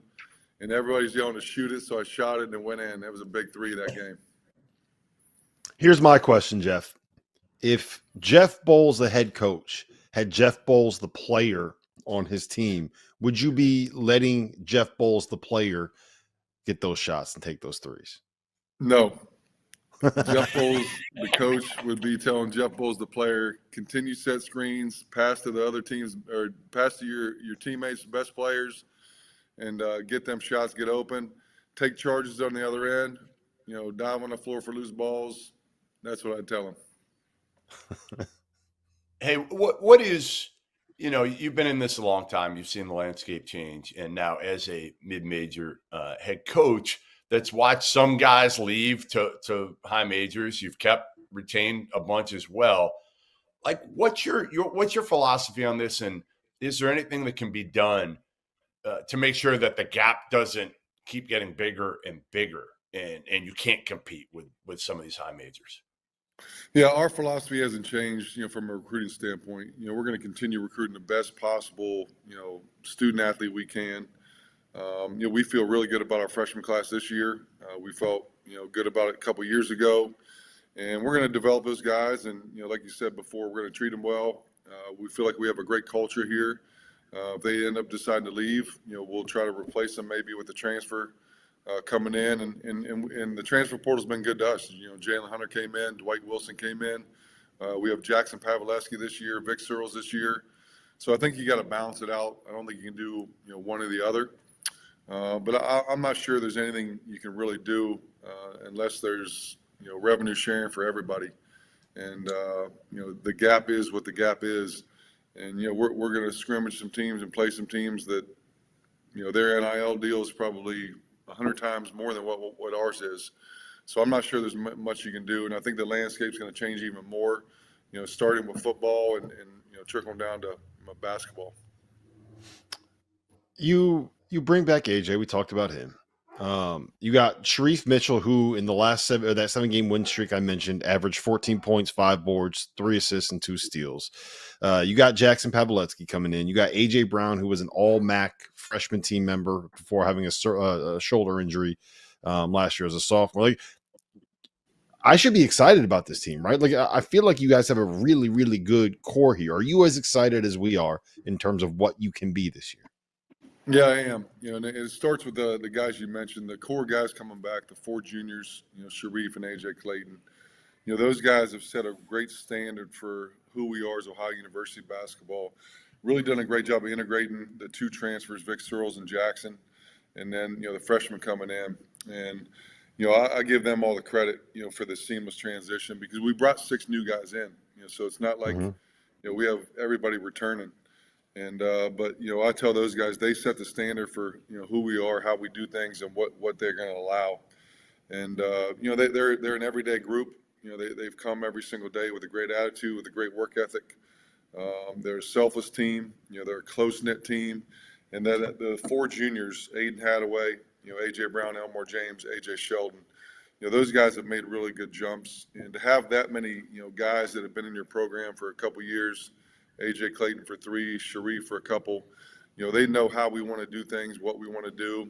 And, I could sit there and tell them what drill to run, and, I wouldn't need to be there. They could run the drill, and they would do it just with the same amount of effort. And I think that speaks to the character of, who they are, how they were raised, and who we have in our program. I got 2 more quick things for you. One, the nickname for Jackson Pavlovetsky, by the way, asking about this, is Big Daddy. He was playing blackjack with a bunch of the Iowa State players down in the Bahamas, and the dealer in the Bahamas actually nicknamed him Big Daddy. So you got to ask him about that. I thought he was a walk-on. He looked so young. I didn't even know. I called him a walk-on. He's probably still upset with me for that. But really good kid, and he's going to help you. I mean, he was the freshman of the year in the SoCon. At Wofford. So he's going to be a huge help for you guys shooting the ball. Number 2, before we go, we talked about your 3-point, it was a little lackluster. But honestly, your 3-point prowess probably was elite compared to your dancing prowess. So let's take a look here at Jeff Boals, the dancer. Wow. Look at that. I don't even know what that is. Yeah, I don't either. I shouldn't even say anything because hopefully Doster won't bring it out here, but he's got video of me dancing at Jeff Borzello's wedding, and it was worse than that. When I first got here, we took a program over the Head and One, the last couple of years. And, the first game we played, we had, I think, 8 scholarship players at St. Bonaventure, which if you've never been to St. Bonaventure, like that environment's unbelievable. And, Mark Schmidt, I used to work for at Robert Morris. So I knew Schmitty really well. So we go in there and we win. And, I'm thinking about what can I do in the locker room afterwards. So I'm kind of walking in and I see everyone just sitting there.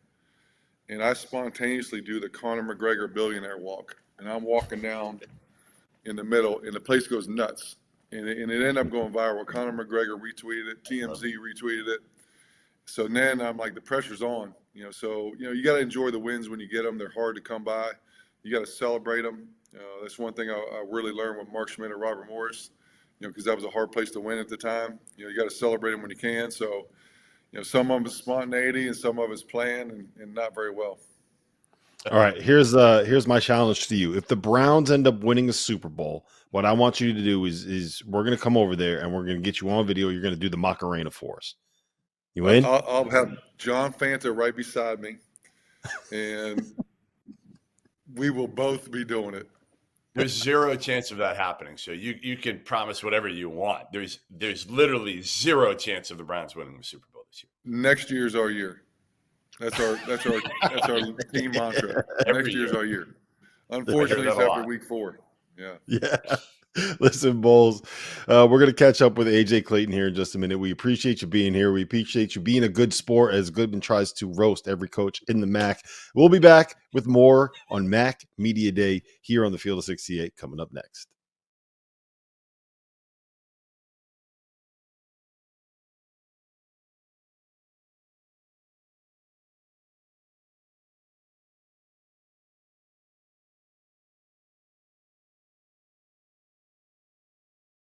Welcome back to Mac Media Day here on the Field of 68. We are now joined by one of the two all-Mac players that decided to return to their school this season, AJ Clayton. AJ, look, you're 6'8", you're a shooter, you're listed at 245 now. I'm sure that you had people reaching out to you this offseason about getting in the portal. You got to transfer here. You should try to transfer there. NIL this, NIL that. Why are you back at Ohio? Why are you back playing for Jeff Boals again this season? The relationship I built with Coach Boals and Coach Martin kind of overcame all of that. Obviously, me and Coach had a lot of talks. You know, we had one in the season, we had a lot after the season, and ultimately the relationship I built with him, I told him, I said, if we are going to the tournament, I wanted to do it with him. I wanted to play for him, be with him. We built a very good relationship with each other, and same with Coach Martin. And, I mean, I love my teammates. I love this team. I mean, I'm from Southeastern Ohio, so getting to play here actually means something special for me. So that's all that combined into one, really the biggest reason. I mean, you've done it the old-fashioned way. I mean, honestly, like every year you've gotten better. You've taken a step. I mean, your freshman year, you didn't play a ton. You were a role guy, played like 10 minutes a game, then started, part of the season your sophomore year. Then last year, man, you were kind of the guy on the team. What's the next step? What's kind of the final step here for you and your evolution as a player that you want to do before you leave Athens? I mean, obviously, playing in the tournament, helping the team in whatever ways I have to help get us there. I mean, obviously, that's the goal for any program is to win a conference championship and go into the NCAA tournament, and that's obviously our big goal. It's what we've all talked about in every team meeting, every practice. That's what's in our minds, and we only have two people who've ever played in the tournament, and they were both for different teams. So for us, it's big on getting back to that. What about you as a player? What about you as a player? What personally have you worked on in the off season that you want to take a jump or? It's been a lot of post up, whether it's face up, back to the basket, a lot of shot fakes, lots of shot fakes, and just being able to go down in the post and, whether it's one or two dribbles out of a shot fake, make a decision, whatever it may be. Those have been the key things I've worked on a lot. You guys are bringing back 6 of your top 8 scorers, which is unique in the world of college basketball where we are right now. How is that culture? How is that kind of continuity? How does that impact what the offseason workouts look like and how you guys are kind of getting better together? Like Coach said, we're a very close group. I mean, obviously, when you have 6 people coming back, I mean, I knew Elmer and AJ Sheldon from just, high school and middle school. But the rest of us, we've gotten very close. We're all, and even the new guys, all of us very close. And it gets very competitive. Obviously, when you've had 6 people coming back that have known each other and competed against each other for years, and then the new guys coming in want to make a name for themselves, it gets very competitive, very chirpy sometimes. And, it's all a part of the process, and we all love it. It's fun to be a part of. And just like Coach said, integrating everyone. And, I mean, everybody gets a piece of the competition. Everybody has their day. I mean, it's a lot of fun to be a part of. Hey, I just said it to Boals when I was down in the Bahamas a year ago. Jackson was with Iowa State. The whole team was playing blackjack, and the dealers started calling him Big Daddy. So make sure that nickname sticks if you can. I'm gonna have to ask him. I think he was betting $5 hands, and I think she was making fun of him for his minimal bets. Hey, on a side note, I was told you just got your license recently. Is that true? I did. Yeah, got it last Thursday. All right. So why do you wait so long? I mean, you're a veteran now. You could have gotten 7 years ago or something. You waited this long. Go ahead. Coach said, so when I came in early, I just finished doing driving school the day before I moved into college. And so then it just kind of never happened once I got here. Just got busy with all this and kind of came one of those things. I'll get it in the summer, and then 3 summers passed, and then finally had to do it. My mom really was on me all summer about doing it. So that was really the biggest part. She was on me pretty hard. How did you get around? Are you just begging for rides from everybody? I mean, it's Athens. I mean, it's not that far to walk around to places. I mean, we live in James, which is right in the middle of campus. And then, the apartments I've lived in aren't too far, and there's a bus. So I mean, I figured it out, and getting rides when I need one, figuring it all out. How'd you do on the test? I did Easy? good. Yeah, the instructor was very helpful. He was really nice. What about parallel parking? Did you figure that part out? It was a little bit of a struggle, but we got it. That was his most helpful part. Can you give multiple him some advice on opportunities at it or no? I had to restart it. Yeah, it was my first one. The first attempt was pretty poor, and he was like, "I'd restart if I were you," and I was like, "Yeah." And so restarted, got it. So what kind of car are you driving now? We're still figuring that all out.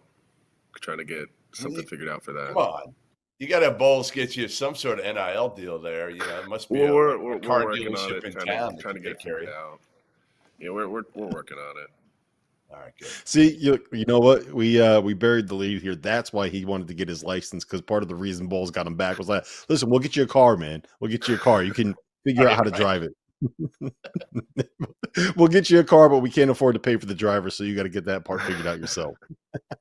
Yeah. Hey, who's been the biggest surprise of the new guys, of the 6 new guys? Has there been somebody that maybe you just didn't know enough about?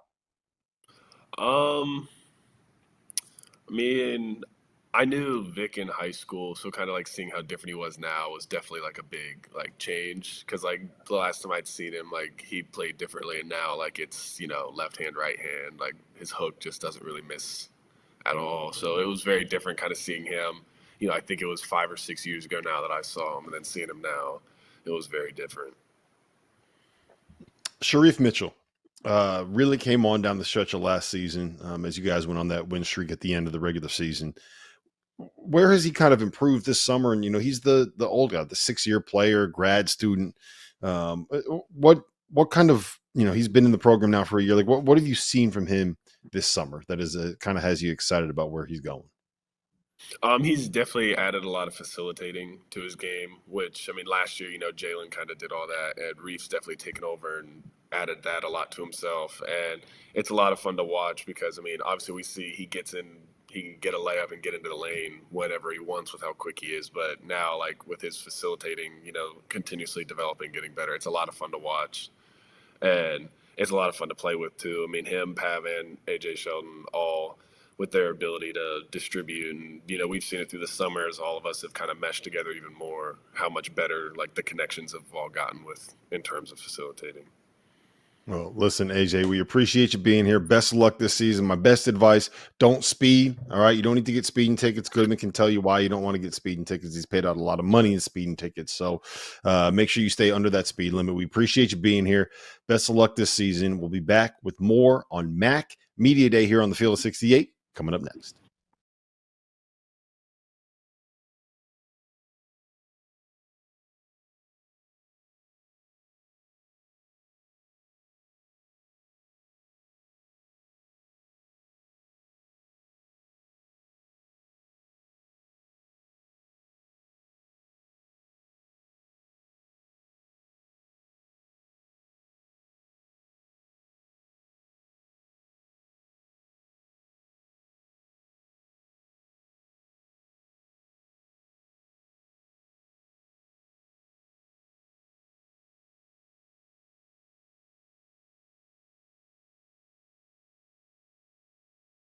Joining me now is Central Michigan head coach Kristin Haynie. Coach, basketball season already upon us. Year 1 in the books for you. It wasn't an injury-plagued one at that, but how would you assess season number 1 and your biggest takeaways? A lot of learning. It was definitely a year full of adversity, but I thought the players handled it well. We can't control injuries, and we had to, unfortunately, not play in a game. And that was the first and last time that was going to happen. So we called our coworkers and asked if we had any female athletes that played basketball in high school to join our team so we could field the team so that wouldn't happen again where we had to miss a game. Yeah, that is crazy. And coach, people sometimes underestimate the amount of time that a coach actually needs to help turn a program around. As you head into year 2, what do you like about the progress you've been able to make over the last few months? It's been awesome. Players are working hard. We're getting better every day, and that's all a coach can ask for. So we technically have 11 new players. And honestly, it's been really good as far as the chemistry on the team this early in the season. During the summertime, they spent a lot of time outside of basketball, and it was player led. We didn't tell them to bond and go to these activities. So it was pretty awesome to have 11 new faces on this team come together, and we're all here for one reason, is to win. Well, let's talk about those 11 new faces. What can you tell us about some of those newcomers and what your expectations are for them? It's just expectations are just work hard, control what you can control. Defense and rebounding are our identity. So we've been really harping on that. It's awesome that we get them in the summertime. 4 hours a week is not a lot, but we're thankful that we get them at all. And so now that we're in our full season, 20 hours a week that we get them, we're able to do more in practice. So we've been able to use this time to continue to get better in those areas. You do have 3 returners led by Lisa Tesson and Taylor Anderson. Anderson did miss most of MAC play, injured early in the MAC season. How much are you going to rely on them this year as you look to continue to build the culture and identity of your program? Yeah, Lisa Tesson did a really good job at point last year. She got a lot of game experience for us. She did a lot of, crucial plays at the end of games, and finished the game with her leadership and just her aggressiveness. And that was really good to see. So we're looking to build on that, her being a floor leader for us this year, with the experience that she has. And then Taylor Anderson, she's doing really well with rehab. She's on pace to play this year. So, we're counting on her to come back. She's starting to practice a little bit. And so we're able to get her in the mix of things and, get her confident, and she looks really good. So we're excited to have her back too. You're going to Michigan, Nevada, Iowa State, Dayton, just to name a few. How important is it to challenge your team in the non-conference? And what are the biggest things that you learned from those games? Yeah, absolutely. We want to be challenged. The MAC is a difficult conference, so we want to play these Power 5 schools, and just to get out of it, we just want to get better. We tell them all the time that upsets happen. It doesn't matter if who's supposed to win. As long as you go out there and play your best and give it all you have, the results will take care of themselves. And so just to go into those games with the mentality of we're at practice and we're just here to get better, and we'll see what the outcome of the game is. But we're up to play anyone, anytime, anywhere. So we're excited for the season. Coach, you've mentioned working hard and improving every day. What do you hope the identity of your team is this season? Defense and rebounding, for sure, because you can't always control the rock going in the basket. So we can control our effort, our attitude on defense, the grittiness and the toughness. So that's our identity. We've been working on it every day in practice. And then we want to play fast. We want to play up tempo, the pace of the game. We have the personnel to do it. So that's what our main goals are for the season, is our identity. Coach, before I let you go, I just want to ask you about the conference as a whole. When Kent State ended up winning the tournament, there was a lot of talk about whether we would see maybe Toledo or Ball State also getting into the NCAA tournament. How would you describe the level of competition that you face on a nightly basis in this conference? Yeah, I've been an assistant here too in this conference. 5 years, now I'm a head coach here. So the conference is strong. I hope we get back to being able to get 2 teams in the tournament. We play against the players are great in our conference. We have our conference, some of our teams are beating Power 5 schools, so we got to continue with that, continue to schedule Power 5 schools and just prove to them that we can belong to people in the NCAA tournament, and let's go. Well, Coach, we appreciate you taking the time with us here today. We can't believe basketball is already upon us. We'll see you soon. Thank you so much. Appreciate it.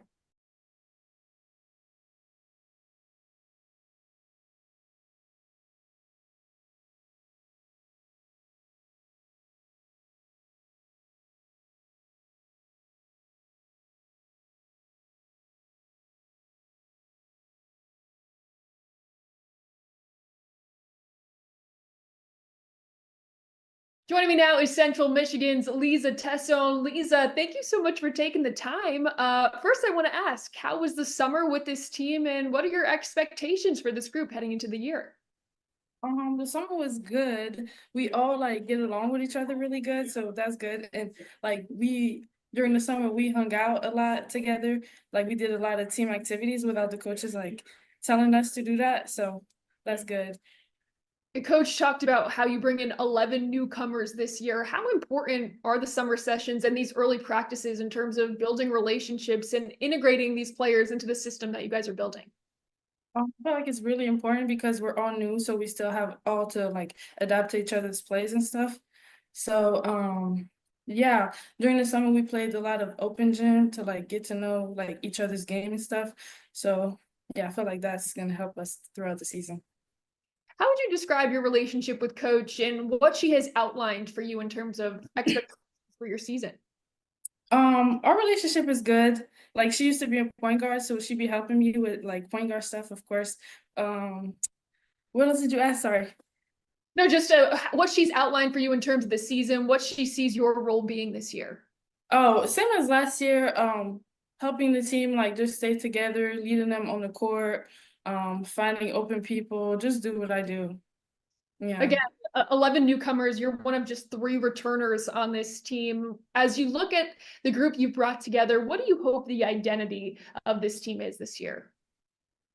I just hope people, because we're the underdogs right now, we're probably going to be ranked last in the conference. So we just want to prove people wrong and show them that we're dogs.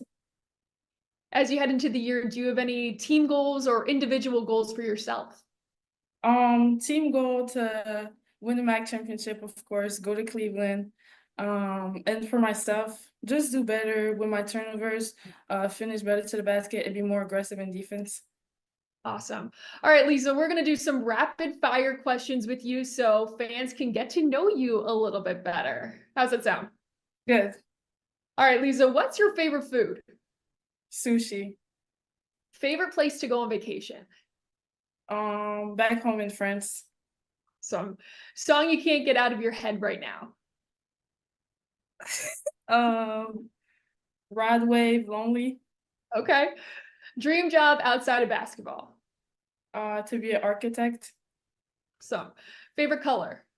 Pink and black. Hidden talent? I can draw. Oh, that's awesome. Favorite movie? I don't have one. I like movies. Okay. If I'm visiting campus, what's one place I need to go?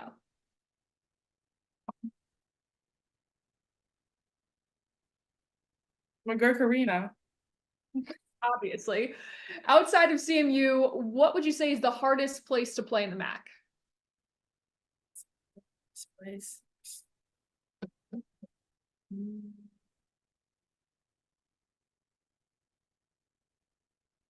I don't know. Maybe Miami because of their court. Okay. And one word to describe this year's team. Dogs. That's all I got. I love that. Lisa, thank you so much for taking the time. Basketball is upon us already. We'll be seeing you soon. Thank you.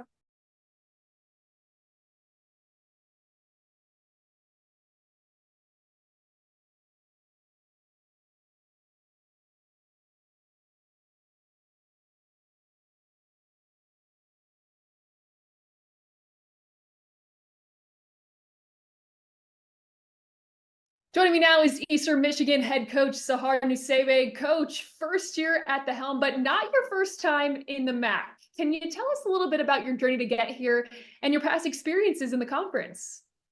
Absolutely, Kaylee. Well, first off, thank you for having me. I'm really excited to be here. And as you mentioned, not my first time in the MAC. Had the opportunity to work at Bowling Green State University earlier on in my career, and then also most recently at Miami of Ohio. 2 phenomenal institutions, but I'm quite partial to Eastern. It's been a great 5 months so far. I'm just really grateful to be back in such a competitive conference. I love the Mid-American. Well, you mentioned the 5 months job now. How would you assess the summer and ultimately your expectations for the group you put together? Yeah, I think our big word has been progress. We're just trying to be a little bit better than we were the day before. So just trying to grow that 1%, just trying to be 1% better than we were the day before.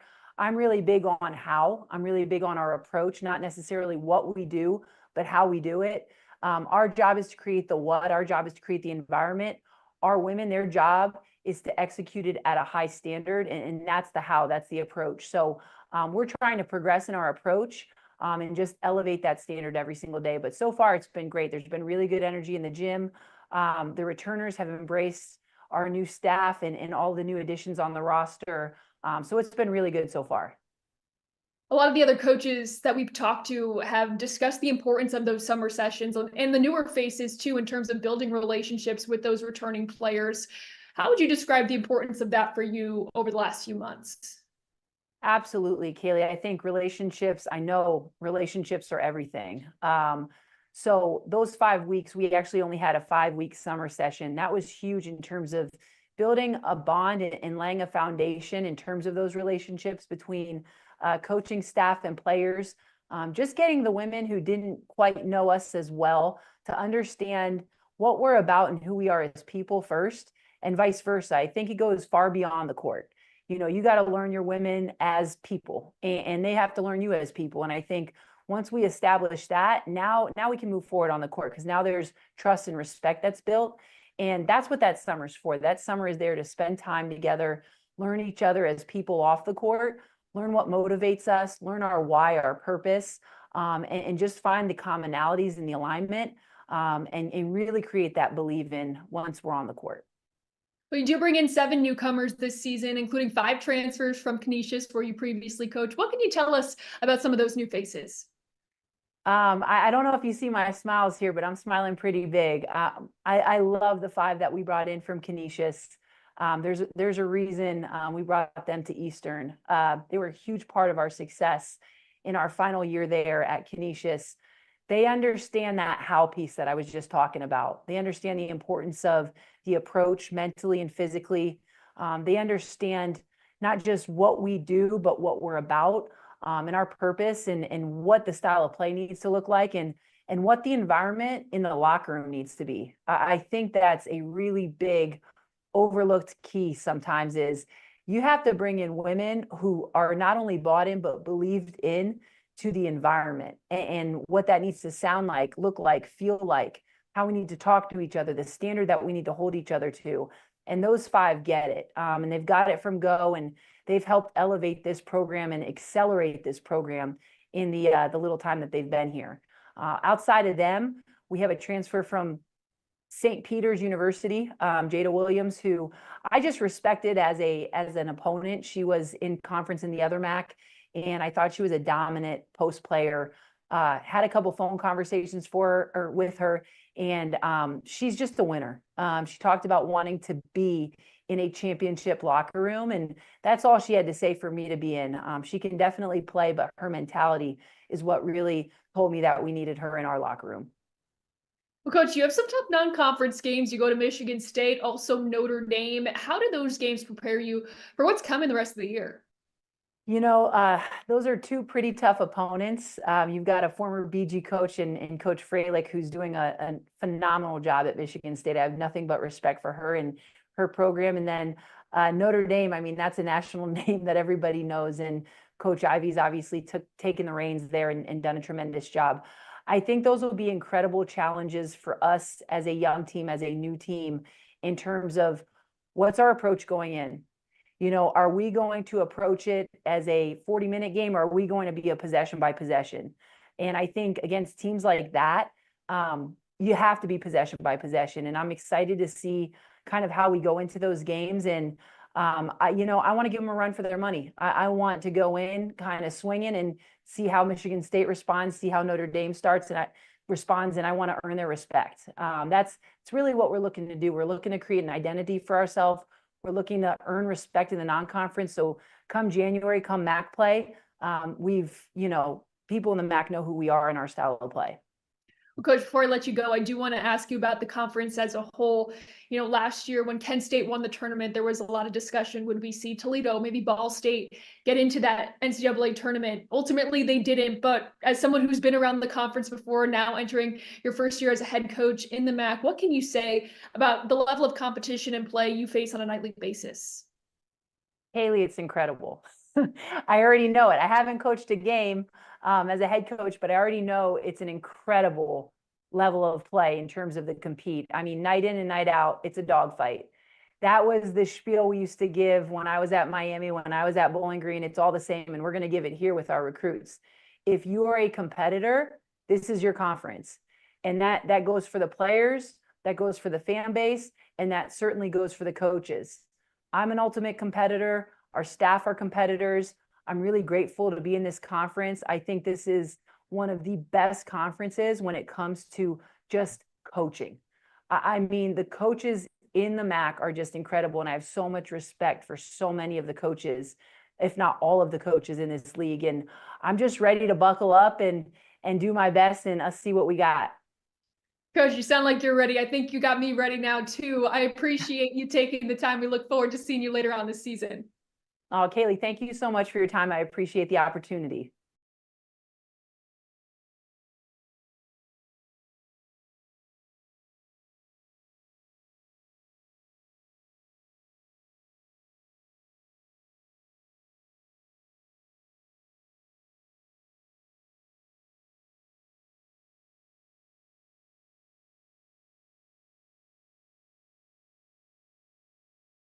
Me now is Eastern Michigan CC Aleko. CC, welcome to the MAC.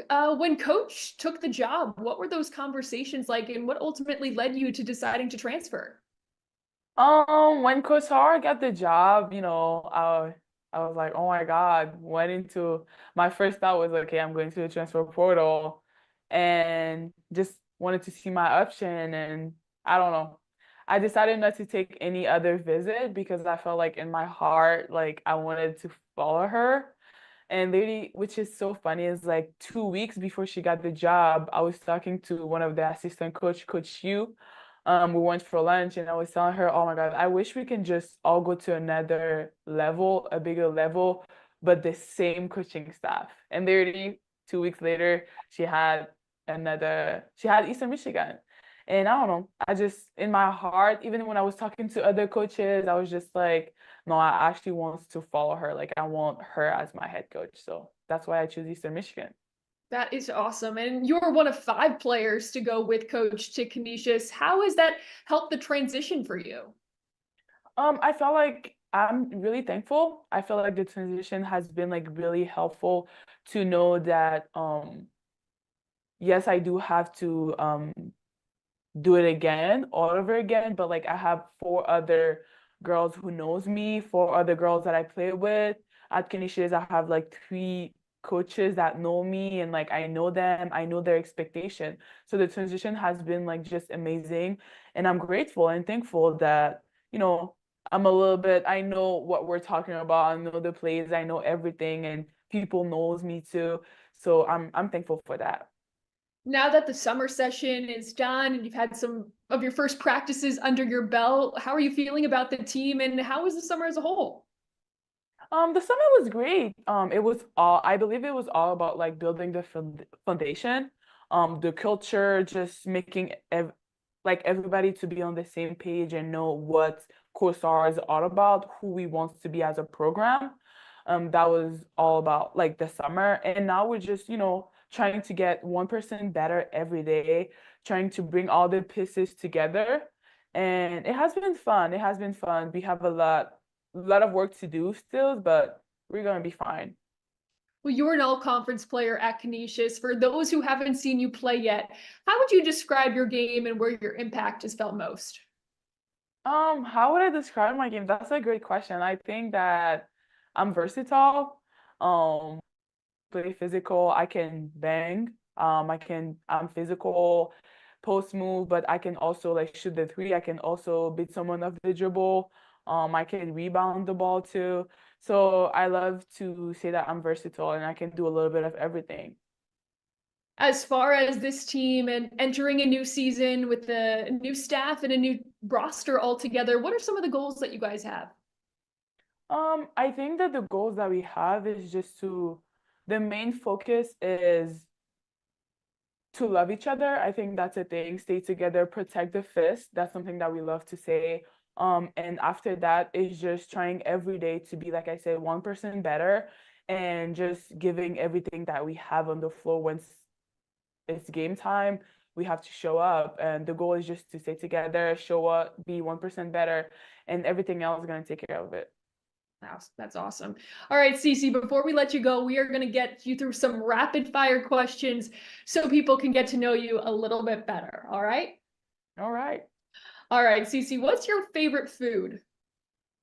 Lebanese food. Mediterranean food is my favorite. Yeah. Okay. Favorite place to go on vacation? That I've been, or like just my dream place? You can give me your dream if you'd like. Okay. My dream, I would say going to Italy Okay. or Greece. Yeah. Good choices. Song you can't get out of your head right now. Song I cannot get out of my head. Long Journey by Rod Wave. Okay. Dream job outside of basketball. Ooh. Dream job outside of basketball. Sports psychologist. Love that. Favorite color? Blue.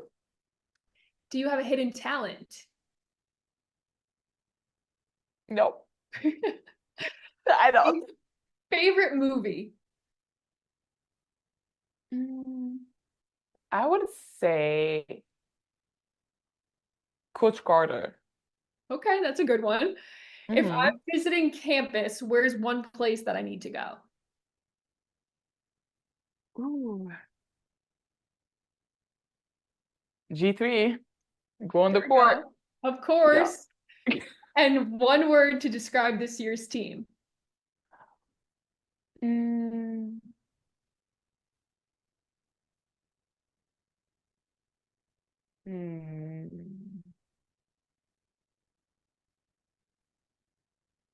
To describe this year's team, I'll say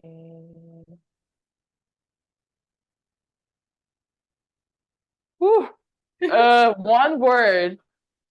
I would say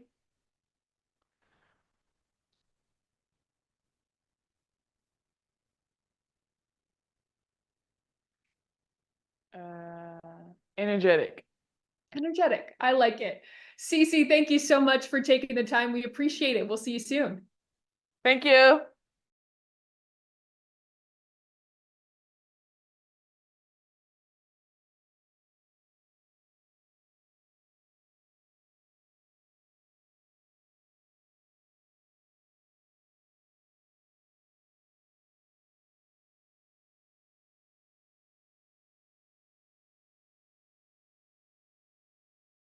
I'm joined now by Western Michigan head coach Shane Clipfeld. Coach, welcome back. Hard to believe basketball season is upon us already. How would you assess the summer with your group and your expectations for the team this season?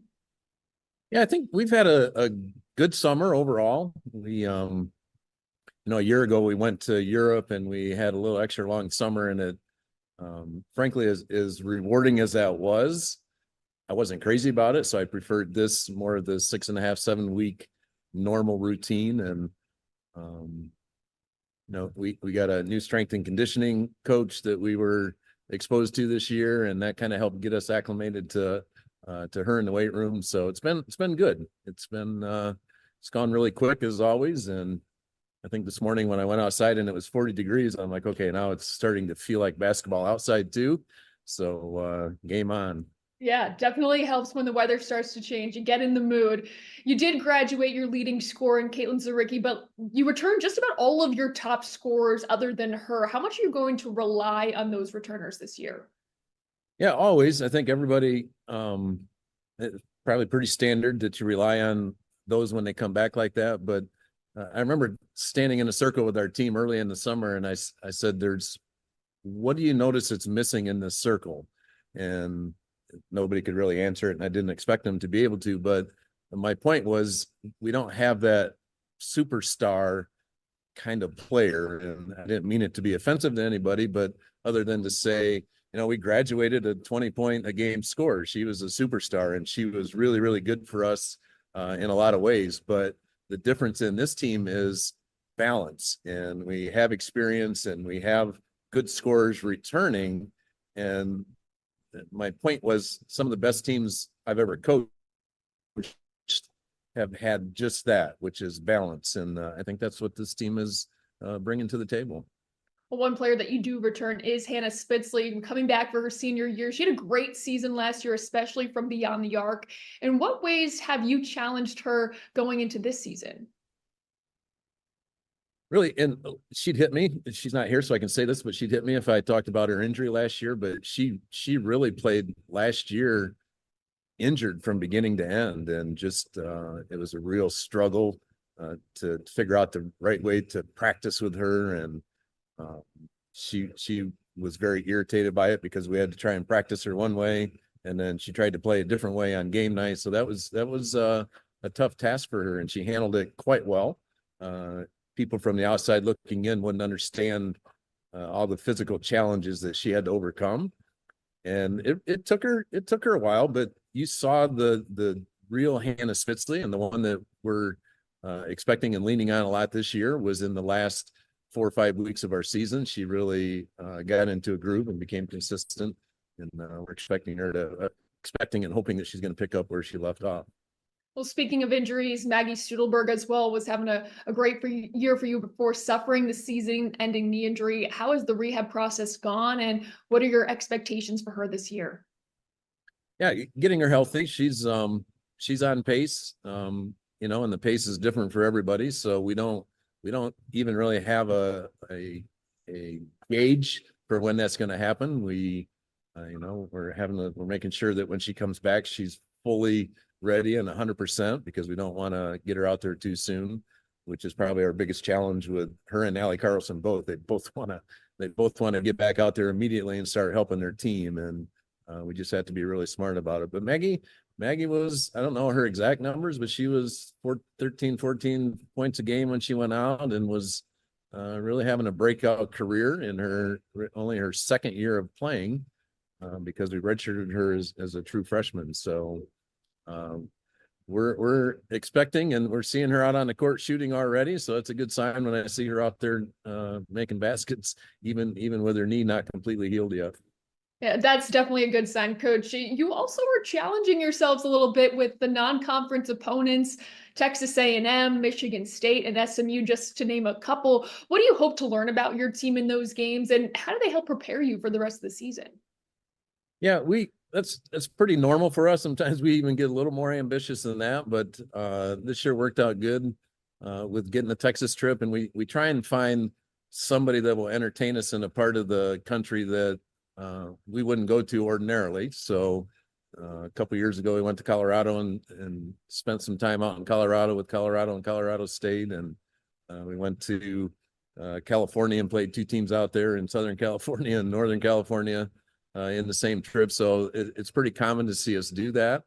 And obviously we're playing, theoretically and RPI and net rankings well above what we're going to see in the conference as a whole. So I think it just gives us a taste of when we make that NCAA tournament or even a WNIT appearance, that's the potential of the kind of opponent that we would have to beat in a first round game. Yeah, no question. You mentioned how this team is going to look different this year, obviously. Losing what was a 20-point score, you talked about needing to have more balance. How does that challenge you as a coach from season to season in terms of adjusting how you have to coach, knowing that the team style of play is going to look pretty different this year?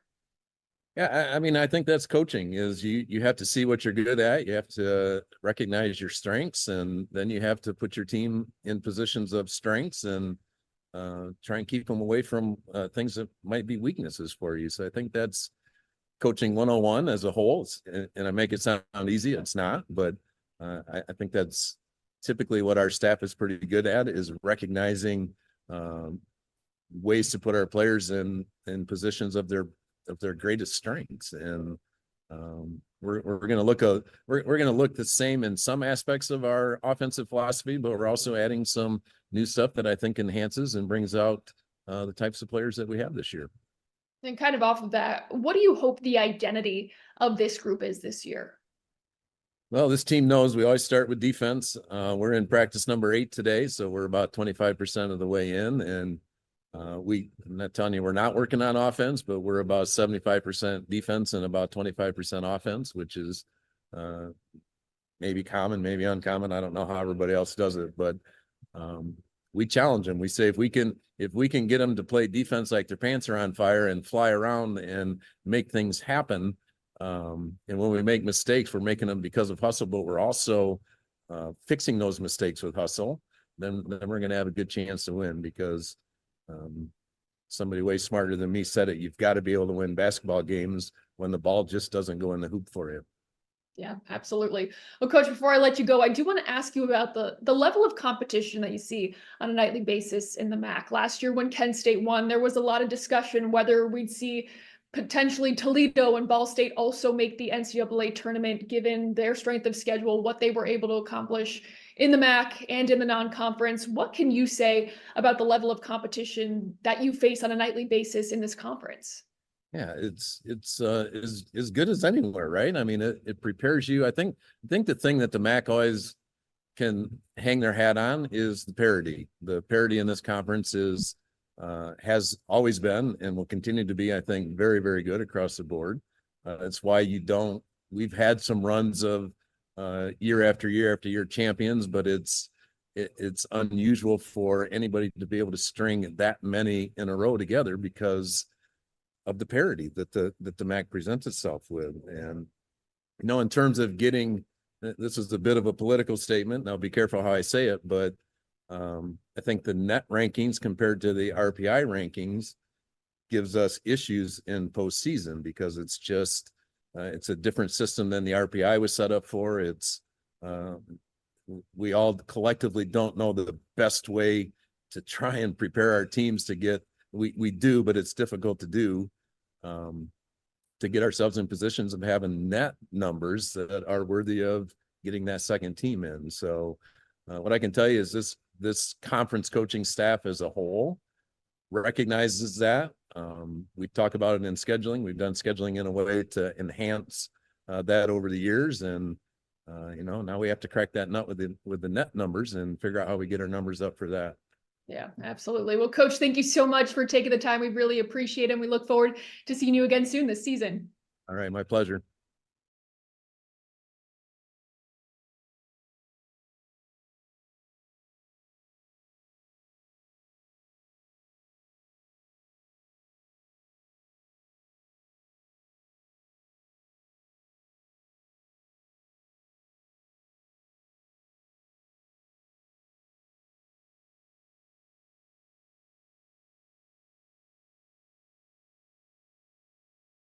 Joining me now is Hannah Spitzley from Western Michigan. Hannah, thank you so much for taking the time, entering your final season at Western Michigan.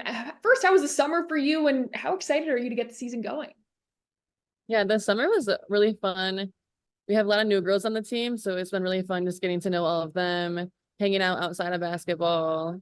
We have a lot of girls from overseas, and we like to do little culture nights for them, and they'll make food from their country that they're used to, and we all try it. So it's been fun getting to know everyone outside of basketball, and just being back on the court again with everybody. It's been really fun to just see how everyone plays together, just get used to everybody.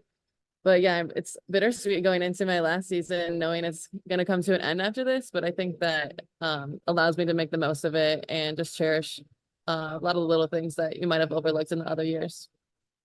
How would you describe the journey for you here at Western Michigan, and now the expectations you have for yourself as you enter your final year? It's been really fun. It's been really great. It's just been challenging. Coming in my freshman year was COVID, and on top of being a freshman, going to college athletics, we had to balance a pandemic, and it was just something that no one could navigate through because no one has done it before. And I think that we didn't get the summer together because of that. So coming in and having a weird season, masks, everything, that was a challenge in itself. And then years after that, we have just faced a lot of injuries. And I think just being adaptable to that and just trying to stay focused on our goals and staying positive through all of that has been challenging. But now I think we're in a good spot where I have done all of the craziness and a lot of the really hard things. And I'm just focusing on my love for basketball and how much fun it is and why we started in the first place. So I think that this last year for me, I just had the opportunity to enjoy basketball for what it is and enjoy that my teammates. So that's what I'm most excited for. Well, Coach mentioned some of the returners. You included being called upon in terms of leadership roles. What does leadership look like for you? From my experiences through high school and through college so far, my best idea of leadership is through example. I think that when you come in as a freshman, you are nervous, you don't know what's going to go on, it's your first time doing a lot of things. And having someone that you can look up to just by the way they're acting, the things that they're doing, sets a really good example of what to do for yourself. And then on and off the court as well, I think on the court, you have those leaders who are talking constantly, who are helping you through different things. I think that helps so much, just a transition for everybody and just brings everyone together. You understand where everyone should be at all times. And I think that gives comfort to others, knowing that someone's always got your back. If you forget something, if you aren't sure exactly why something's happening, you can just watch. You can watch what they're doing and understand that, okay, if I can do this the way she is, then it's okay. Yeah, that's awesome. Hey, Coach also mentioned that, this team is going to look a lot different than it did last year in terms of balance across the board. What do you hope the identity of this team is? I think our identity so far all summer and continuing on is just that everyone is capable. That Coach mentioned we don't have some super all-star on our team. I think that everyone is confident and they know that their teammates support them, that everyone knows that I'm fully capable of stepping up and making that shot, that the extra pass is for me and I should shoot it. And I think that people on this team know that and they're confident in themselves. So I think that is kind of like our thing right now. Like everyone can do this and it's going to be the best if we do it together. As you look at this team and you heading into your final year, do you have any team goals and individual goals for the year? Obviously make the MAC tournament. So far in my career, we've made it twice and lost first round. So I think making it deeper into that tournament, hopefully winning that, is always a goal that everyone has. My individual self, I think, I mentioned it earlier, but one of my biggest goals this year is just to have fun with it and just cherish everything because it is coming to an end.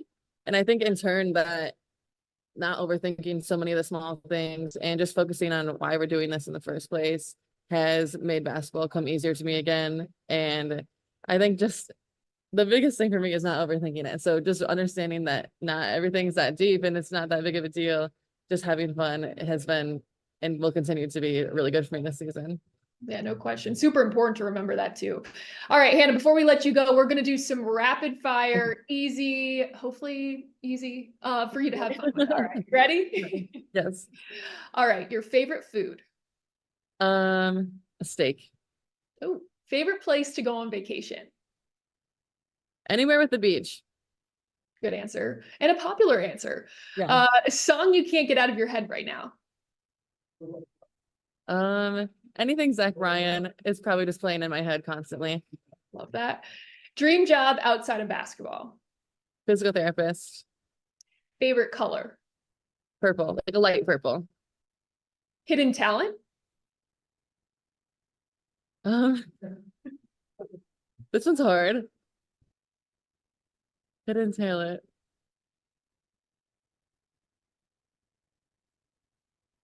I'm a really good fisher. Okay, love that. Favorite movie? Harry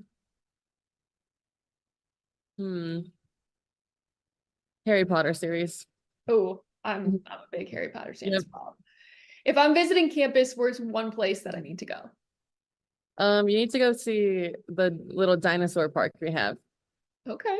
They are bigger than human-sized dinosaurs. Multiple. Huh. Yeah. Very interesting. You'll have to come see it. Yeah, now I'm so intrigued. Outside of Western Michigan, what is the hardest place to play in the MAC? Oh, at Kent State. It's Okay. very hard to pitch there. One word to describe this year's team.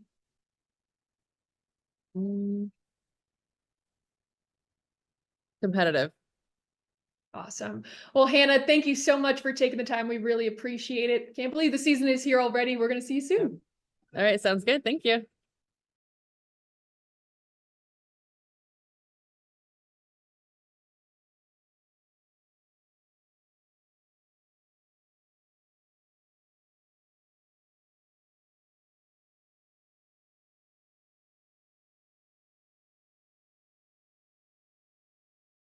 Joining me now is Akron women's basketball coach Ryan Gensler. Ryan, thank you so much for taking the time. Hard to believe we are already back again. How would you assess the summer with your team as you get set to start year 2? I think it was a really good offseason for us. Had to replace a lot from the springtime to the start of the summer, which was a good, testament to our staff and their ability to go out and recruit and find the right pieces, but most importantly, find the right people. We brought in 8 newcomers, and from that 8, about 6 of them, I had personally recruited in high school, and that, as a relationship-based coach and, building a program and our culture the way that we want it, those things are near and dear to how we want to be and operate, and knowing people and who they are and why they are the way they are is really important to me. So it first started with solidifying the roster, and then we got them all to campus in June, and had about 8 practices before we went to Puerto Rico and did a foreign tour down there and played against their national team. So we found out really quickly how we are, how we're going to play, and got some answers to the test a little bit earlier than most. Well, you mentioned the turnover, and obviously that's a challenge that pretty much every coach in the country is facing right now, is learning how to utilize the transfer portal. What has it been like for you in terms of positives and negatives? What are the challenges that you face in terms of finding those pieces, but also how beneficial it is to building a program up quickly?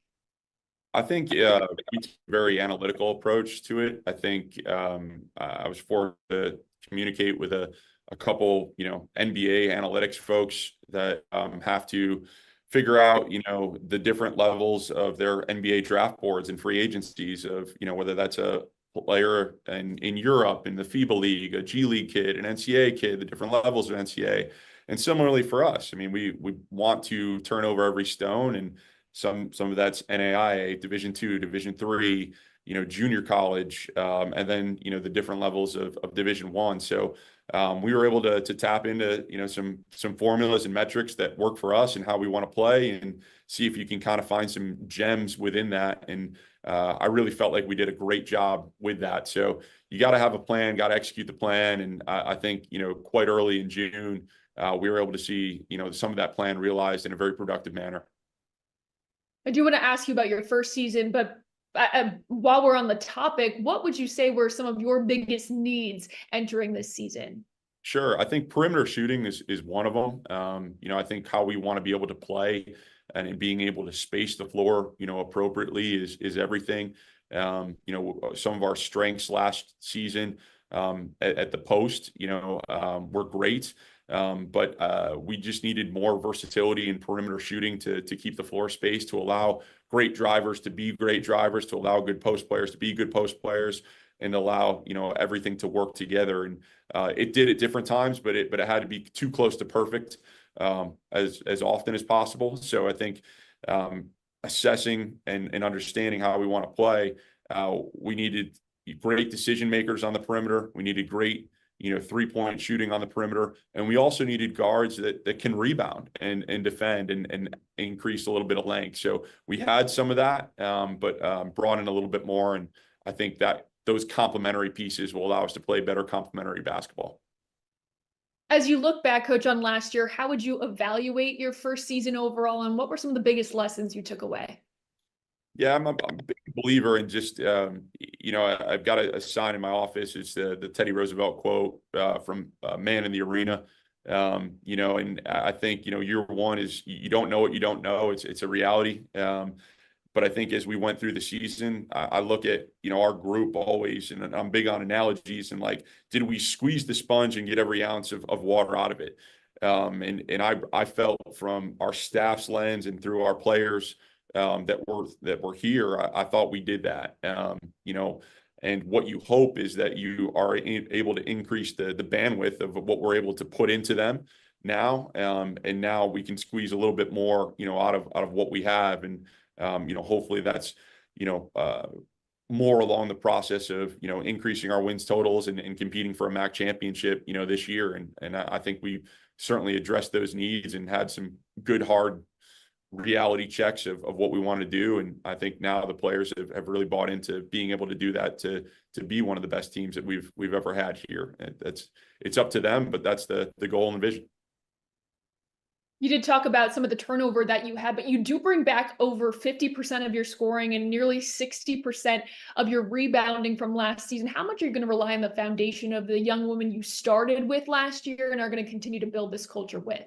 Yeah, I think it's a great point on the rebounding component of that, because we do. And, some of those players are great guard rebounders, which is an awesome luxury to have. And that's something that we're really going to rely upon. I thought, we want to be known for our development here. And I think our coaching staff is firm believers in that. Part of our offseason plan is coming up with development plans for each player and being able to execute those. And the ones that did stay and have the familiarity and continuity from last year really hit different checkpoints of our offseason by increasing, what it was they were working on. So I'm very optimistic that they've added some, dimensions to their game, or refined the ones that really worked for them moving forward, but also, believed in the message, believed in how we do things, and believe, with the complementary pieces that we brought in, that we can do something special. So I'm very, optimistic for the ones that stayed, that they're going to have a really good opportunity to leave their mark here. When you look at this team that you've constructed this year, how would you describe their identity, their style of play, and when they're at their best? I think what we've learned so far from an identity piece is, it starts with our defense. We say defend, rebound, run in that order. And, our defense has gotten better. It's been versatile with our ability to guard, multiple different styles and players. You mentioned some of the rebounding numbers coming back. I thought we rebounded at a pretty good level in Puerto Rico. Wasn't a glaring issue. And then, I thought we were able to move the ball really well. And I think our team knows, the analytics behind, the ball hitting multiple sides of the court, the analytics behind, the ball getting to the paint. Anytime we get a paint touch, something usually good happens.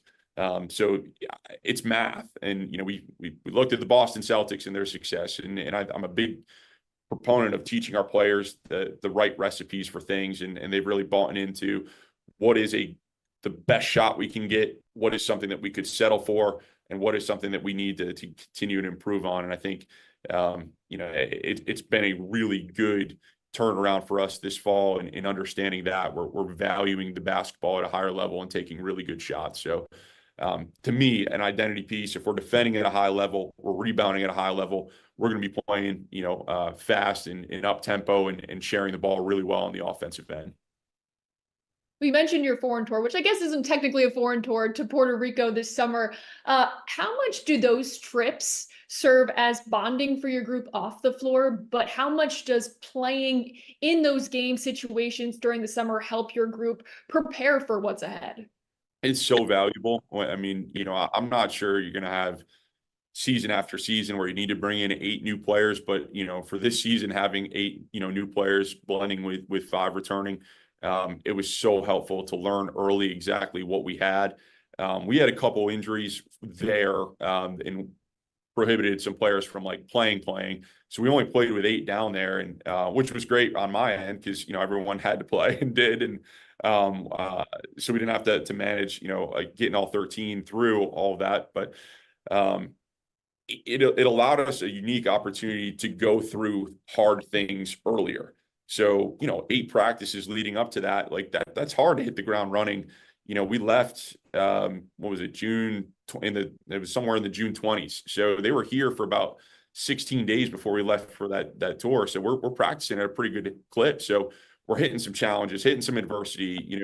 We get down there and, have some excursions to get to know one another a little bit better. The kids did a great job on doing some projects to present to one another on those things. So you go through a shared experience together, and you're able to learn, and then you're able to handle hard. I mean, we played the national team. It's cool to go watch them, in France this summer and realize that, like, you played against an Olympian, and very first game they play there, they lose to Spain by 1, and I'm like, hey, like, it wasn't a team that you normally go down there and get, the junior varsity high school team and you trounce by 80. Like, we were challenged, for 40 minutes down there, which I loved, and I think our players enjoyed that too. So a really unique opportunity for us to grow as a group. We've come back and became even stronger, identified the areas that we needed to work on, both on and off the court. And I feel like we're way more ahead on that stuff than we ever have been before.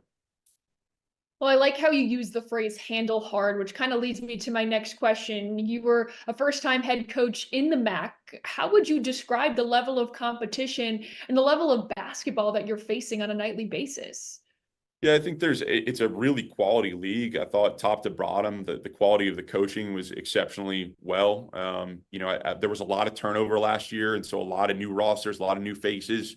And I thought you saw that in the MAC tournament, where, a 4 seed, ends up winning it. There was a lot of parity. I mean, even for us having, a Ball State early in our conference slate at home and, in a position, to win.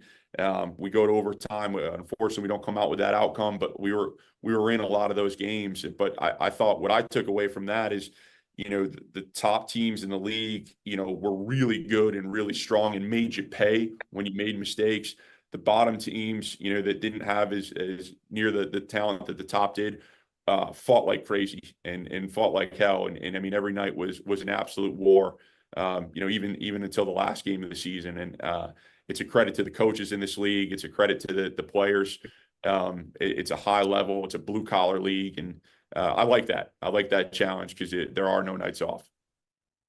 Well, it all gets going soon. Coach Ryan Getzler, thank you so much for taking the time. Hard to believe it's basketball season. It's upon us, and we'll be seeing you very soon. Sounds good. Thank you, Kayla.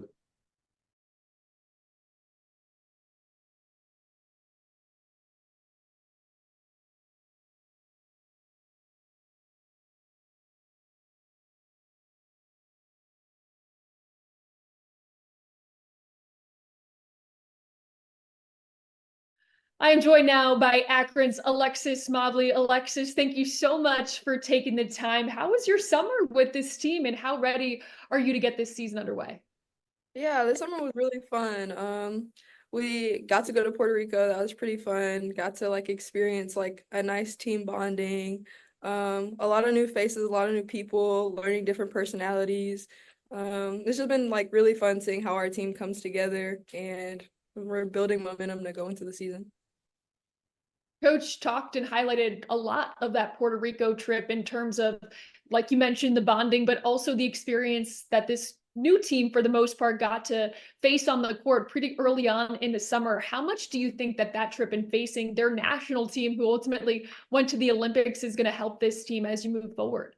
Yeah, like Coach said, we only had that 8 that got to play, but it was really fun. Me not being one of them, but I mean, it was really fun, seeing our team be able to, go through adversity together, see the challenges that we faced, and we didn't really get the outcome that we wanted to, but it was a good experience. It was a great experience to see our team come together. You talked about there being a number of new faces as part of this roster. What excites you most about the group you have coming together this year? Yeah, I think that we'll be able to play a little bit faster. So that's pretty exciting. Playing faster, rebounding more. I just think everything's going to be great. Well, speaking of rebounding, this team brings back about 60% of its rebounding from last year, you being the leading rebounder from a season ago. You appeared in 26 games, 17 starts. When you're out there on the floor, where does your team feel your impact the most? Probably on the glass. Yeah, that's something that I pride myself in, something that I want to continue to get better at is rebounding. I want to be one of the leading guards in MAC. So it's a goal of mine. You came from Danville Community College to Akron last year. What was the biggest adjustment you had to make to facing the competition in the MAC? Ooh. There's just like a lot of adversity that like I faced, like mentally, physically, but I did have a lot of like support. My support system was really great. So I would just say like adjusting overall was just kind of crazy to me. But support always helps. Coach Ryan always talks about showing people that you care. We had a lot of that. So they gave me a lot of confidence. So that's awesome. Now, despite you only being here for one season so far, you were one of the returners, so someone that coach is going to rely on for leadership. How has coach challenged you in terms of that, and what does leading the team look like for you? Yeah, so I'm probably one of the quiet ones on the team. So using my voice has been like a big thing. It's something that like I'm getting better at. Just keeping my team like, positive and optimistic for the season. Going into every practice, like letting them know that we do have something to do. We have a goal that we're looking for. So keeping everyone focused and challenging everyone. It's just like a big thing for us. Learning and seeing how we go through adversity is big. We want to like face it early so that we know like how to overcome it when it comes. Just staying on the right track, competing every day, and just like learning to rely on each other. That's awesome. When you look at this team as you get ready to head into another season, how would you describe this group's identity? Yeah, so defend, rebound, run in that order.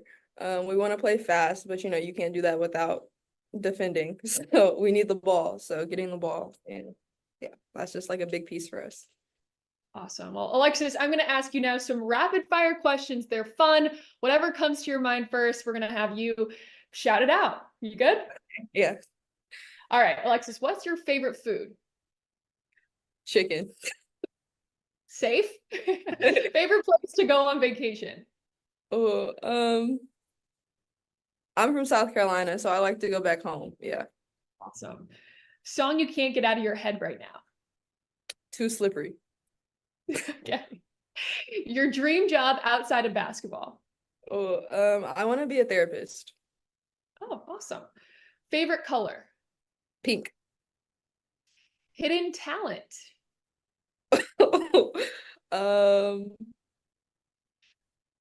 I can cook. I don't know. That's a good one. I like that. Favorite movie? Any Fast and Furious movie. Okay. Favorite series. If I'm visiting campus, where's one place I need to go? You obviously have to come see the jar. Obviously. Outside of Akron, what is the hardest place to play in the MAC? Ooh, BG was kind of tough. Their student section, yeah, BG. Okay. And one word to describe this year's team. One word.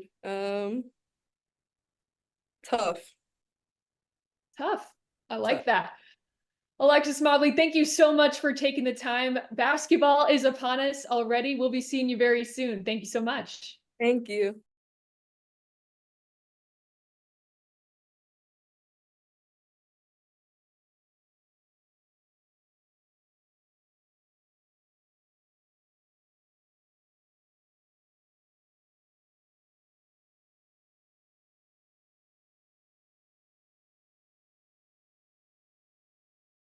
Joining me now is Miami head coach Glenn Box. Coach, year one in the books. What was your biggest takeaway from this season, and maybe some lessons learned that you had as you navigated that first season?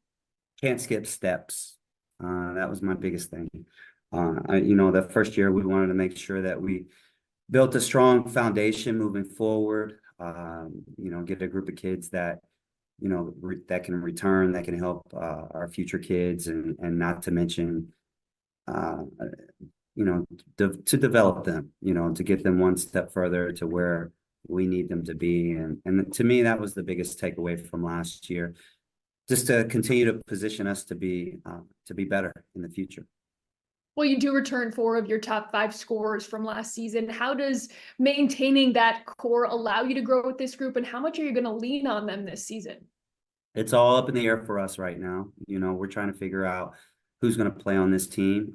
This is a new team, new year. Certainly our kids are significantly better than they were last year.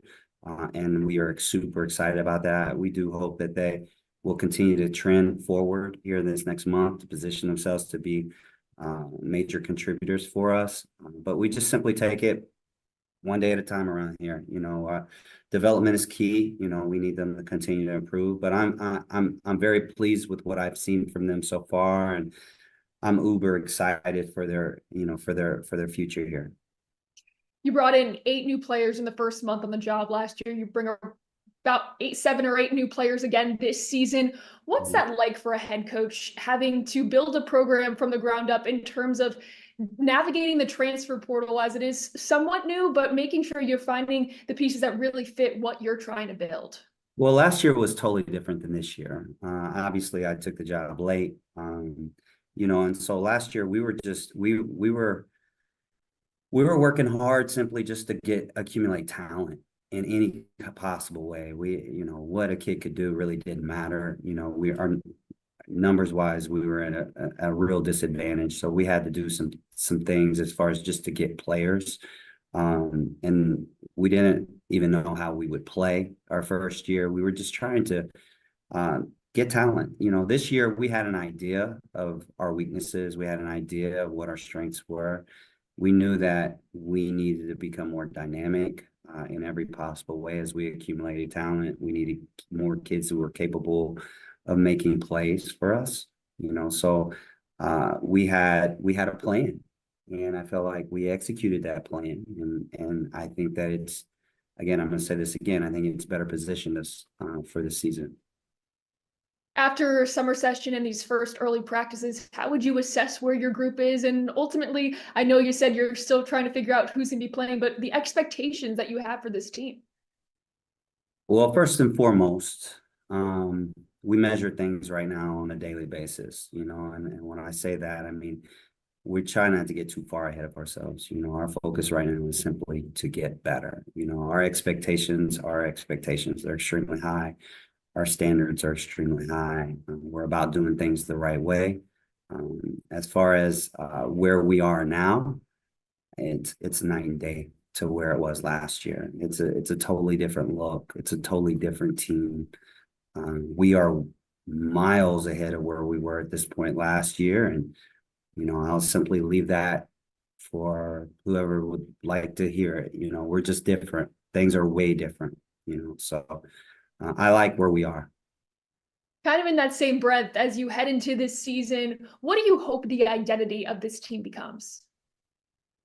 Discipline. We want to be a disciplined group. We want to be able to play fast. Everyone says it, but I think we have the personnel to play fast this year. I think that we simply want to do things the right way, you know, both on the court and off the court. I think all of that, you know, just saying that alone encompasses so many different things. You know, I want to be the program. I want us to be the program that our university is proud of, you know, and that to me is really, really important. You know, I want our administration to be proud of us as far as the steps that we're making, you know, as we progress into the future. And so I do think that we're taking the necessary steps on a daily basis to be more than competitive, and not just this year, but years to come. Coach, before I let you go, I do want to ask you about the conference as a whole. When Kent State won last year, there was a lot of talk about whether you would see maybe Toledo or Ball State steal a bid in the NCAA tournament. How would you describe the level of competition and level of play you face on a nightly basis in this conference? I think it's very good. Last year it was extremely top heavy. Obviously, when you talk about last year's team, you know, Kent State was good. Ball State, you know, Buffalo had a nice run down the stretch. You know, they were sporadic throughout the year as far as being really good. And so I think BG you could throw in there. I do think that, you know, I think that on any given day, any of these teams can beat anybody, you know, no matter how good these teams are. And I think as we move into this year, it looks to me as though these teams have gotten better. You know, as I look at some of the rosters, I think Ball State's probably better. You know, I think Kent State has added, you know, a piece or two that has certainly helped them. You know, even though, you know, they lost a key player, you know, Buffalo's going to continue to get stronger. And so I think the league as a whole will be better than it was last year. But I also think that we're better than we were last year. So I think that things could get pretty interesting. I think BG will continue to improve, but I don't want to shorten anybody. I think the league is good. You know, there's some really good coaches in this league that are going to prepare their teams to have them ready to go on any given night. You know, so it should be exciting. Yeah, no question. Coach, we appreciate you taking the time. Thanks so much. We'll see you soon. Thank you, Kaylee.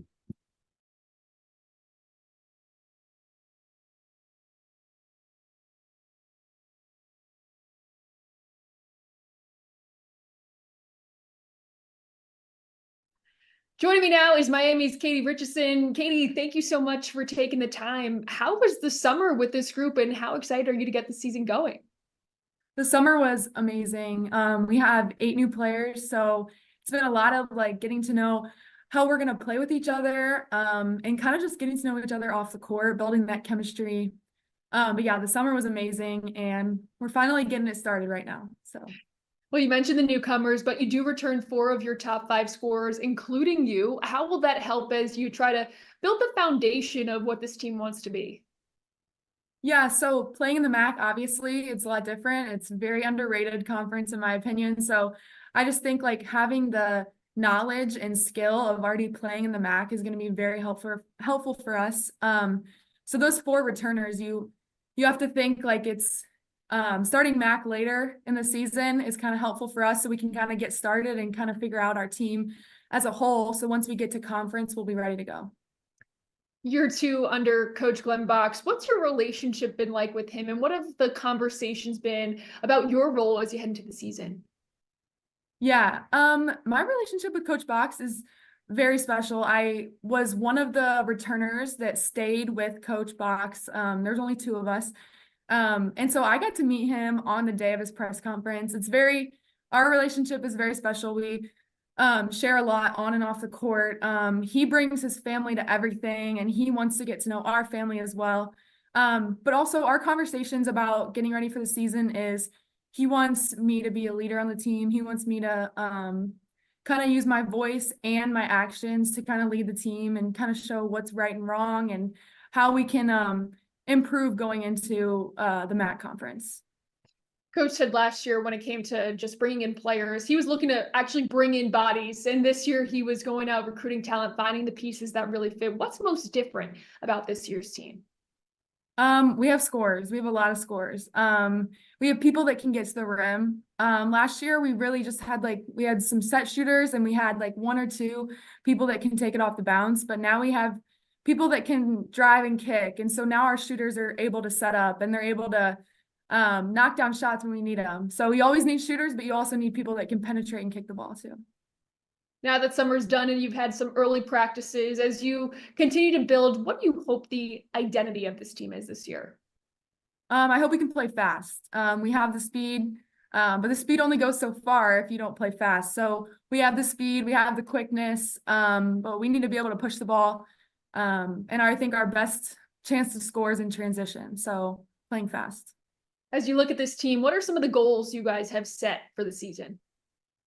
Honestly, Coach Box, everything he says is just win. So whether that's by 1 point, whether that's by 20. So getting into the MAC conference, for me personally, getting to the tournament, it's very sad to say, but I've never been to the MAC tournament. I wish I could say I have, but my senior year, going out on a strong note and getting to the MAC tournament and kind of showing who we are. Miami's been kind of not on people's radars in the past years, so kind of just showing who we are. And once you get to the MAC tournament, anything can happen. So yeah, no question, like we saw last year. All right, Katie, we are going to do some rapid fire questions to get to know you a little bit better. Mm-hmm. What is your favorite food? Ooh, salmon from Texas Roadhouse. Okay. Yeah. Favorite place to go on vacation? My favorite vacation was Puerto Rico. Song you can't get out of your head right now? Ooh. Probably something on TikTok, probably like, I don't know, some like Sexy Red song or something. Yeah, on those TikTok. always get stuck in your head. TikTok's Yes. crazy. Yeah. Dream job outside of basketball? I want to own my own practice in speech pathology. Very cool. Favorite color? Purple. Hidden talent? I don't really have a hidden talent. Me and my dad can both like move our ears without our hands. So I don't know if that's Unbelievably, someone else said that too. No So way. two of the same hidden talents, ear moving. Didn't know that was a thing, but it is. Yeah. Yeah. It's definitely genetic, I think. I love it. Favorite movie? Taken. If I'm visiting campus, what's one place I need to go? Bagel and Deli. For sure. Outside of Miami, what's the hardest place to play in the MAC? Ooh. Toledo. Their crowd is crazy. Yeah. And one word to describe this year's team. Competitive. I love it. Katie, thank you so much for taking the time. We'll see you soon. Thank you.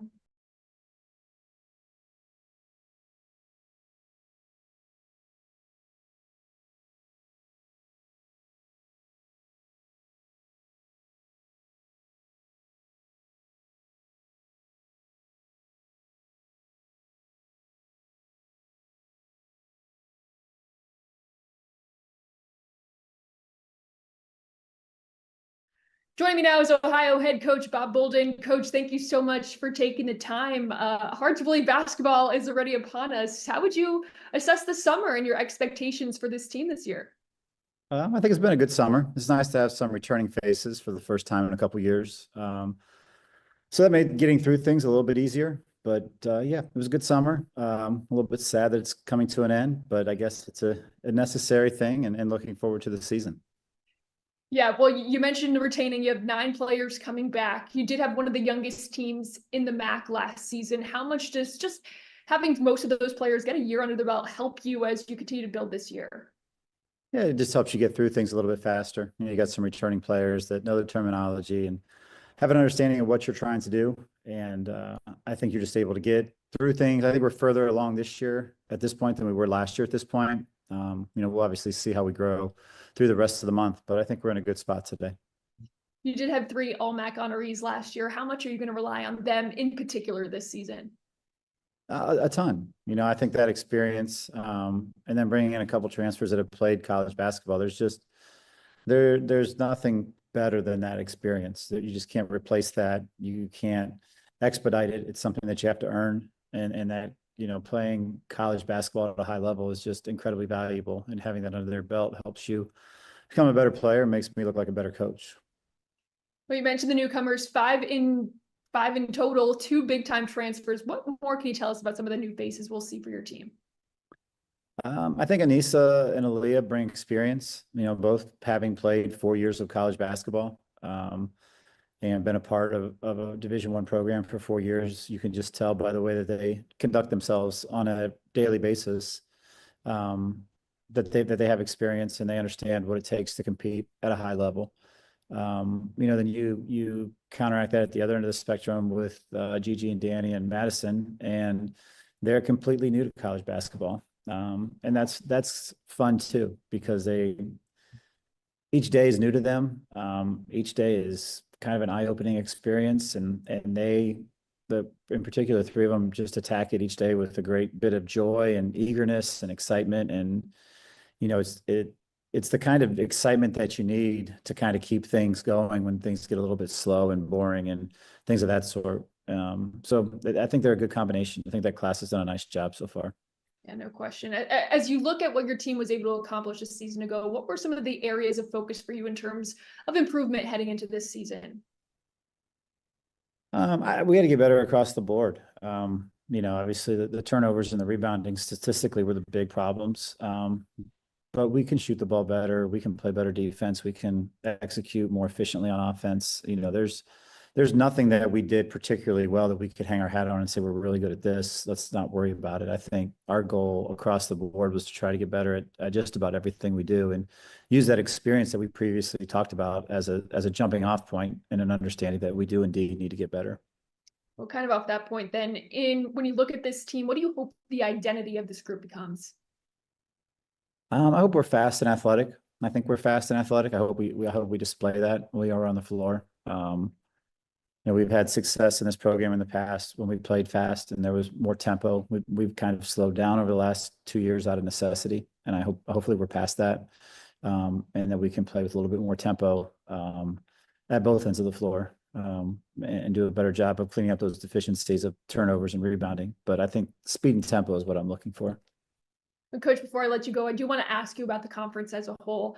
A lot of chatter about whether this league can be a 2-bid league come tournament time. Thought there was maybe a chance we'd see that last season. What can you say about the level of competition and talent that you face on a nightly basis in the MAC? It's hard. It's a very well balanced league. There are no bad teams. I think that sometimes hurts us. That our good teams don't get to just take a night off and win on any given night. It is hard. Going on the road in this league is very difficult. But I think that speaks not to the fact that we're not a good league, but just how balanced we are and how tough it is to win. And maybe those bottom teams, and we were in there at one point, their RPIs aren't great, but it's still hard to win at their gym. And I think top to bottom, our league is as good as it's ever been. And it's quite a challenge. And I think somebody will have to do something pretty special in the non-conference. We've got 2 months to play some teams outside of the conference, and a couple of our teams, if they want to make the postseason, are going to have to win those games. And if they do, then we certainly have a chance. We've done it before. It certainly can be done again. But I think it needs to be done in November and December more than anything else. Absolutely. Well, Coach, we appreciate you taking the time. Thank you so much, and we'll see you soon. Great. Thanks so much.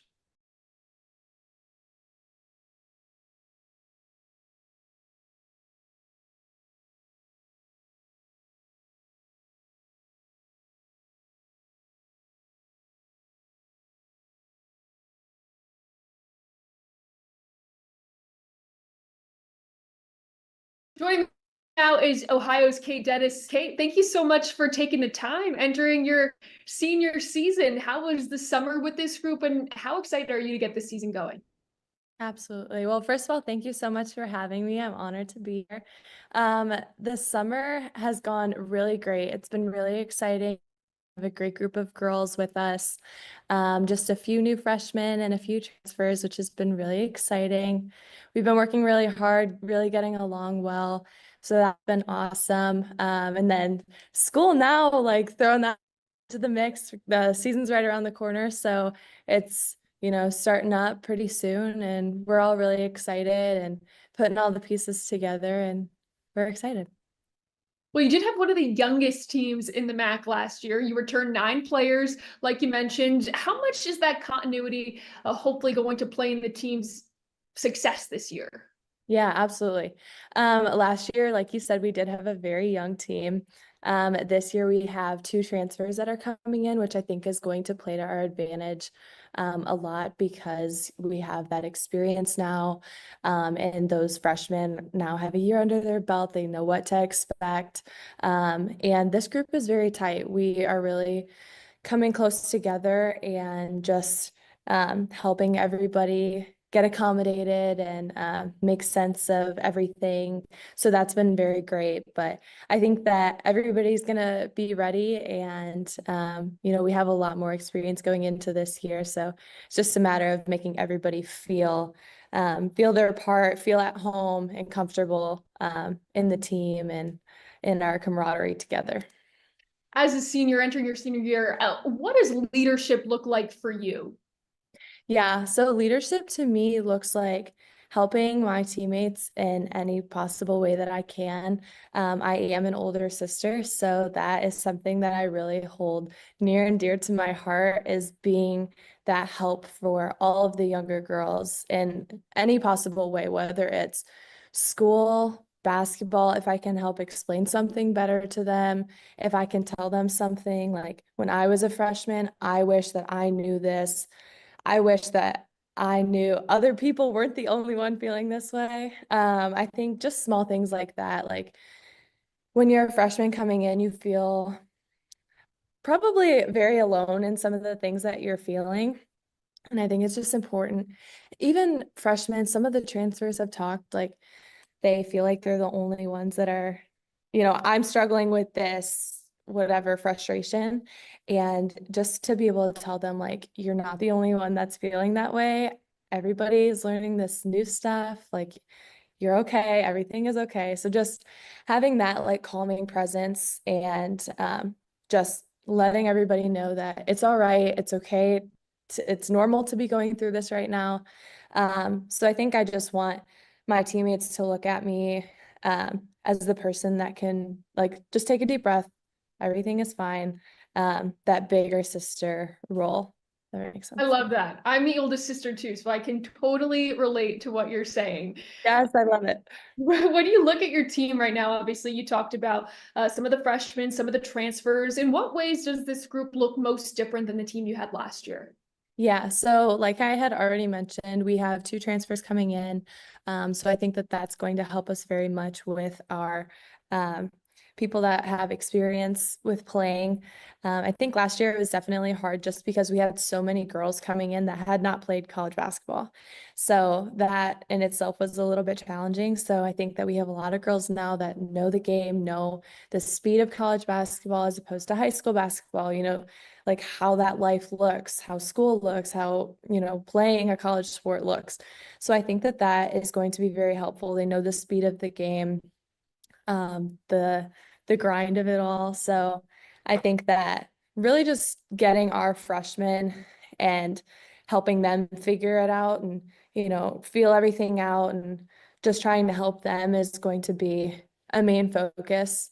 But I think everybody is really on the same page, which is very exciting going into the season. Now that your summer session is in the books, you've had a few practices under your belt. When you look at this team as you prepare for another grueling MAC schedule ahead, what do you hope the identity of the team is? I hope that our identity is just a team that plays really hard. Coach Bob really emphasizes to us in practices and games. I've, been here for 4 years now, so he just always wants us to play hard and to always keep playing, to just give it our best, whatever that looks like that day. So I just hope that this group is a team that really plays together, that really has each other's backs, and a team that just plays hard and, wants to win. I think everything else will fall into place as long as we're all a tight-knit group and just willing to do our part and to work as hard as we can, which is what we have already shown in practices, which is really exciting to see. Yeah, awesome. All right, Kate, before we let you go, we're going to do some rapid fire questions to get to know you a little bit better. You ready? Absolutely. All right, favorite food? Steak and potatoes. Favorite place to go on vacation? Anywhere hot and sunny. I will say Florida. Okay. Mm-hmm. Song you can't get out of your head right now? Oh my gosh. Let's see. What Don't Belong to Me by Post Malone. Okay. Dream job outside of basketball? To work in the sports industry. Awesome. Favorite color? Green. Of course. Hidden talent? I don't know if it's necessarily a talent, but I am a certified scuba diver. So that's something that normally surprises people. Very cool. Yes. Favorite movie? I love any of the funny animation movies, but I'll say Star Wars. Any of the Star Wars movies. I'll say that. Good answer. Mm-hmm. If I'm visiting campus, where's one place I need to go? College Green. College Green is absolutely beautiful. There's so many people on campus and so many animals too, which is like my favorite part of all. There's so many deer, squirrels, everything. So that's where like the heart of OU is. Love it. Mm-hmm. Outside of Ohio, what would you say is the hardest place to play in the MAC? The hardest place to play in the MAC is definitely Toledo. They get a good crowd. And it's so much fun to play there, though. I really love playing at Toledo. They have so many people come out, and it's such an exciting environment to play in, but definitely can be challenging at times. And finally, what's one word you'd use to describe this team? One word I would use to describe this team would be gritty. We are very tough, and we are just really willing to play for each other, which is something that I'm super optimistic about going into the season. Awesome. Well, Kate, thank you so much for taking the time. We really appreciate it, and we'll see you soon. Absolutely. Thank you so much.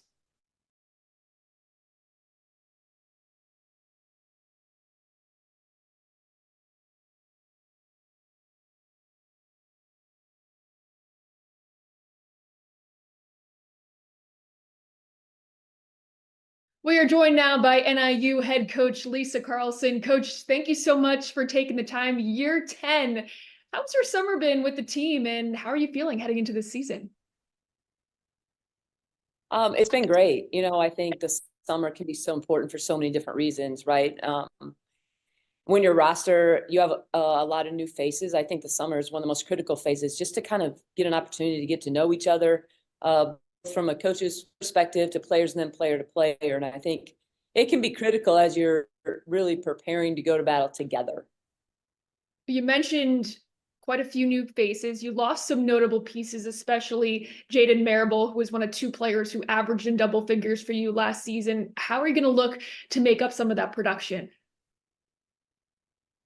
Well, I think we're super excited about the seniors that we have back and the leadership and what they've proven on the court. They will be the foundation of what we do, and we feel like we've added some pretty valuable pieces through the portal. And also, I'm really excited about our young kids. So I think we have all of the necessary pieces to put together a great roster, and then it's up to us to make it all work.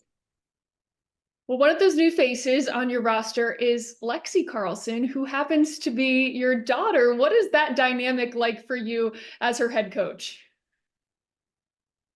It's been a lot of fun so far. It's interesting because you have a freshman coming in to your program that they're very, very familiar with. And so, it's funny, some of the older players definitely only remember her as coach's daughter and how involved she's been with the program from that aspect. But I think she's done a great job of really proving herself as a teammate. And that's probably what I'm most proud of. But I'm not going to lie, it's pretty fun on a day-to-day basis. Well, in the same breath, you do bring back 4 of your top 5 scorers, led by Brooke Stonebreaker. She was your leading scorer, 3rd team All-MAC a season ago. How much will her role continue to evolve this year? Yeah, I think Brooke had such a phenomenal year last year, really coming out of her junior season where she didn't play a lot and stepping into a completely different role and really embracing that challenge of being kind of a go-to player. Her All-MAC accolades at the end of the season kind of culminated with all the hard work that she put in. And so all those firsts that she went through last year are no longer firsts, and she understands how much we're going to rely on her from a productivity standpoint, and really her growth just as not just a player, but as a person, and her ability to lead through example. And she's really done a great job of finding her voice, especially for our new players. I would be remiss if I didn't ask you a little bit about Shelby Coker, who missed last season due to injury. She was a preseason 1st team All-MAC selection before the injury. What was last season like for her in terms of her rehab, being around the team, and how much are you going to look to her this season? Yeah, I mean, we're super excited to have Shelby back, right, for so many different reasons. I think last year, as it is for all players, was really hard. She had a great summer, was anticipating having a great season, and then had to make that decision with the injury to have surgery. But, her voice is something that we have valued throughout her entire career. And I think that was really good for us last year, but it's going to be a lot better having her on the floor with the ball in her hands. And Coach, you really are testing your team in the non-conference. You're going to Iowa, you're going to Missouri. What do you hope to learn about your group in these types of matchups? Well, I think our non-conference schedule puts us in a great situation to prepare for what we know is kind of a gauntlet in the MAC. You mentioned a couple of Power 4 schools that we're going to go on the road and really enjoy the experience and challenge our, really upperclassmen heavy roster. And I think you have to do that to really have that gut check to find out where you're at. I feel great, again, about the senior leadership that we have and our ability to go in and compete in any game that we play. And so I think it's more excitement than anything to really get going.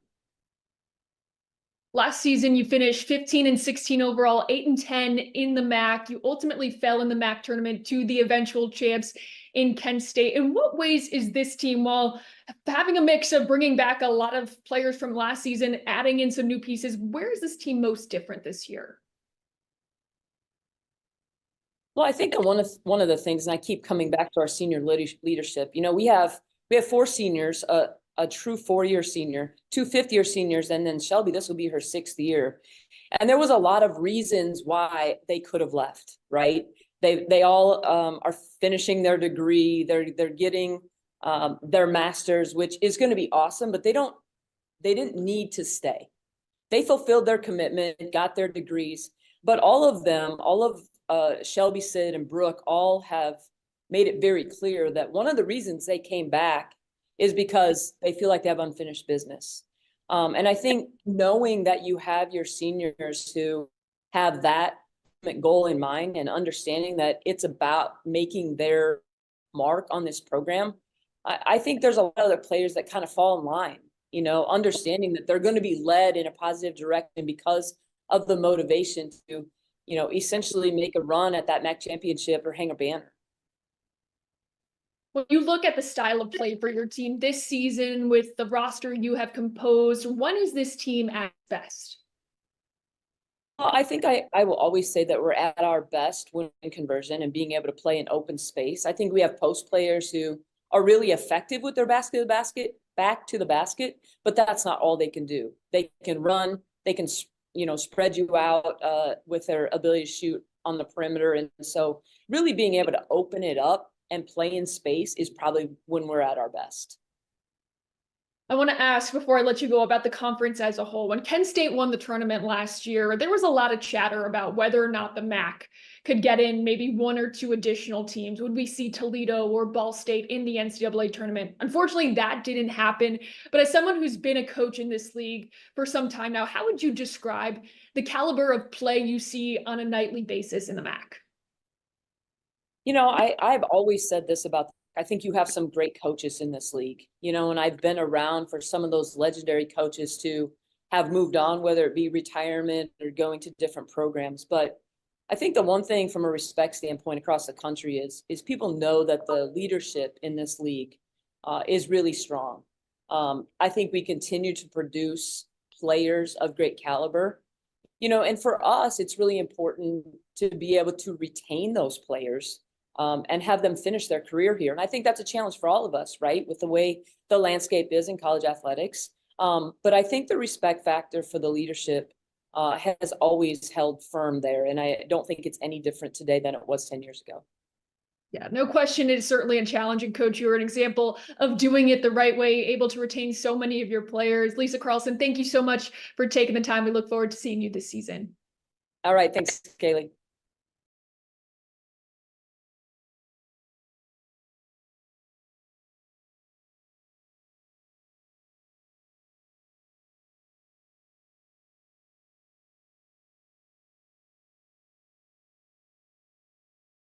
Coker. Shelby, thank you so much for taking the time joining us here today. I want to start by asking you about last season. Take me through what your reaction was to learning you had yet another injury that was going to take you out for the season. Yeah, I was pretty devastated when I found out that I needed to have surgery, but I think the support from the staff and even my teammates really helped me get through that time. Coach talked about how your voice was still so strong in the locker room with your team. How important was it for you to remain connected to the group last year, even though you couldn't be out on the court?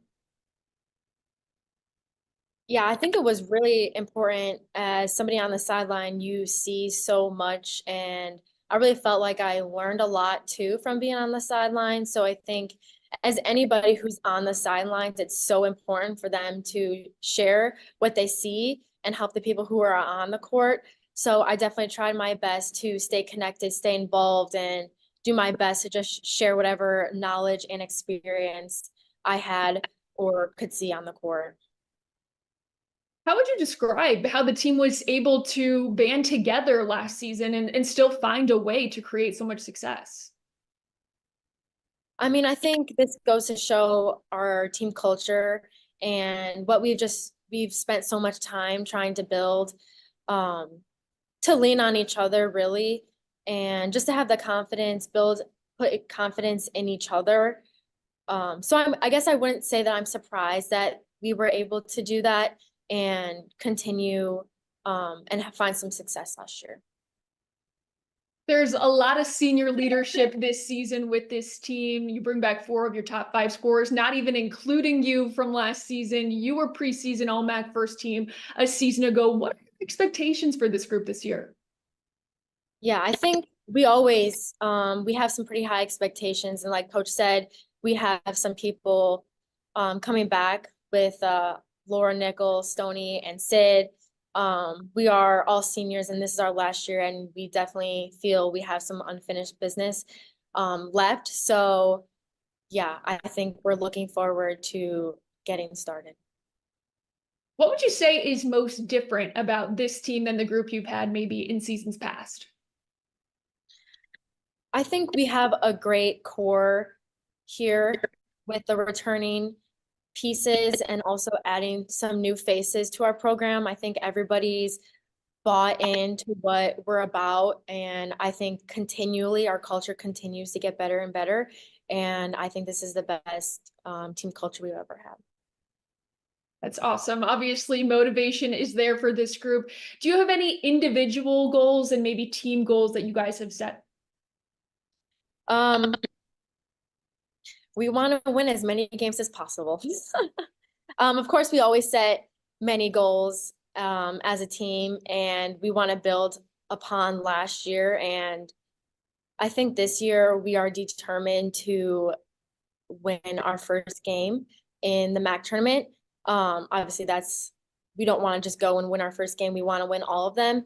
But in my career here, we have our eyes on the prize, definitely. I asked your coach this, but I think it's good to get a player's perspective too. The MAC has widely been acknowledged as a tremendous league in women's basketball. How would you describe the level of competition that you face on a nightly basis? Yeah, I mean, we see it all the time. I think the MAC produces excellent players. And I think just the level of intensity, the strength, and the pace of our game isn't always recognized. And I think we've had amazing players leave the MAC, graduate from the MAC, or move on to the next level. So yeah, I completely agree with Coach on that aspect, that the MAC is no joke. Well, Shelby, before I let you go, we're doing some rapid fire questions with the players that we're talking to. So these are some fun questions. So let's see what you got for us. What is your favorite food? Peanut butter. Okay. Favorite place to go on vacation? Anywhere that has a beach. Great answer. Song you can't get out of your head right now? Oh gosh. I don't know. I don't have an answer to that one. Dream job outside of basketball? To coach. What's your favorite color? Green. Do you have a hidden talent? I can play the guitar. Oh, okay. What is your favorite movie? I would say Miracle on Ice. Okay. If I'm visiting campus, where's one place that I need to go? Baddies. Outside of NIU, what is the hardest place to play in the MAC? That's a tough one. I would say probably Toledo, just because their fan base is amazing and we always know it's going to be a great atmosphere. Awesome. And one word to describe this year's team. motivated. I love that. Shelby Coker, thank you so much for taking the time. We're looking forward to seeing you back on the court this season. It is coming quick. We'll see you soon. Thank you.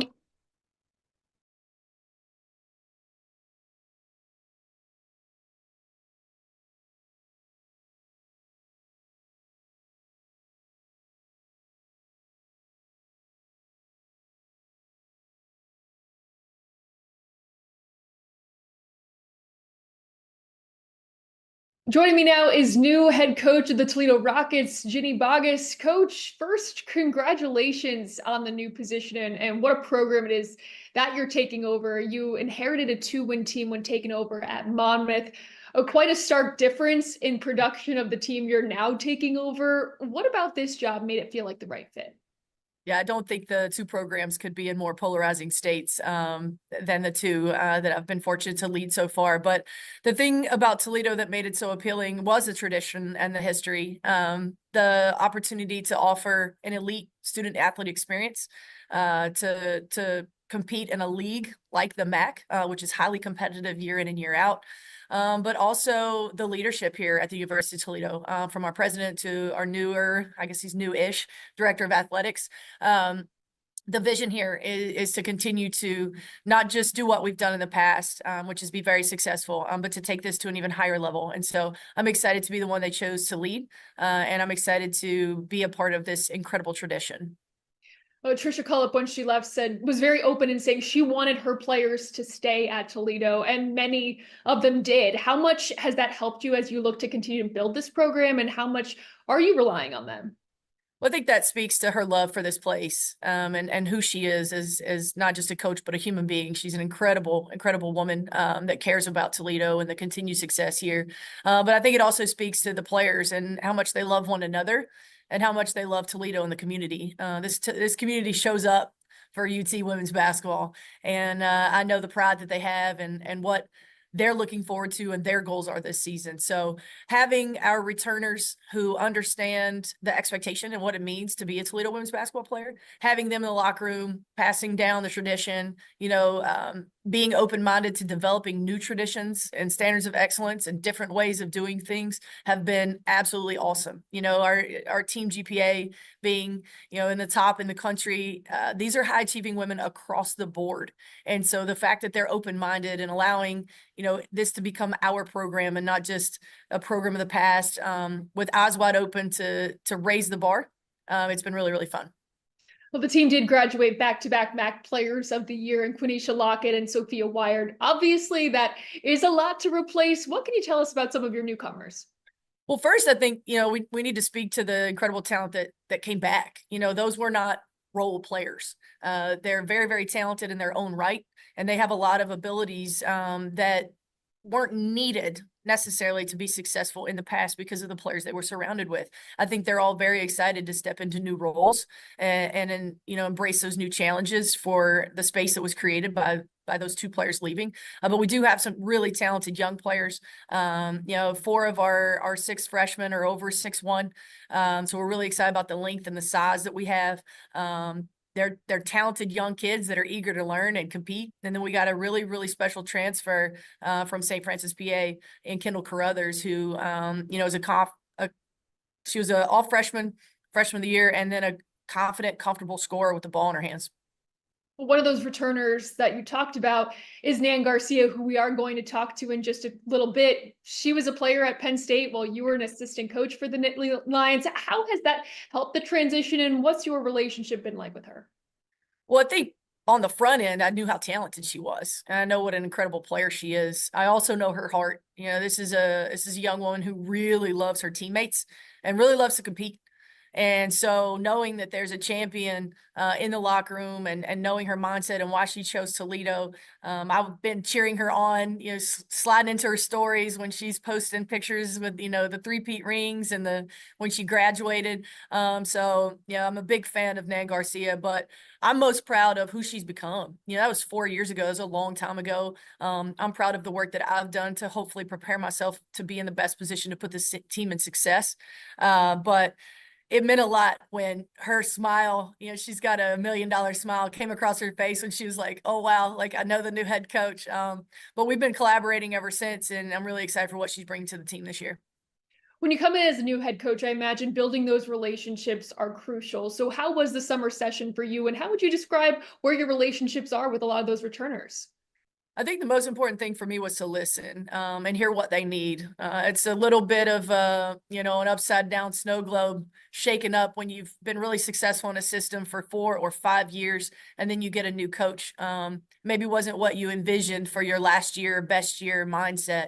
And so I tried to listen, hear what they need. I tend to lean heavy on skill development this summer, but it was clear that they needed a broader picture of what our offense and our defensive philosophies were going to be. And so we dove right in. But we just worked on getting to know one another, trust and truth and transparency. Quality time, bonding at the pool. We had a great blue gold week where we really got to compete. We've got, some older players that have a couple nagging things. So we got healthy, tried to really nurse our injuries. And I thought they did a really good job of leading the freshmen to, like I said, bringing them into the UT culture and showing them around our incredible city and sharing with them what it means to be a Rocket. Yeah, you talked about the culture, the standard that this program holds itself to. What are your expectations for this team this season?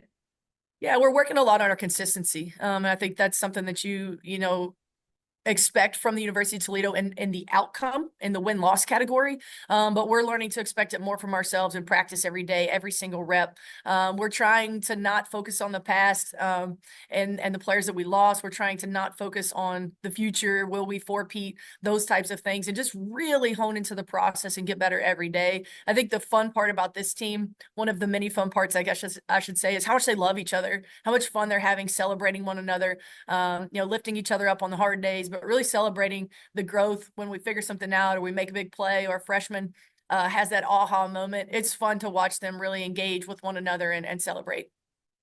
Well, you're not holding back in the non-conference either. You're going to Iowa, you're facing Maryland, just to name a few. Why is it important to challenge your team in those non-conference games? Well, it's impossible to become something you've never seen. Yeah, if we want to be a Sweet 16 caliber team, if we want to be a championship level team, we have to feel that. We have to experience that. We have to face that. We have to go on the road and feel what it feels like to play, in Carter at Iowa and all of those fun things that come with the non-conference challenge that we've picked up. I did inherit the schedule, but I couldn't be more thrilled with it. We have some really, really fun games. And, I think the MAC coaches would all agree. We're trying to position ourselves to be a multi-big league. We think this league is extremely talented. And in order for that to happen and avoid the necessity to be absolutely perfect on that last weekend, we've got to have that non-conference preparation and that strength of schedule to carry us. Yeah, no question. Coach, before I let you go, I just want to ask, as you look at your team as a whole heading into this season, what do you hope the identity of this group is? Like I said, that consistency, who Toledo is going to be night in and night out. I think we're really proud of our selflessness.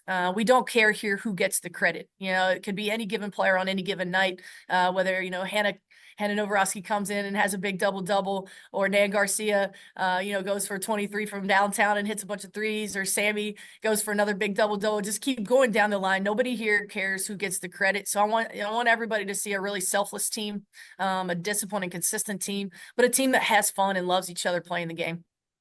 Well, Coach, we appreciate the time. So looking forward to seeing you on the sidelines with Toledo this year, and we'll see you soon. Thank you. Go Rockets.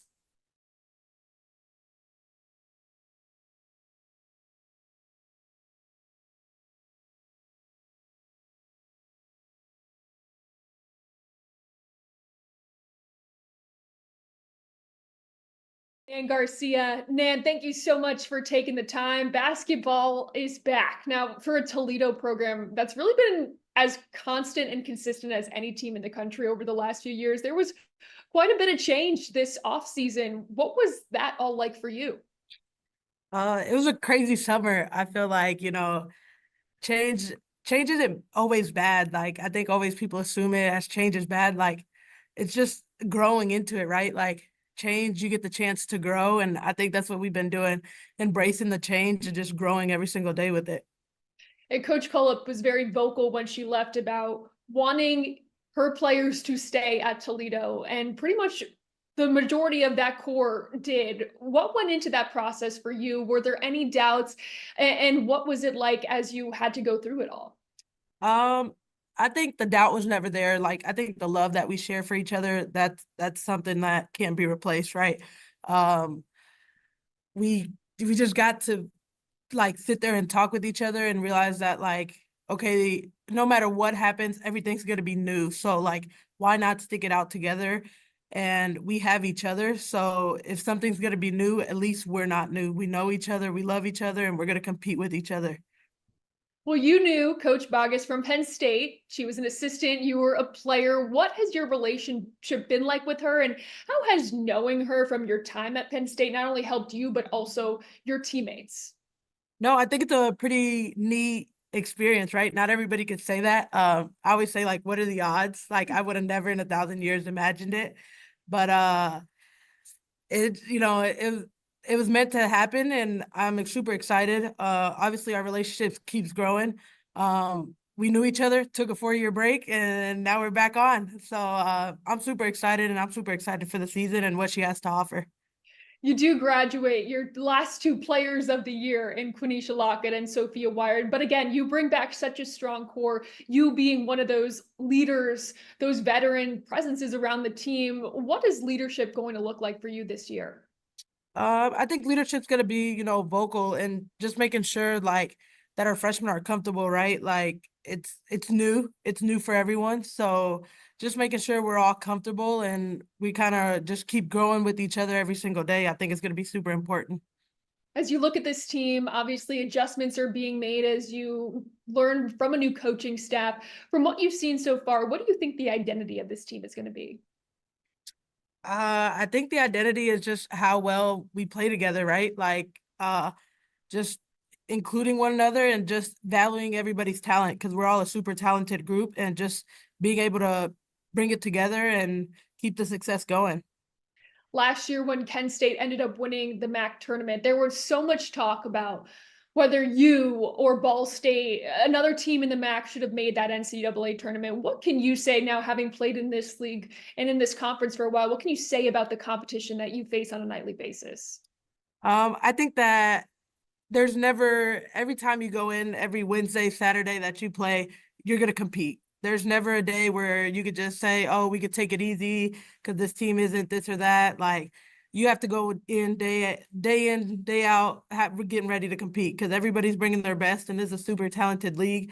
So you just got to bring your best every single night. As you head into this season, Nan, what are some of your individual goals and maybe some team goals you guys have collectively? I just want this year to be the best year so far. I want to enjoy it, right? I don't know what the future holds for me. So I just want to enjoy it every single day that I can. And that's what I live by, right? Enjoy every single day and keep growing and making this year the best it can be. All right, Nan, before we let you go, we're going to do some quick rapid fire questions to get to know you a little bit better. Let's start with your favorite food. Soup. I'm a soup lover. Ooh, wow, that's a new one. Yeah. Favorite place to go on vacation? Puerto Rico. Okay. Song you can't get out of your head right now? To be honest, anything that got to do with Bad Bunny, I could probably get around it. Okay. Dream job outside of basketball? Being a head coach. Favorite color? Pink. Hidden talent? I don't know if I have a hidden talent. I always tell people I could speak Spanish, but I wouldn't say that's a hidden talent. I'd say it's a normal talent. Favorite movie? The Greatest Showman's pretty up there. Someone else said that too. I'm surprised. That's an interesting answer that I've heard multiple times. Yeah, it's a great musical. For people that don't like musicals, I'd still definitely recommend that movie. There we go. If I'm visiting campus, where's one place that I need to go? Ooh. Savage Arena. I feel like our locker room and all that stuff. Savage Arena is a pretty cool place to visit. Well, this lines right up with that then, because outside of Toledo, what would you say is the hardest place to play in the MAC? Ball State. Ball State's definitely up there. And finally, one word to describe this year's team. Sisterhood. Sisterhood. I like that. Man, Garcia, thank you so much for taking the time. We look forward to seeing you later on this season. Thank you. Thanks for having me.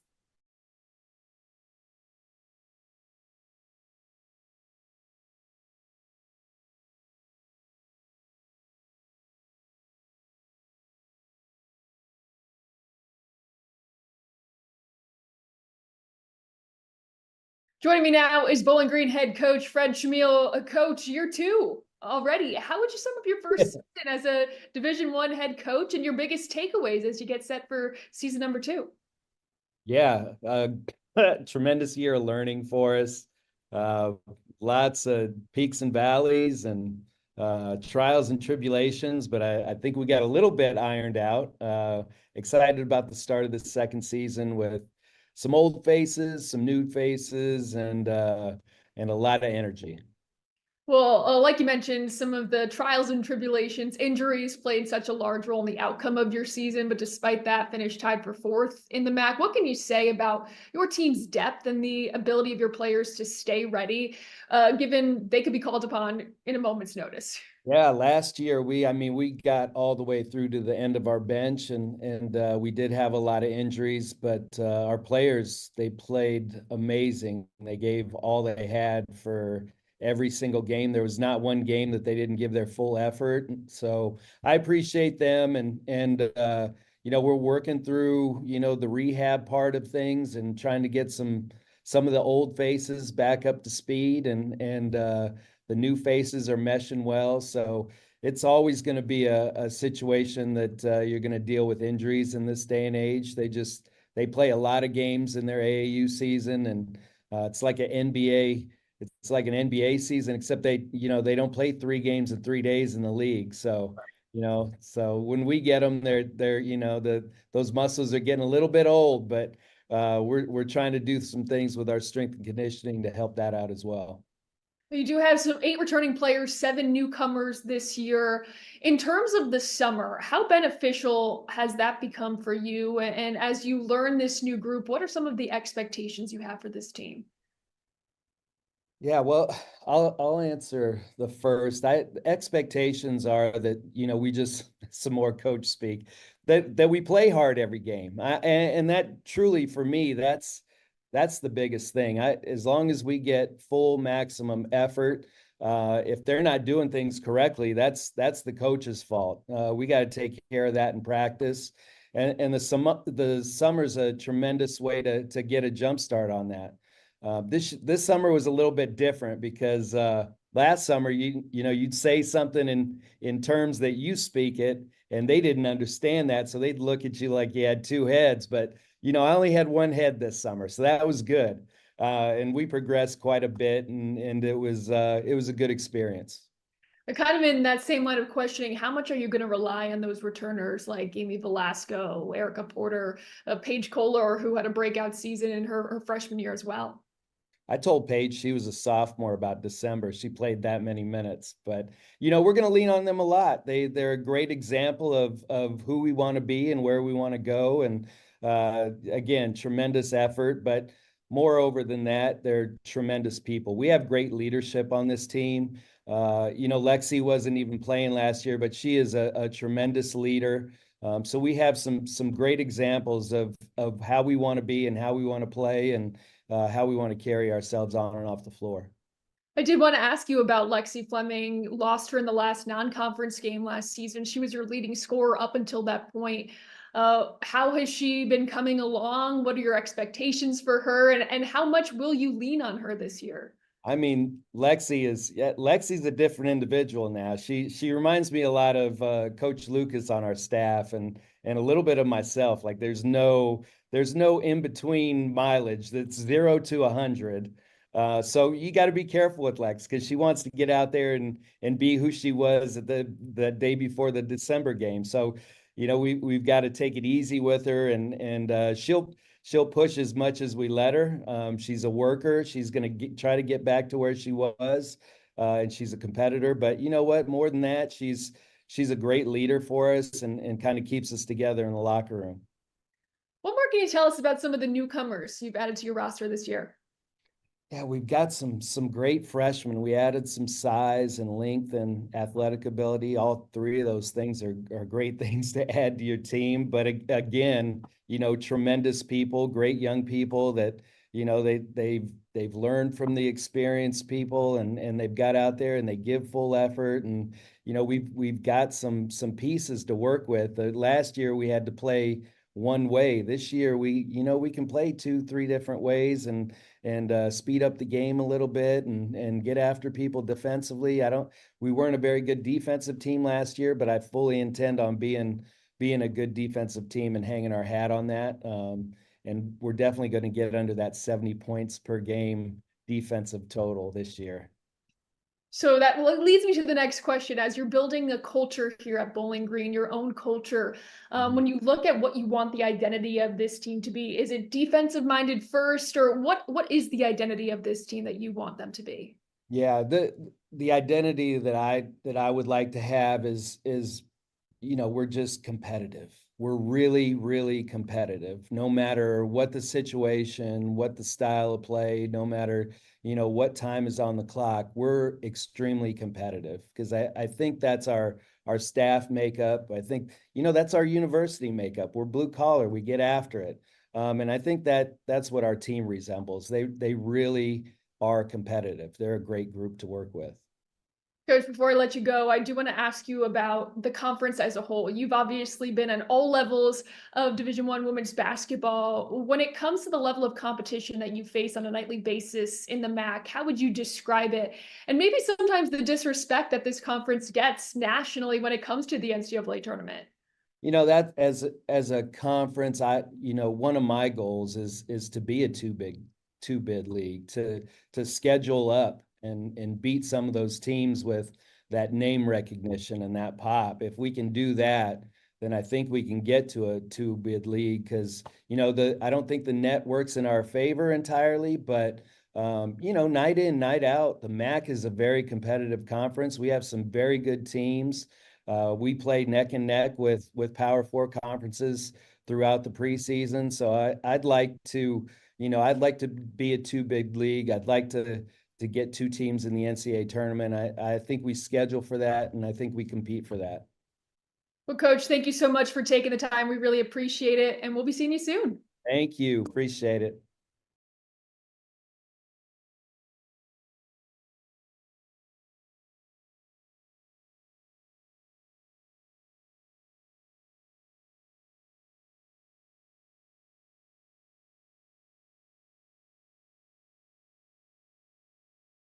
Joining me now is Bowling Green's Lexi Fleming. Lexi, thank you so much for taking the time. How was the summer with this team, and how excited are you to get this year going? Yeah, I'm super excited to get this year going, especially for personally how last year went for me. But the summer we have I think we have 8 returners, 7 newbies. So it's a little bit different, but honestly, you wouldn't really know with our team chemistry and everything that we have half of a new team. The summer went really well for us. It went way better than last year, just because we have people that understand the offense, we understand the coaches, we understand what they're looking for. So it was really important for us to have that high standard of the girls that were here last year, instill the offense, instill our values into the younger girls. So it made it really easy for everyone to be on the same page. Well, you mentioned looking forward to the season personally, because unfortunately your season was cut short last year due to injury. What was that time period like for you, and how did you remain connected to this group? Yeah, definitely. It's when you have an injury like that, it's definitely hard. But with your second one, it's actually a little bit easier. Just mentally, you know what it takes to get through. You know what it takes to get back to the level that you once were at. But to stay connected with the group, I think they just did a great job of involving me in everything. I was always at practice, always helping out. The girls would come over and be like, what do you see? Because obviously you see things differently when you're not on the court. So it was really important for me to have the girls' back and for them to always see me as a leader and to see just things that they could not see on the court. Well, you've already had a tremendous career in this conference. You were having an incredible start to last season, leading the team in scoring amongst other categories. How will you look to continue to build off of that entering this upcoming season? Yeah, I think it's just most important for one that I'm back on the court, that I'm not on crutches, that I'm not in any pain. I think it's not necessarily looking at scoring or anything. It's just being back with the team, being out on the court with everyone. I think that's the most thing I'm looking forward. Scoring wise and everything, that's not too important. Obviously, if our team wins, that's the most important thing. Coach, now heading into his second season, how would you describe the relationship you two have been able to build? Yeah, it's definitely been awesome. Just where all he has been with like South Carolina and everything. It's just really cool to see like a different perspective. I've been lucky enough to have 2 different coaching staffs with 2 different perspectives, but with the same goals. So it's been really cool to see how each leaders are great leaders in their own ways, and to kind of I can kind of have the option of picking and choosing of, hey, this is what I like, this is what I see, this is what I see in myself. So it's just been really cool to play under him and learn from him. Well, you talked a little bit about the change that's occurred over the last 2 years, 2 different coaching staffs. You add, like you said, 7 new players this year. What would you say is most different about this year's team? I think is the team chemistry, and that is not to like knock any past teams or anything, but I think the team chemistry is really important. We all get along, we all hang out, we're all joking around with each other. It is fun to go to practice. It's fun to do all these types of things that we do. So I think the team chemistry is definitely that one that is different from last year. I just think we have a great identity of who we are and who we want to be on the court, who we want to be off the court, how we want to play, and everything like that. As you look ahead to this season, do you have any team and individual goals for what you'd like this year to look like? I think definitely our number one team goal is the MAC regular season and the MAC tournament. I think MAC tournament is really important. I'm coming up on my, how many years? 5 years. I'm going on 5 years that I've been here. And I really want to see a MAC championship come back to this program. Awesome. All right, Lexi, before we let you go, we're going to ask you some quick rapid fire questions to get to know you a little bit better. Let's do it. All right. What is your favorite food? Ooh, any type of pasta. Awesome. Favorite place to go on vacation? Anywhere in Florida. Song you can't get out of your head right now? I can't name one, but it has to be anyone off TikTok. Okay. Dream job outside of basketball? I think I still be in sports, but just an administrative role. Awesome. Favorite color? Pink. Hidden talent? I don't know if this is a talent. It's just a weird thing I can do is wiggle my ears. Oh, okay. Favorite movie? Remember the Titans. If I'm visiting campus, where's one place I need to go? The girls just went there yesterday. It's called Sunday Station. It's our ice cream place. Okay. Outside of Bowling Green, what is the hardest place to play in the MAC? I would say Toledo. And one word to describe this year's team? Relentless. I love it. Lexi Fleming, thank you so much for taking the time. We will be seeing you soon. Thank you. Thank you so much for having me.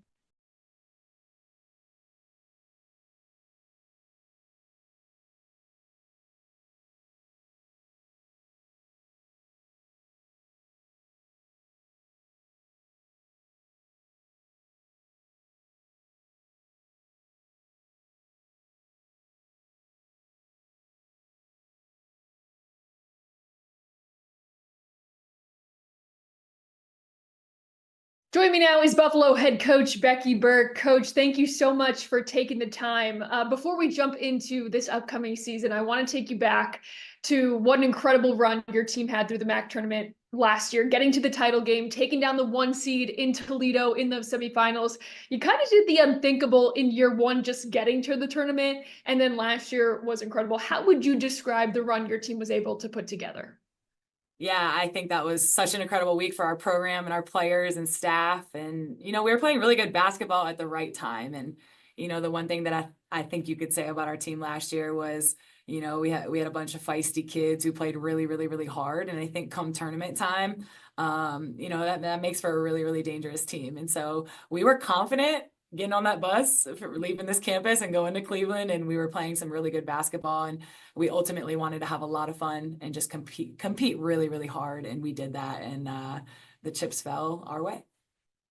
Well, back to the drawing board now as you get start for season number 3 for you in Buffalo. How would you assess the summer and your expectations for this group? Yeah, I think we've had a really, really good summer. Obviously, preseason now being over and being in the start of official practices, but a lot of people, have high expectations for us, and no one has higher expectations than myself for our team. But we do keep in mind the fact that we have 10 new players now. The 5 that we bring back are extremely valuable and huge pieces, but we've also added a tremendous group of transfers that are going to immediately raise the level of our team and our program. I think this is the most talent that we've had since I've been here at Buffalo, which is really, really exciting. It's probably the best post play that we've had since I've been here at Buffalo. So I really think we're a much more well-rounded team, and we compete just hard as ever, just like we always do. And I'm really excited. And my standard and my expectation is always the hope to win a MAC championship at the end of the day. And we know there's a lot of pieces that gotta be put in place, and a really long journey to reach that point. But I'm really excited about this group. The pieces are here. We'll see how competitive our group is. We'll see how hard we play. We'll see how well we can prepare as a staff and get our players prepared, and ultimately have to go out every single night and do a great job. I do want to ask you about some of your newcomers, but first, like you mentioned, 5 returning players. 3 of them happen to be 3 of your top 4 scorers from a season ago, about 70% of your offense. How much are you relying on them in terms of continuing to build the culture that you're trying to set? Yeah, they've been huge from the very beginning. You talk about Chella Watson and Alexis Davis and Kirsten Lewis-Williams. Anytime you have a chance to bring, players of the caliber of those 3, just from a statistical standpoint, but also who they are and their character, and the fact that they understand how we do things here at Buffalo, I think is extremely valuable. That core that we're bringing back has continued to, I think we're above foundation level now, but in terms of our culture and how we do things in this program, have continued to set the standard and raise the bar, carrying over to this year. When you bring transfers in, you need that solid group of returners who tell them how we do things here, because it's different from where they just came from. So like I said, I've been super proud of those guys. I'm ecstatic, that we've been able to bring back the players that we did. It's very fortunate situation that Chella Watson is back in a Buffalo uniform. And, anytime you have a player of her caliber that returns for their final year, and you return the Mid-American Conference Freshman of the Year and Kirsten Lewis-Williams, I think, you've got something to build off of that's going to be pretty special. Yeah, let's talk about Chella for a second, because it's been a journey for you too. How would you describe what it's meant for you to see her succeed at all different levels? And what have you challenged her with as she enters her final season? Yeah, her and I have been together, it seems like forever. And, everybody knows I consider her a part of my family, and it's more than a coach-player relationship for us. And it always will be, far after she's done doing anything for me statistically and winning basketball games for us. So I've been so proud of her. Just the maturity I've seen since the day that we met to right now, and what she's been doing from a leadership standpoint for this group. She wants to be one of the best players in the country, which I believe that she is. She wants to win a MAC championship, which I believe she will help us have a chance to do.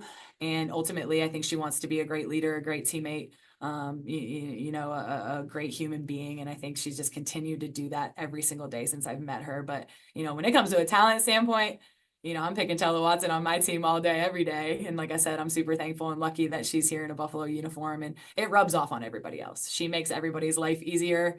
And fortunately, we have a lot of players this year, nothing to take away from our players from last year, but we have a lot of players this year who are going to make her life a lot easier. And so I'm excited for that for her. It was hard to believe that Kirsten Lewis-Williams was a freshman last year based off of how she performed, especially during the MAC tournament, the composure she showed on a nightly basis. In what ways do you hope she continues to elevate her game going into year 2? Yeah, I think, I challenge Kirsten all the time. Kirsten's built different in the best way. She's one of the most highly competitive kids you would ever meet.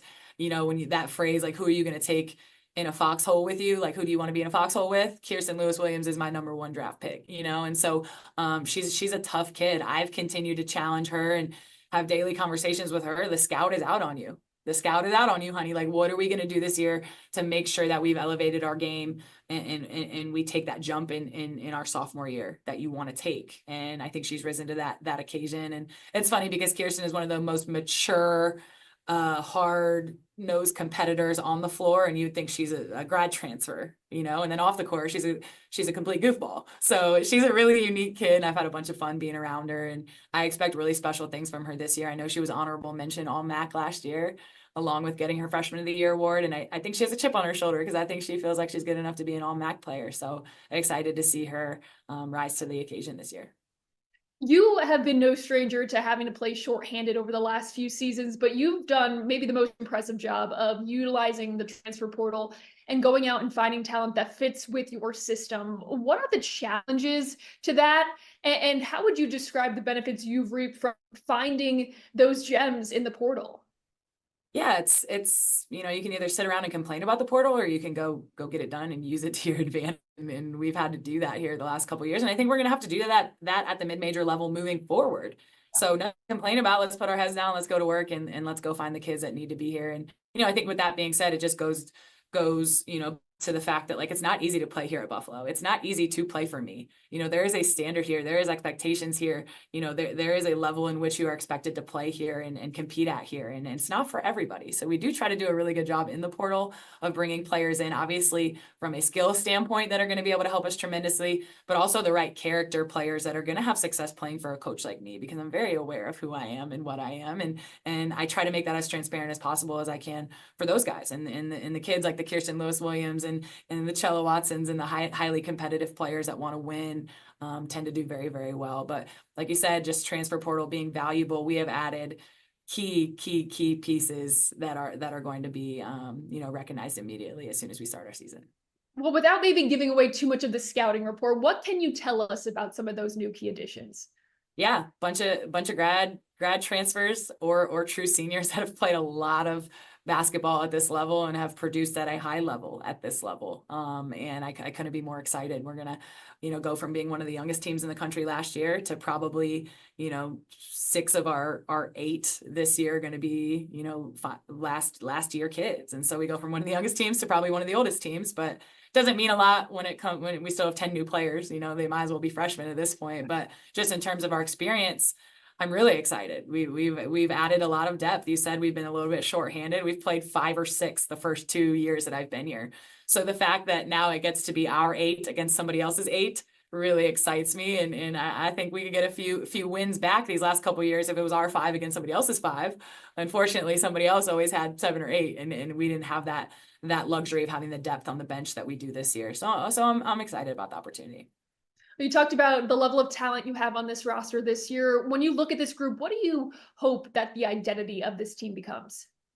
Yeah, I think I always hope that our identity is the exact same every single year, and it's not tangible stuff. I don't want to say like we're the highest scoring team in the MAC, whatever the case may be. Like, I want every coach in this league that plays us to worry about how they're going to score, because we defend at a high level. Buffalo's a really good defensive team. I want every coach that plays us in this league to say, man, we have to find a way to try to play harder than them, because they play harder than all of their opponents, right? I want us to play extremely hard. I want us to defend at a high level. I want us to have fun. I want us to be passionate. I want us to show our personalities like we always do and have that confidence about ourselves from the bench to the players in the game. And I want to have fun. I want to do it our way.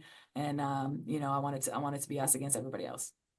Well, Coach, before I let you go, I do want to ask you about the conference as a whole, because when Kent State got in last year, there were a lot of conversations whether this league can be a 2-3 team bid league, depending on the talent on a yearly basis. When you look at the conference, how would you describe the talent and the level of competition you face on a nightly basis?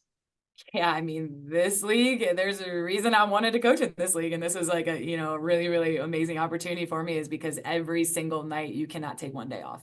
You have to come compete every single day. And, when it comes to the bids that we're getting, obviously super excited that Kent State got to go represent us last year, and they deserved it and they earned it.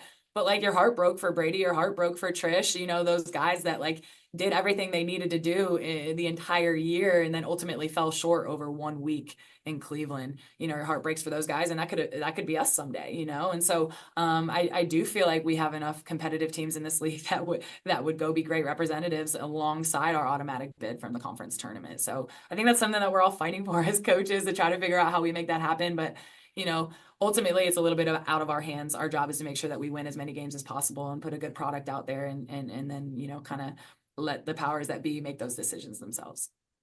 Well, Coach, as always, we appreciate you taking the time. Thanks so much, and we will see you soon. Thank you so much.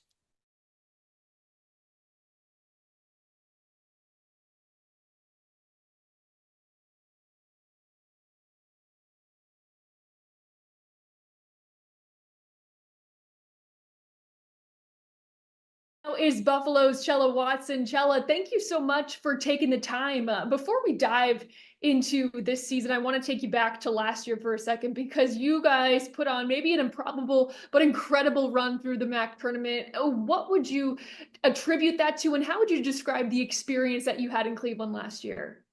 It was like unbelievable. The experience was amazing. Like, I just think about it every single day, just wishing that I could just go back in time and just repeat it over and over again, because like it was just so unreal.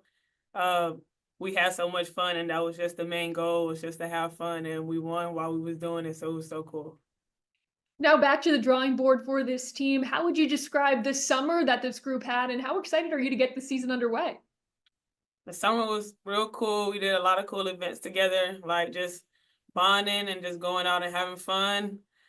I mean, we built really good bonds on and off the court, so just hoping to bring that like to the season and just fighting for each other on the court, because like we built them strong bonds, and so hoping we'll be all right. You had an incredible season last year, led the MAC in scoring, 5th in the nation. How do you hope to follow that up this year? I'm just hoping we win, to be honest. My team helped me the whole way, so like if we're not successful, like it really isn't anything to me. So I'm just hoping we get the wins and get back to Cleveland and try to win everything this year. You've had such a bond with Coach Burke. You have been through a lot together. How would you describe that relationship and the trust you have in each other? Coach Burke, yeah, so like we were locked in. She trusts me, I trust her. So it's really no second guessing, third guessing with each other. It's like anything she says is like it's stuck in my head forever, and like I'm believing in her and she's trusting in me. So like, yeah, that's my dog. Coach said she's going to rely on you as a leader, as she has now for a few seasons. When you think of leadership, what does that look like for Chella Watson?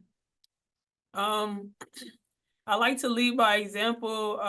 All of my teammates from the past, I always known that. But last year, a couple of times my teammates would challenge me to say something in a circle, just like before the game, after halftime, after practice, before practice, just to get us motivated. And I think that really helped me this year, because like I'm always the one talking in a circle most of the time, before practice, after practice, getting us motivated during meetings. So it helped me in like more than just being a leader on the court. I could also be a leader off the court. Well, your leadership's going to come up big with 10 new players on this team. Coach said this might be the most talent she's had since getting to Buffalo. What have you learned about this group that now that you've been together for a few months, and what do you hope the identity of this team is this year? I hope the identity is defense, because we already know that's what Coach wants. So it don't matter what we want. Coach knows how to win, so we have to follow in her footsteps. We can score the ball. We have scores. We just have to lock in on defense. So that has to be our identity. I'm going to wrap up by asking you your team and individual goals. I have a feeling I know what you're going to say when it comes to team goals, but any team or individual goals for you heading into the year? Team goals is winning a MAC championship, doing whatever it takes, whether that's losing some to make sure we win at the end or winning it all the way through. I don't matter what it takes. I just want the end goal to be a MAC championship. Awesome. Well, Chella, we are going to wrap this up by asking you some rapid fire questions to get to know you a little better. All right. Favorite food? Hot wings. Favorite place to go on vacation? I would say California. Okay. Song you can't get out of your head right now? Any YoungBoy song. I'm a YoungBoy fan. Okay. Dream job outside of basketball? Like, I can't say coach. You can say coach. Oh, yeah. Okay. Yeah, coach. Favorite color? Lime green. Hidden talent? I mean, not really. I was in a church choir with my grandma, but like the choir sound good. I don't know if it was me, but I think it was choir all together. But okay, we'll say that it was you though. That's fine. Favorite movie? Like my If I'm visiting campus, where's one place I need to go? student union, get you some food. Okay. Outside of Buffalo, what's the hardest place to play in the MAC? Toledo. And one word to describe this year's team. Fun. Fun. I like that. Shella Watson, thank you so much for taking the time. We'll see you soon. Thank you so much.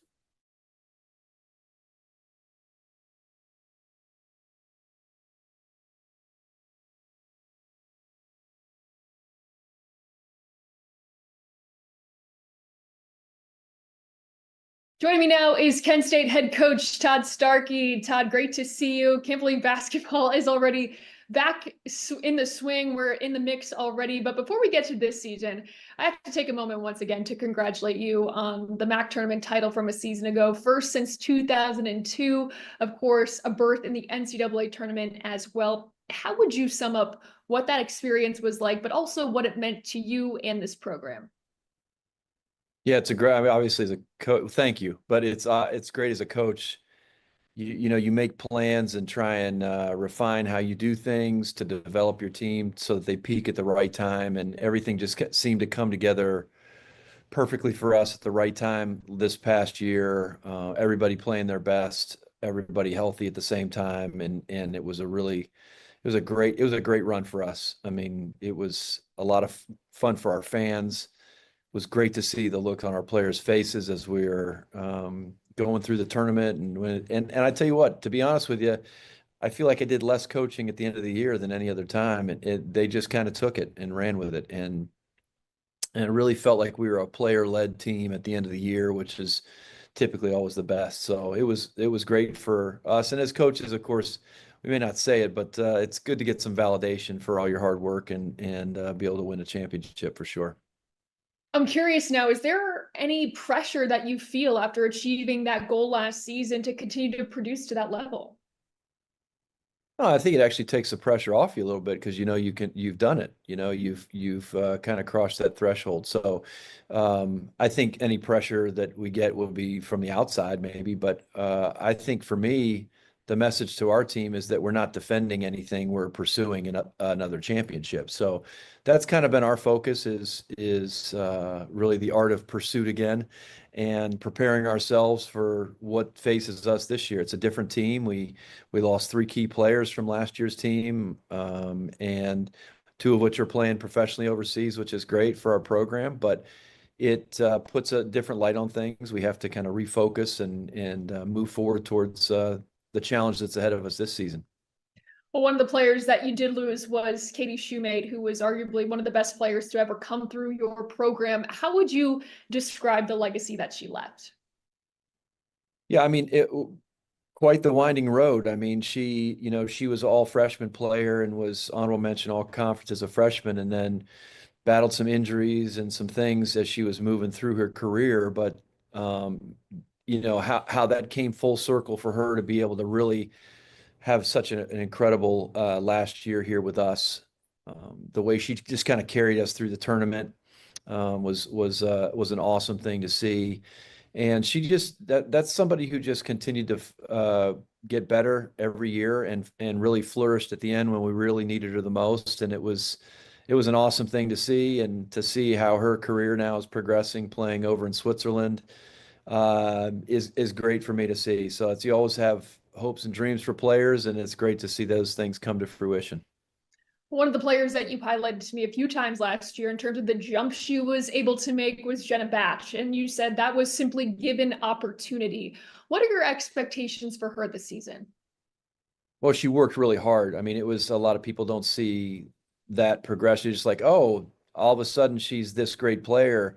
But it was really 2 years worth of preparation. She battled some things her first couple years to get to that point. She spent a lot of time in the gym. Our assistant coaches have done a great job with player development, and then she just needed the opportunity. And so it was great to see how her confidence continued to grow as she went through last season, and she given the opportunity, she took it and ran with it and has done an awesome job. And we're really excited to see now what she can do in her senior year.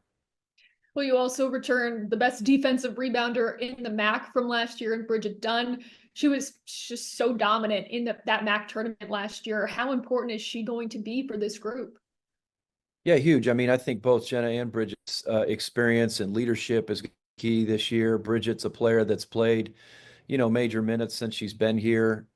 She's really good job of developing certain part of her game, and has grown stronger and has a tougher mindset on the defensive side of the ball. And like you said, defensive rebounding is part of defense. And so our defense is anchored by the ability to not let teams have offensive rebounds and second chance opportunities. And so what Bridget was able to do in the tournament, and what I think will certainly carry forward, is really help us finish defensive possessions in the most important way, and that's by gaining possession. So really proud of Bridget and her progress, and she's got a lot weighing on her this year as well. So Jenna and Bridget both are really pillars for our program. Well, you did have another pretty dominant big for a freshman in Janae Tyler, who you talked about. Had Bridget kind of mentored her and taught her, took her under her wing. What are your expectations for her growth entering year 2? Yeah, it was great to see her progress as the year went on. Our team sometimes just like has their mouth open watching her just, get an offensive rebound put back or finish in the paint.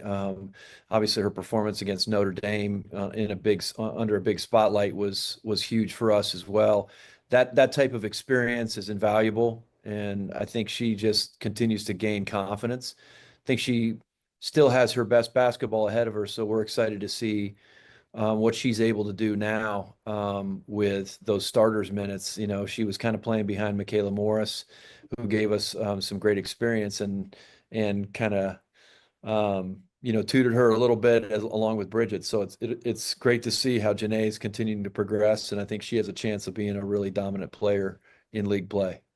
You also lost your starting point guard last year in Corinne Hauser due to injury. What's her status heading into the season?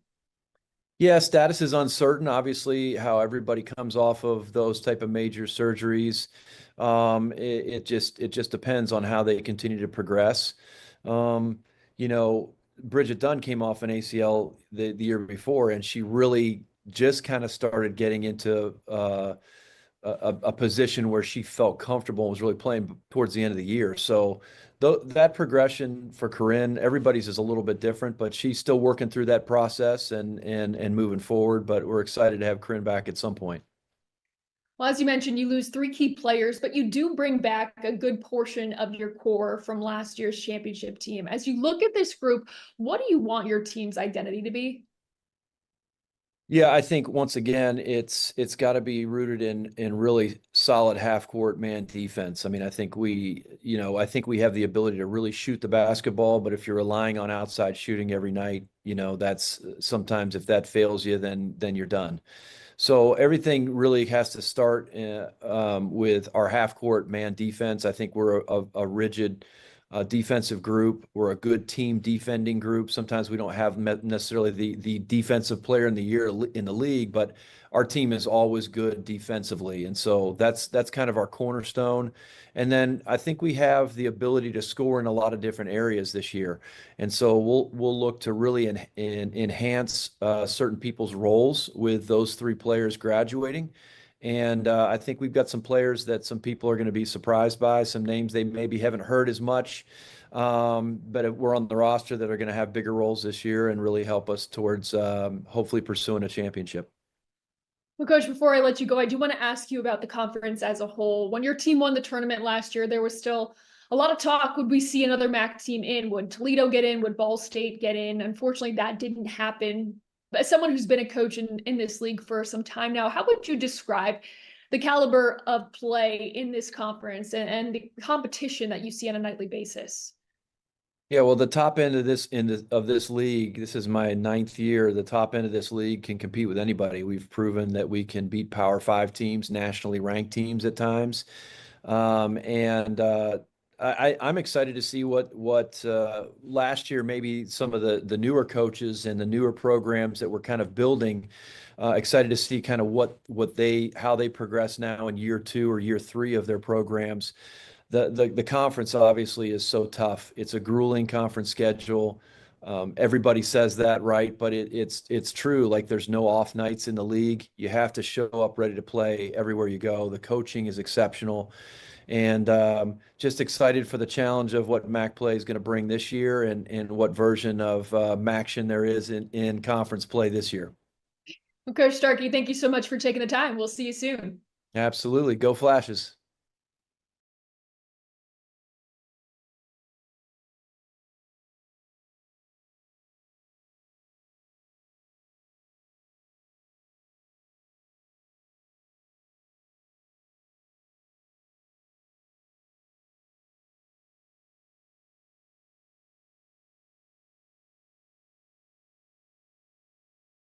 Joining me now from Kent State is Jenna Batch. Jenna, thank you so much for taking the time. Before we start talking about this season, I do want to recap last season's ending for a second. Your team, so special, making a run through the MAC tournament, winning that title and going to the NCAA tournament.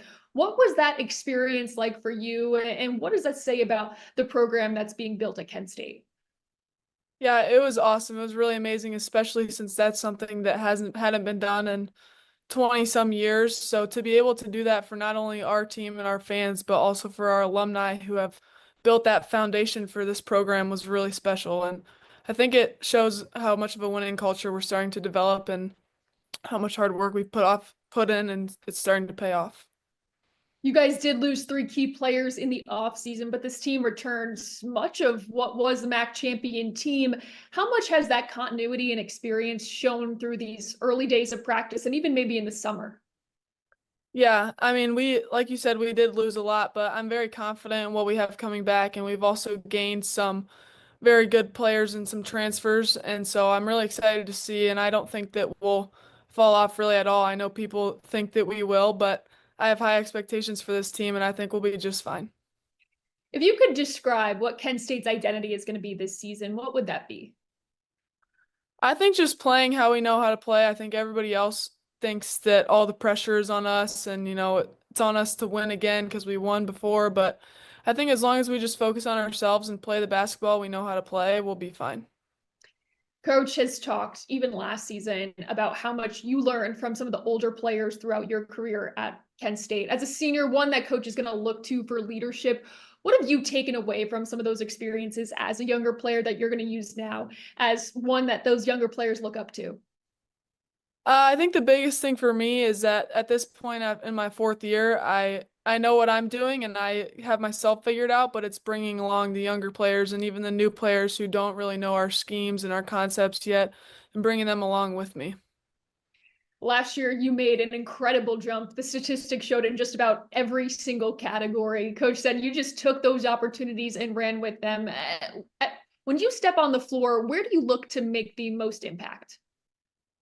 I try to focus defensively because I know that the offense is going to come throughout the game, but defense is something that is all effort based. So I try to start there and really focus on defensive stops and rebounding. And last year I was oftentimes guarding the other team's best player. So that was a huge focus for me, was just stopping them or keeping them under control. And then I knew that the offense would kind of follow after that. This season, your team comes in with a little bit of a target on your backs for the first time in a while. Does that change anything? It doesn't, no, and we've talked all summer and even in past years that pressure is a privilege. So I think that target on our backs is something that we need to not be afraid of, but rather something we need to attack. As you head into this season, what are some of your team goals and maybe some individual goals as the year gets going? Team goals really every year is to win the MAC. Hopefully this year I'd say the goal is to win it in the regular season, not just in the tournament. Obviously, winning it in the tournament is extremely amazing because you get to go to the NCAA tournament and everything. But I think winning the conference as well would be amazing. And then individual goals, really just, I don't like putting a certain number on things or anything like that because that kind of stresses me out more. But just to help the team in any way I can and just help lead the team to hopefully another MAC championship. All right, Jenna, before we let you go, we're going to do some quick rapid fire questions just to get to know you a little better. How's that sound? Sounds good. All right, Jenna, what is your favorite food? Pizza. Favorite place to go on vacation? Wisconsin, actually. That's where my mom's side of the family is, and my Oma lives on a farm, and that's really fun to go to. Awesome. Song you can't get out of your head right now? Oh, I don't know. I don't have a song in my head now. No one on the playlist. That's okay. Once the season gets going, I'm sure you guys have some music that you'll be jamming out Yeah, to. usually some of the girls are singing before practice, and then that'll get stuck in my head all day, and then it'll be a new one tomorrow. So Yeah, here we go. Dream job outside of basketball? Pediatric occupational therapist. Wow. Favorite color? Blue. Hidden talent? I can solve Rubik's Cube. That's impressive. Favorite movie? The Greatest Showman. If I'm visiting campus, where's one place that I need to go? You definitely got to go downtown, maybe to like Ray's or Panini's and get some food and hang out. Okay. Outside of Penn State, what's the hardest place to play in the MAC? I'd say definitely Toledo. They always have a crazy crowd, and it's always packed in there, and they get really loud in their student section and their whatever their blue crew is, or that's a tough environment to play in. All right. And finally, one word to describe this year's team. Resilient. I love it. Jenna Batch, thank you so much for taking the time. Basketball is here already. We're looking forward to seeing you soon. Yep. Thank you.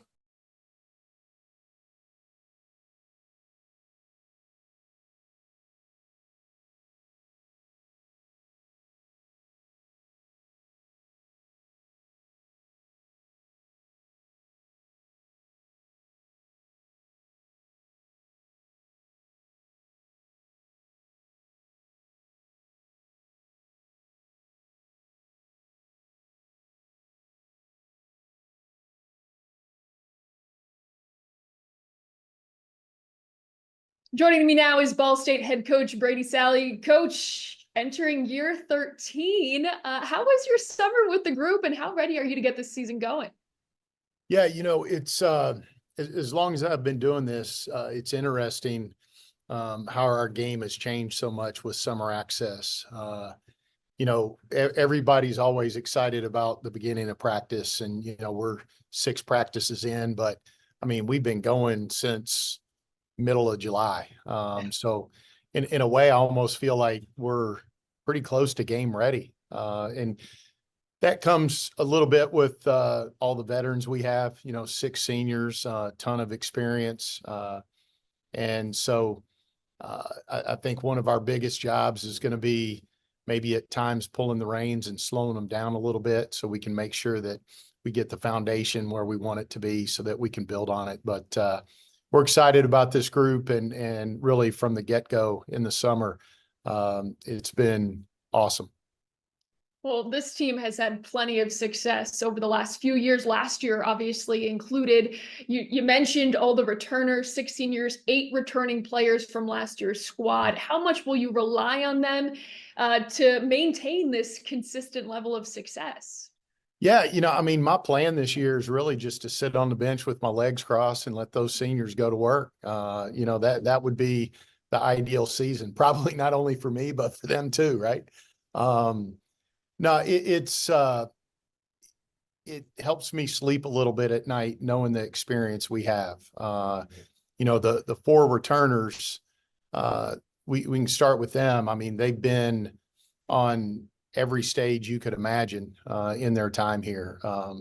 MAC championship games, beating SEC opponents, playing the best of the best in Notre Dame and UConn. And so there's nothing that they haven't been through that they're going to see, right? And then when you bring in Power 4 transfers, and I think one of the most dynamic guards in our league, and Lachelle Austin transferred to us as well. The pieces are in place. And so I've joked with a few people that I've talked to in some interviews. If I can stay out of their way, they got a chance to even do more than we did last year. And I say that a little bit tongue in cheek, but there's some truth to it. I think when you've got the experience we have, the talent we have, I think it's tough not to want to overcoach them and just to trust them. But their talent level, their work ethic makes it easy to trust them at the same time. So it's going to be a fun year. We're looking forward to it. You talked about how the summer has changed so much since you've been coaching. Also, a big change is obviously the transfer portal, which you just mentioned. You're bringing in some big transfers from real talent in the off season. What more can you tell us about some of your newcomers and what they're adding to this group? Yeah. I think the first thing that we did at the end of last season was we looked at who was returning, right? We looked at specifically our 4 seniors, right? Allie Becky, Maddie Bischoff, Marie Kiefer, and Alex Richard. Those kids made a commitment to Ball State in a tumultuous time, right? I mean, the buzzards were circling in the transfer portal and probably they all had opportunities to look elsewhere. And so the first thing we came to was we want to capitalize on these 4 young ladies that have meant so much to Ball State. Have been loyal to me, loyal to this program, loyal to one another. And so we wanted to put people around them, regardless of class, that were going to help them get to where they want to go desperately. And so we identified size, rebounding, paint, presence as something we needed. And we went out and took care of that. So, we brought in Malia Johnson from Texas A&M, 6'3", has played in the SEC, and it's funny because, you're evaluating these kids and I'm watching her play against Angel Reese as I'm evaluating her, trying to decide if she can help us. Pretty easy evaluation, right? And then, Elise Stuck from Michigan, is a young lady that, we felt would have been a great fit coming out of high school. We tried to recruit her and she had other opportunities. But I don't know that there's anybody that has walked in the door that is a better fit for how we play in the system. She's so versatile, big and strong, but can really play without the ball, can just do everything that we covet in a player.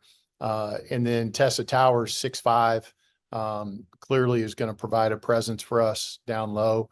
And then, the one player that we did lose in that rotation was Nyla Hampton. Those are big shoes to fill, the defensive player of the year, and 2-time defensive player of the year. And so we identified Lachelle Austin from Eastern Michigan pretty quick. And I've always loved her game. I've always loved the way she played. And, Allie will tell you, who will be on here later, one of the first things I did was go to Allie and say, hey, you okay with playing with Lachelle Austin? Because, when you have those battles with interconference teams, it can get heated, so you want to make sure that all that's going to work first and foremost. And so I really feel like with those 4 kids we brought in out of the portal, not only are they good players and they check all the boxes, but they're good fits. And with the culture like we have, that's been so successful, that was the first thing we had to make sure we got right. And I feel like we certainly did. Well, I do want to ask you about Allie Becky, All-MAC first team, All-MAC defensive team, academic All-MAC, quite literally does it all. What can you say about how much she has brought to your program and what you expect from her in her senior season? Yeah, as good of a player as she is, and clearly she's, if not the best in the league this year, she's certainly in that conversation. The thing that just jumps off the page to me daily is the loyalty that she showed this program. And, listen, she's as talented as has ever come through here. Her jersey will be hanging in this arena one day. And if it's not, I'm going to get some people fired that are making those decisions. So, she's that special to us, and I think what she's poured into this program There's nobody that works harder. There's nobody that wants it more. I think she's a consummate teammate, and she's a lot of fun to coach. You know, she's that kid that I like to give players a hard time, you know, and I like to think I'm funny, and I like to think that they're laughing at my jokes because they think I'm funny too. But it may just be about playing time. I'm not sure. But either way, it's fine with me. But, you know, she gives it back. She's got that kind of personality, you know, and, you know, at times you think there's a halo overhead, and at times there's a couple horns sticking out. And that's the fun of who she is and her personality. But it's also the way she's wired on the court.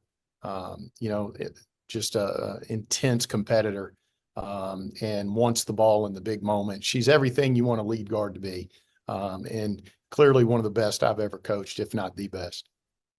Well, you and I spoke at the MAC tournament last year, and you told me how motivated that team was to win that tournament. How does a tournament loss fuel this group going into this season?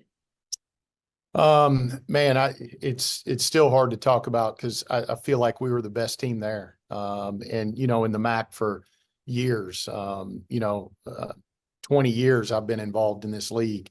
More times than not, the best team doesn't win it, just because of the parity in this league. And, you know, you tip your hat to Kent State, and specifically the Shoemate kid who, you know, kind of put them on their back and said, listen, we're not losing to Ball State 3 times in a year.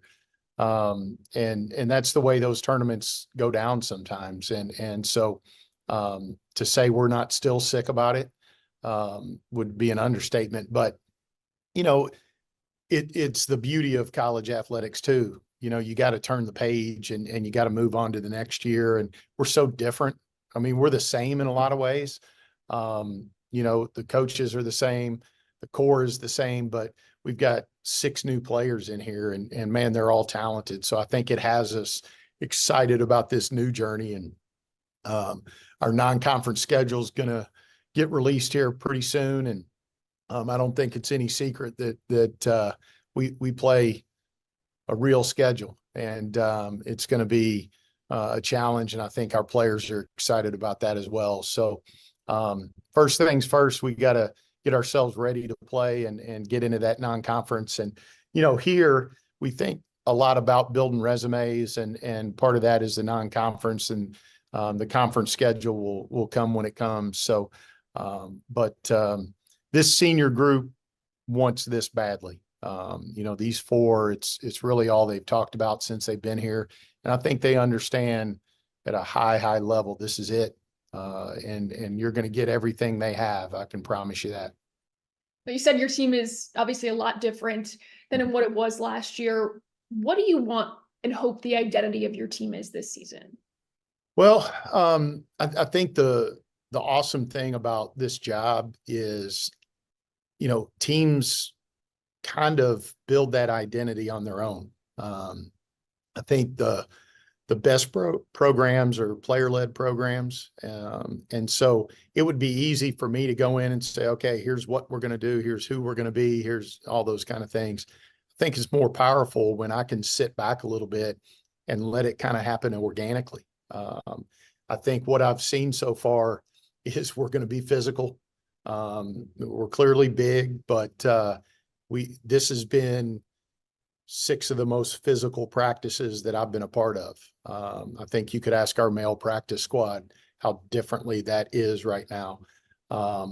This team is, I think, willing to do some of the dirty work that it takes to win ugly at times. You know, I think last year we won a lot of games pretty. You know, we turned teams over, and we went and laid it up and scored quick and did all the stuff. And a couple games we had to grind it out, maybe got the best of us. So I think, you know, I always take pride in my teams being tough. I don't think that'll be any different. I think we've always taken pride in the way we've moved the ball and share the ball. I don't think that'll be any different. We're going to shoot it at a high level. I don't think that'll be any different. But there will be some physicality and some toughness on the floor that hopefully I think people will notice and will be different.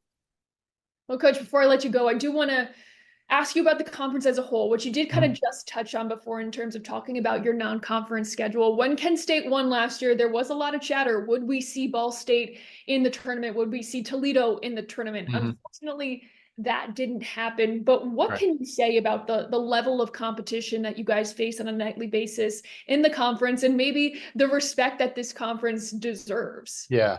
No, I think one of the points of pride that all of us as coaches have in this league is we know how good it is. I think the women's basketball world knows how good it is.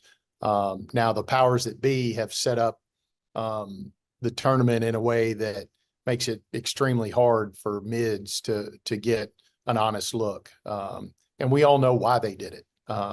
So we don't have enough time on this interview to get into it. If you want to have another one, I'm more than happy to go into it. But it just is what it is. I think we as a league understand it. We know what we have to do. I think if any of those committee members followed us around as we're trying to schedule games in this league, in the non-conference, I think they would understand how good this league is, because teams absolutely just flat out do not want to play the likes of us or Kent State or Toledo or what have you. And so I've always thought this league was special in that way. The parity is unbelievable. And I don't think this year is going to be any different. I'm excited about some of the new coaches that came in, getting their second year, getting their feet on the ground a little bit, getting some of their kids in, because I think this league's only going to elevate and get better and better. And I look forward to those competitions. And I think it's one thing that we take a lot of pride in, as year in and year out. We've always been there. We've always been in the conversation. We want the conversation to end with us this year. No question. Well, Coach, it's coming soon. Basketball is upon us. Thank you so much for taking the time. We'll see you soon. Always great talking to you. Thanks. Thanks.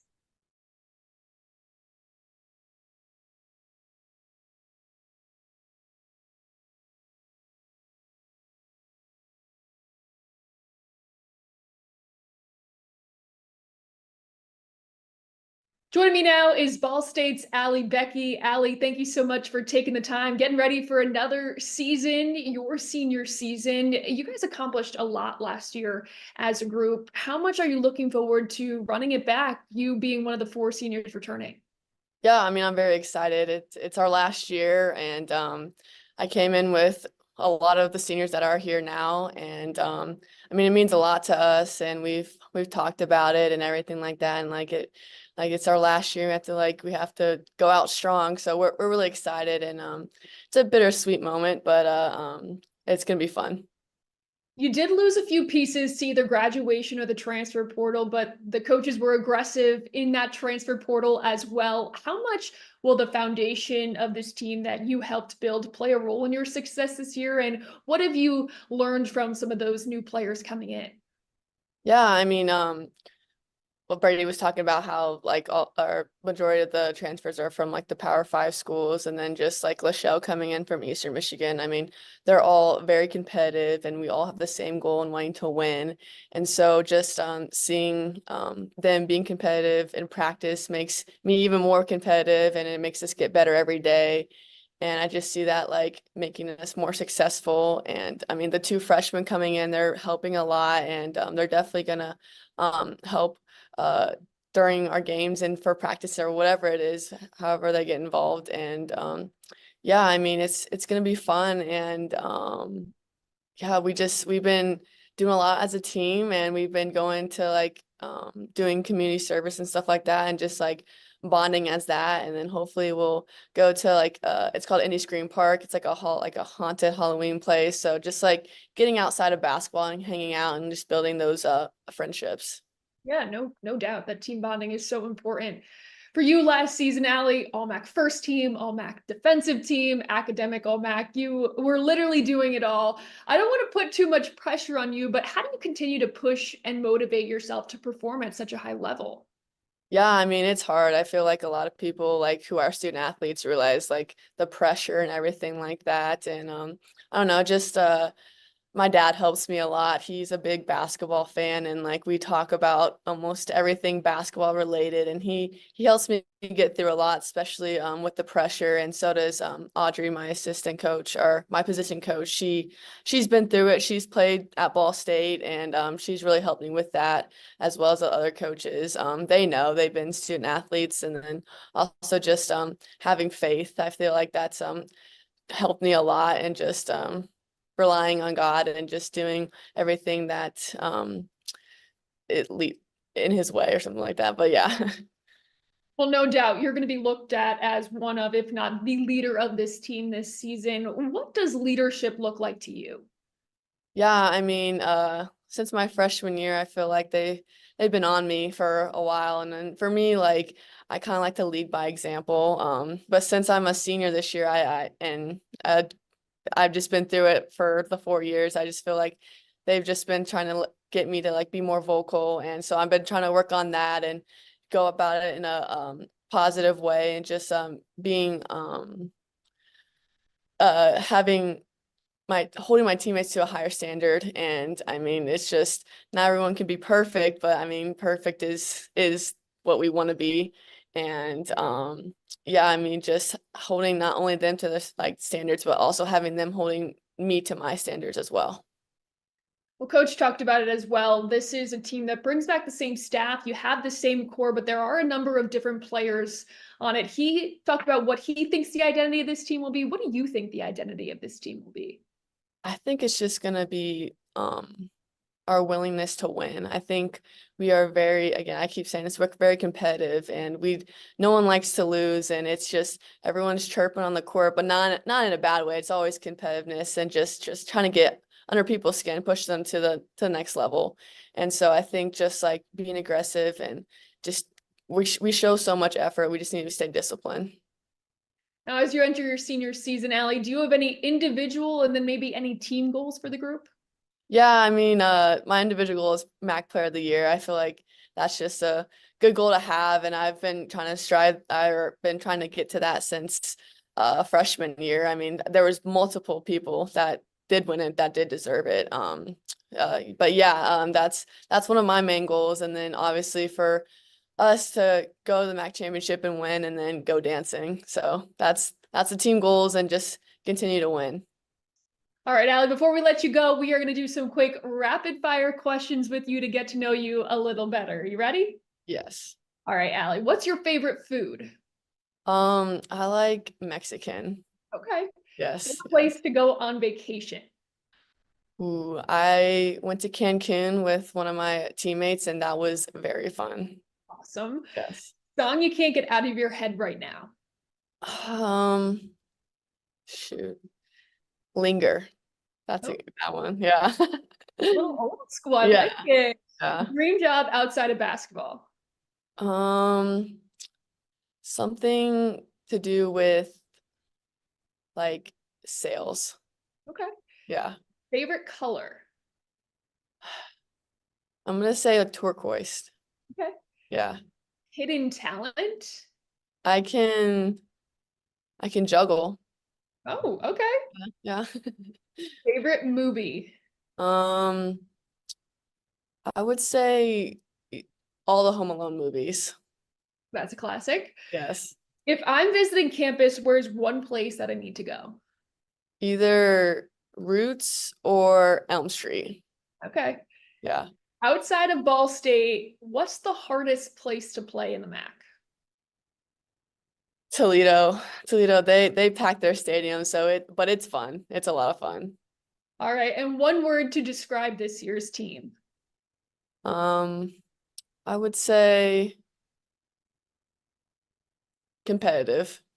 Competitive. I like it. Yep. Allie, Becky, thank you so much for taking the time. We appreciate it, and we will see you soon. No problem.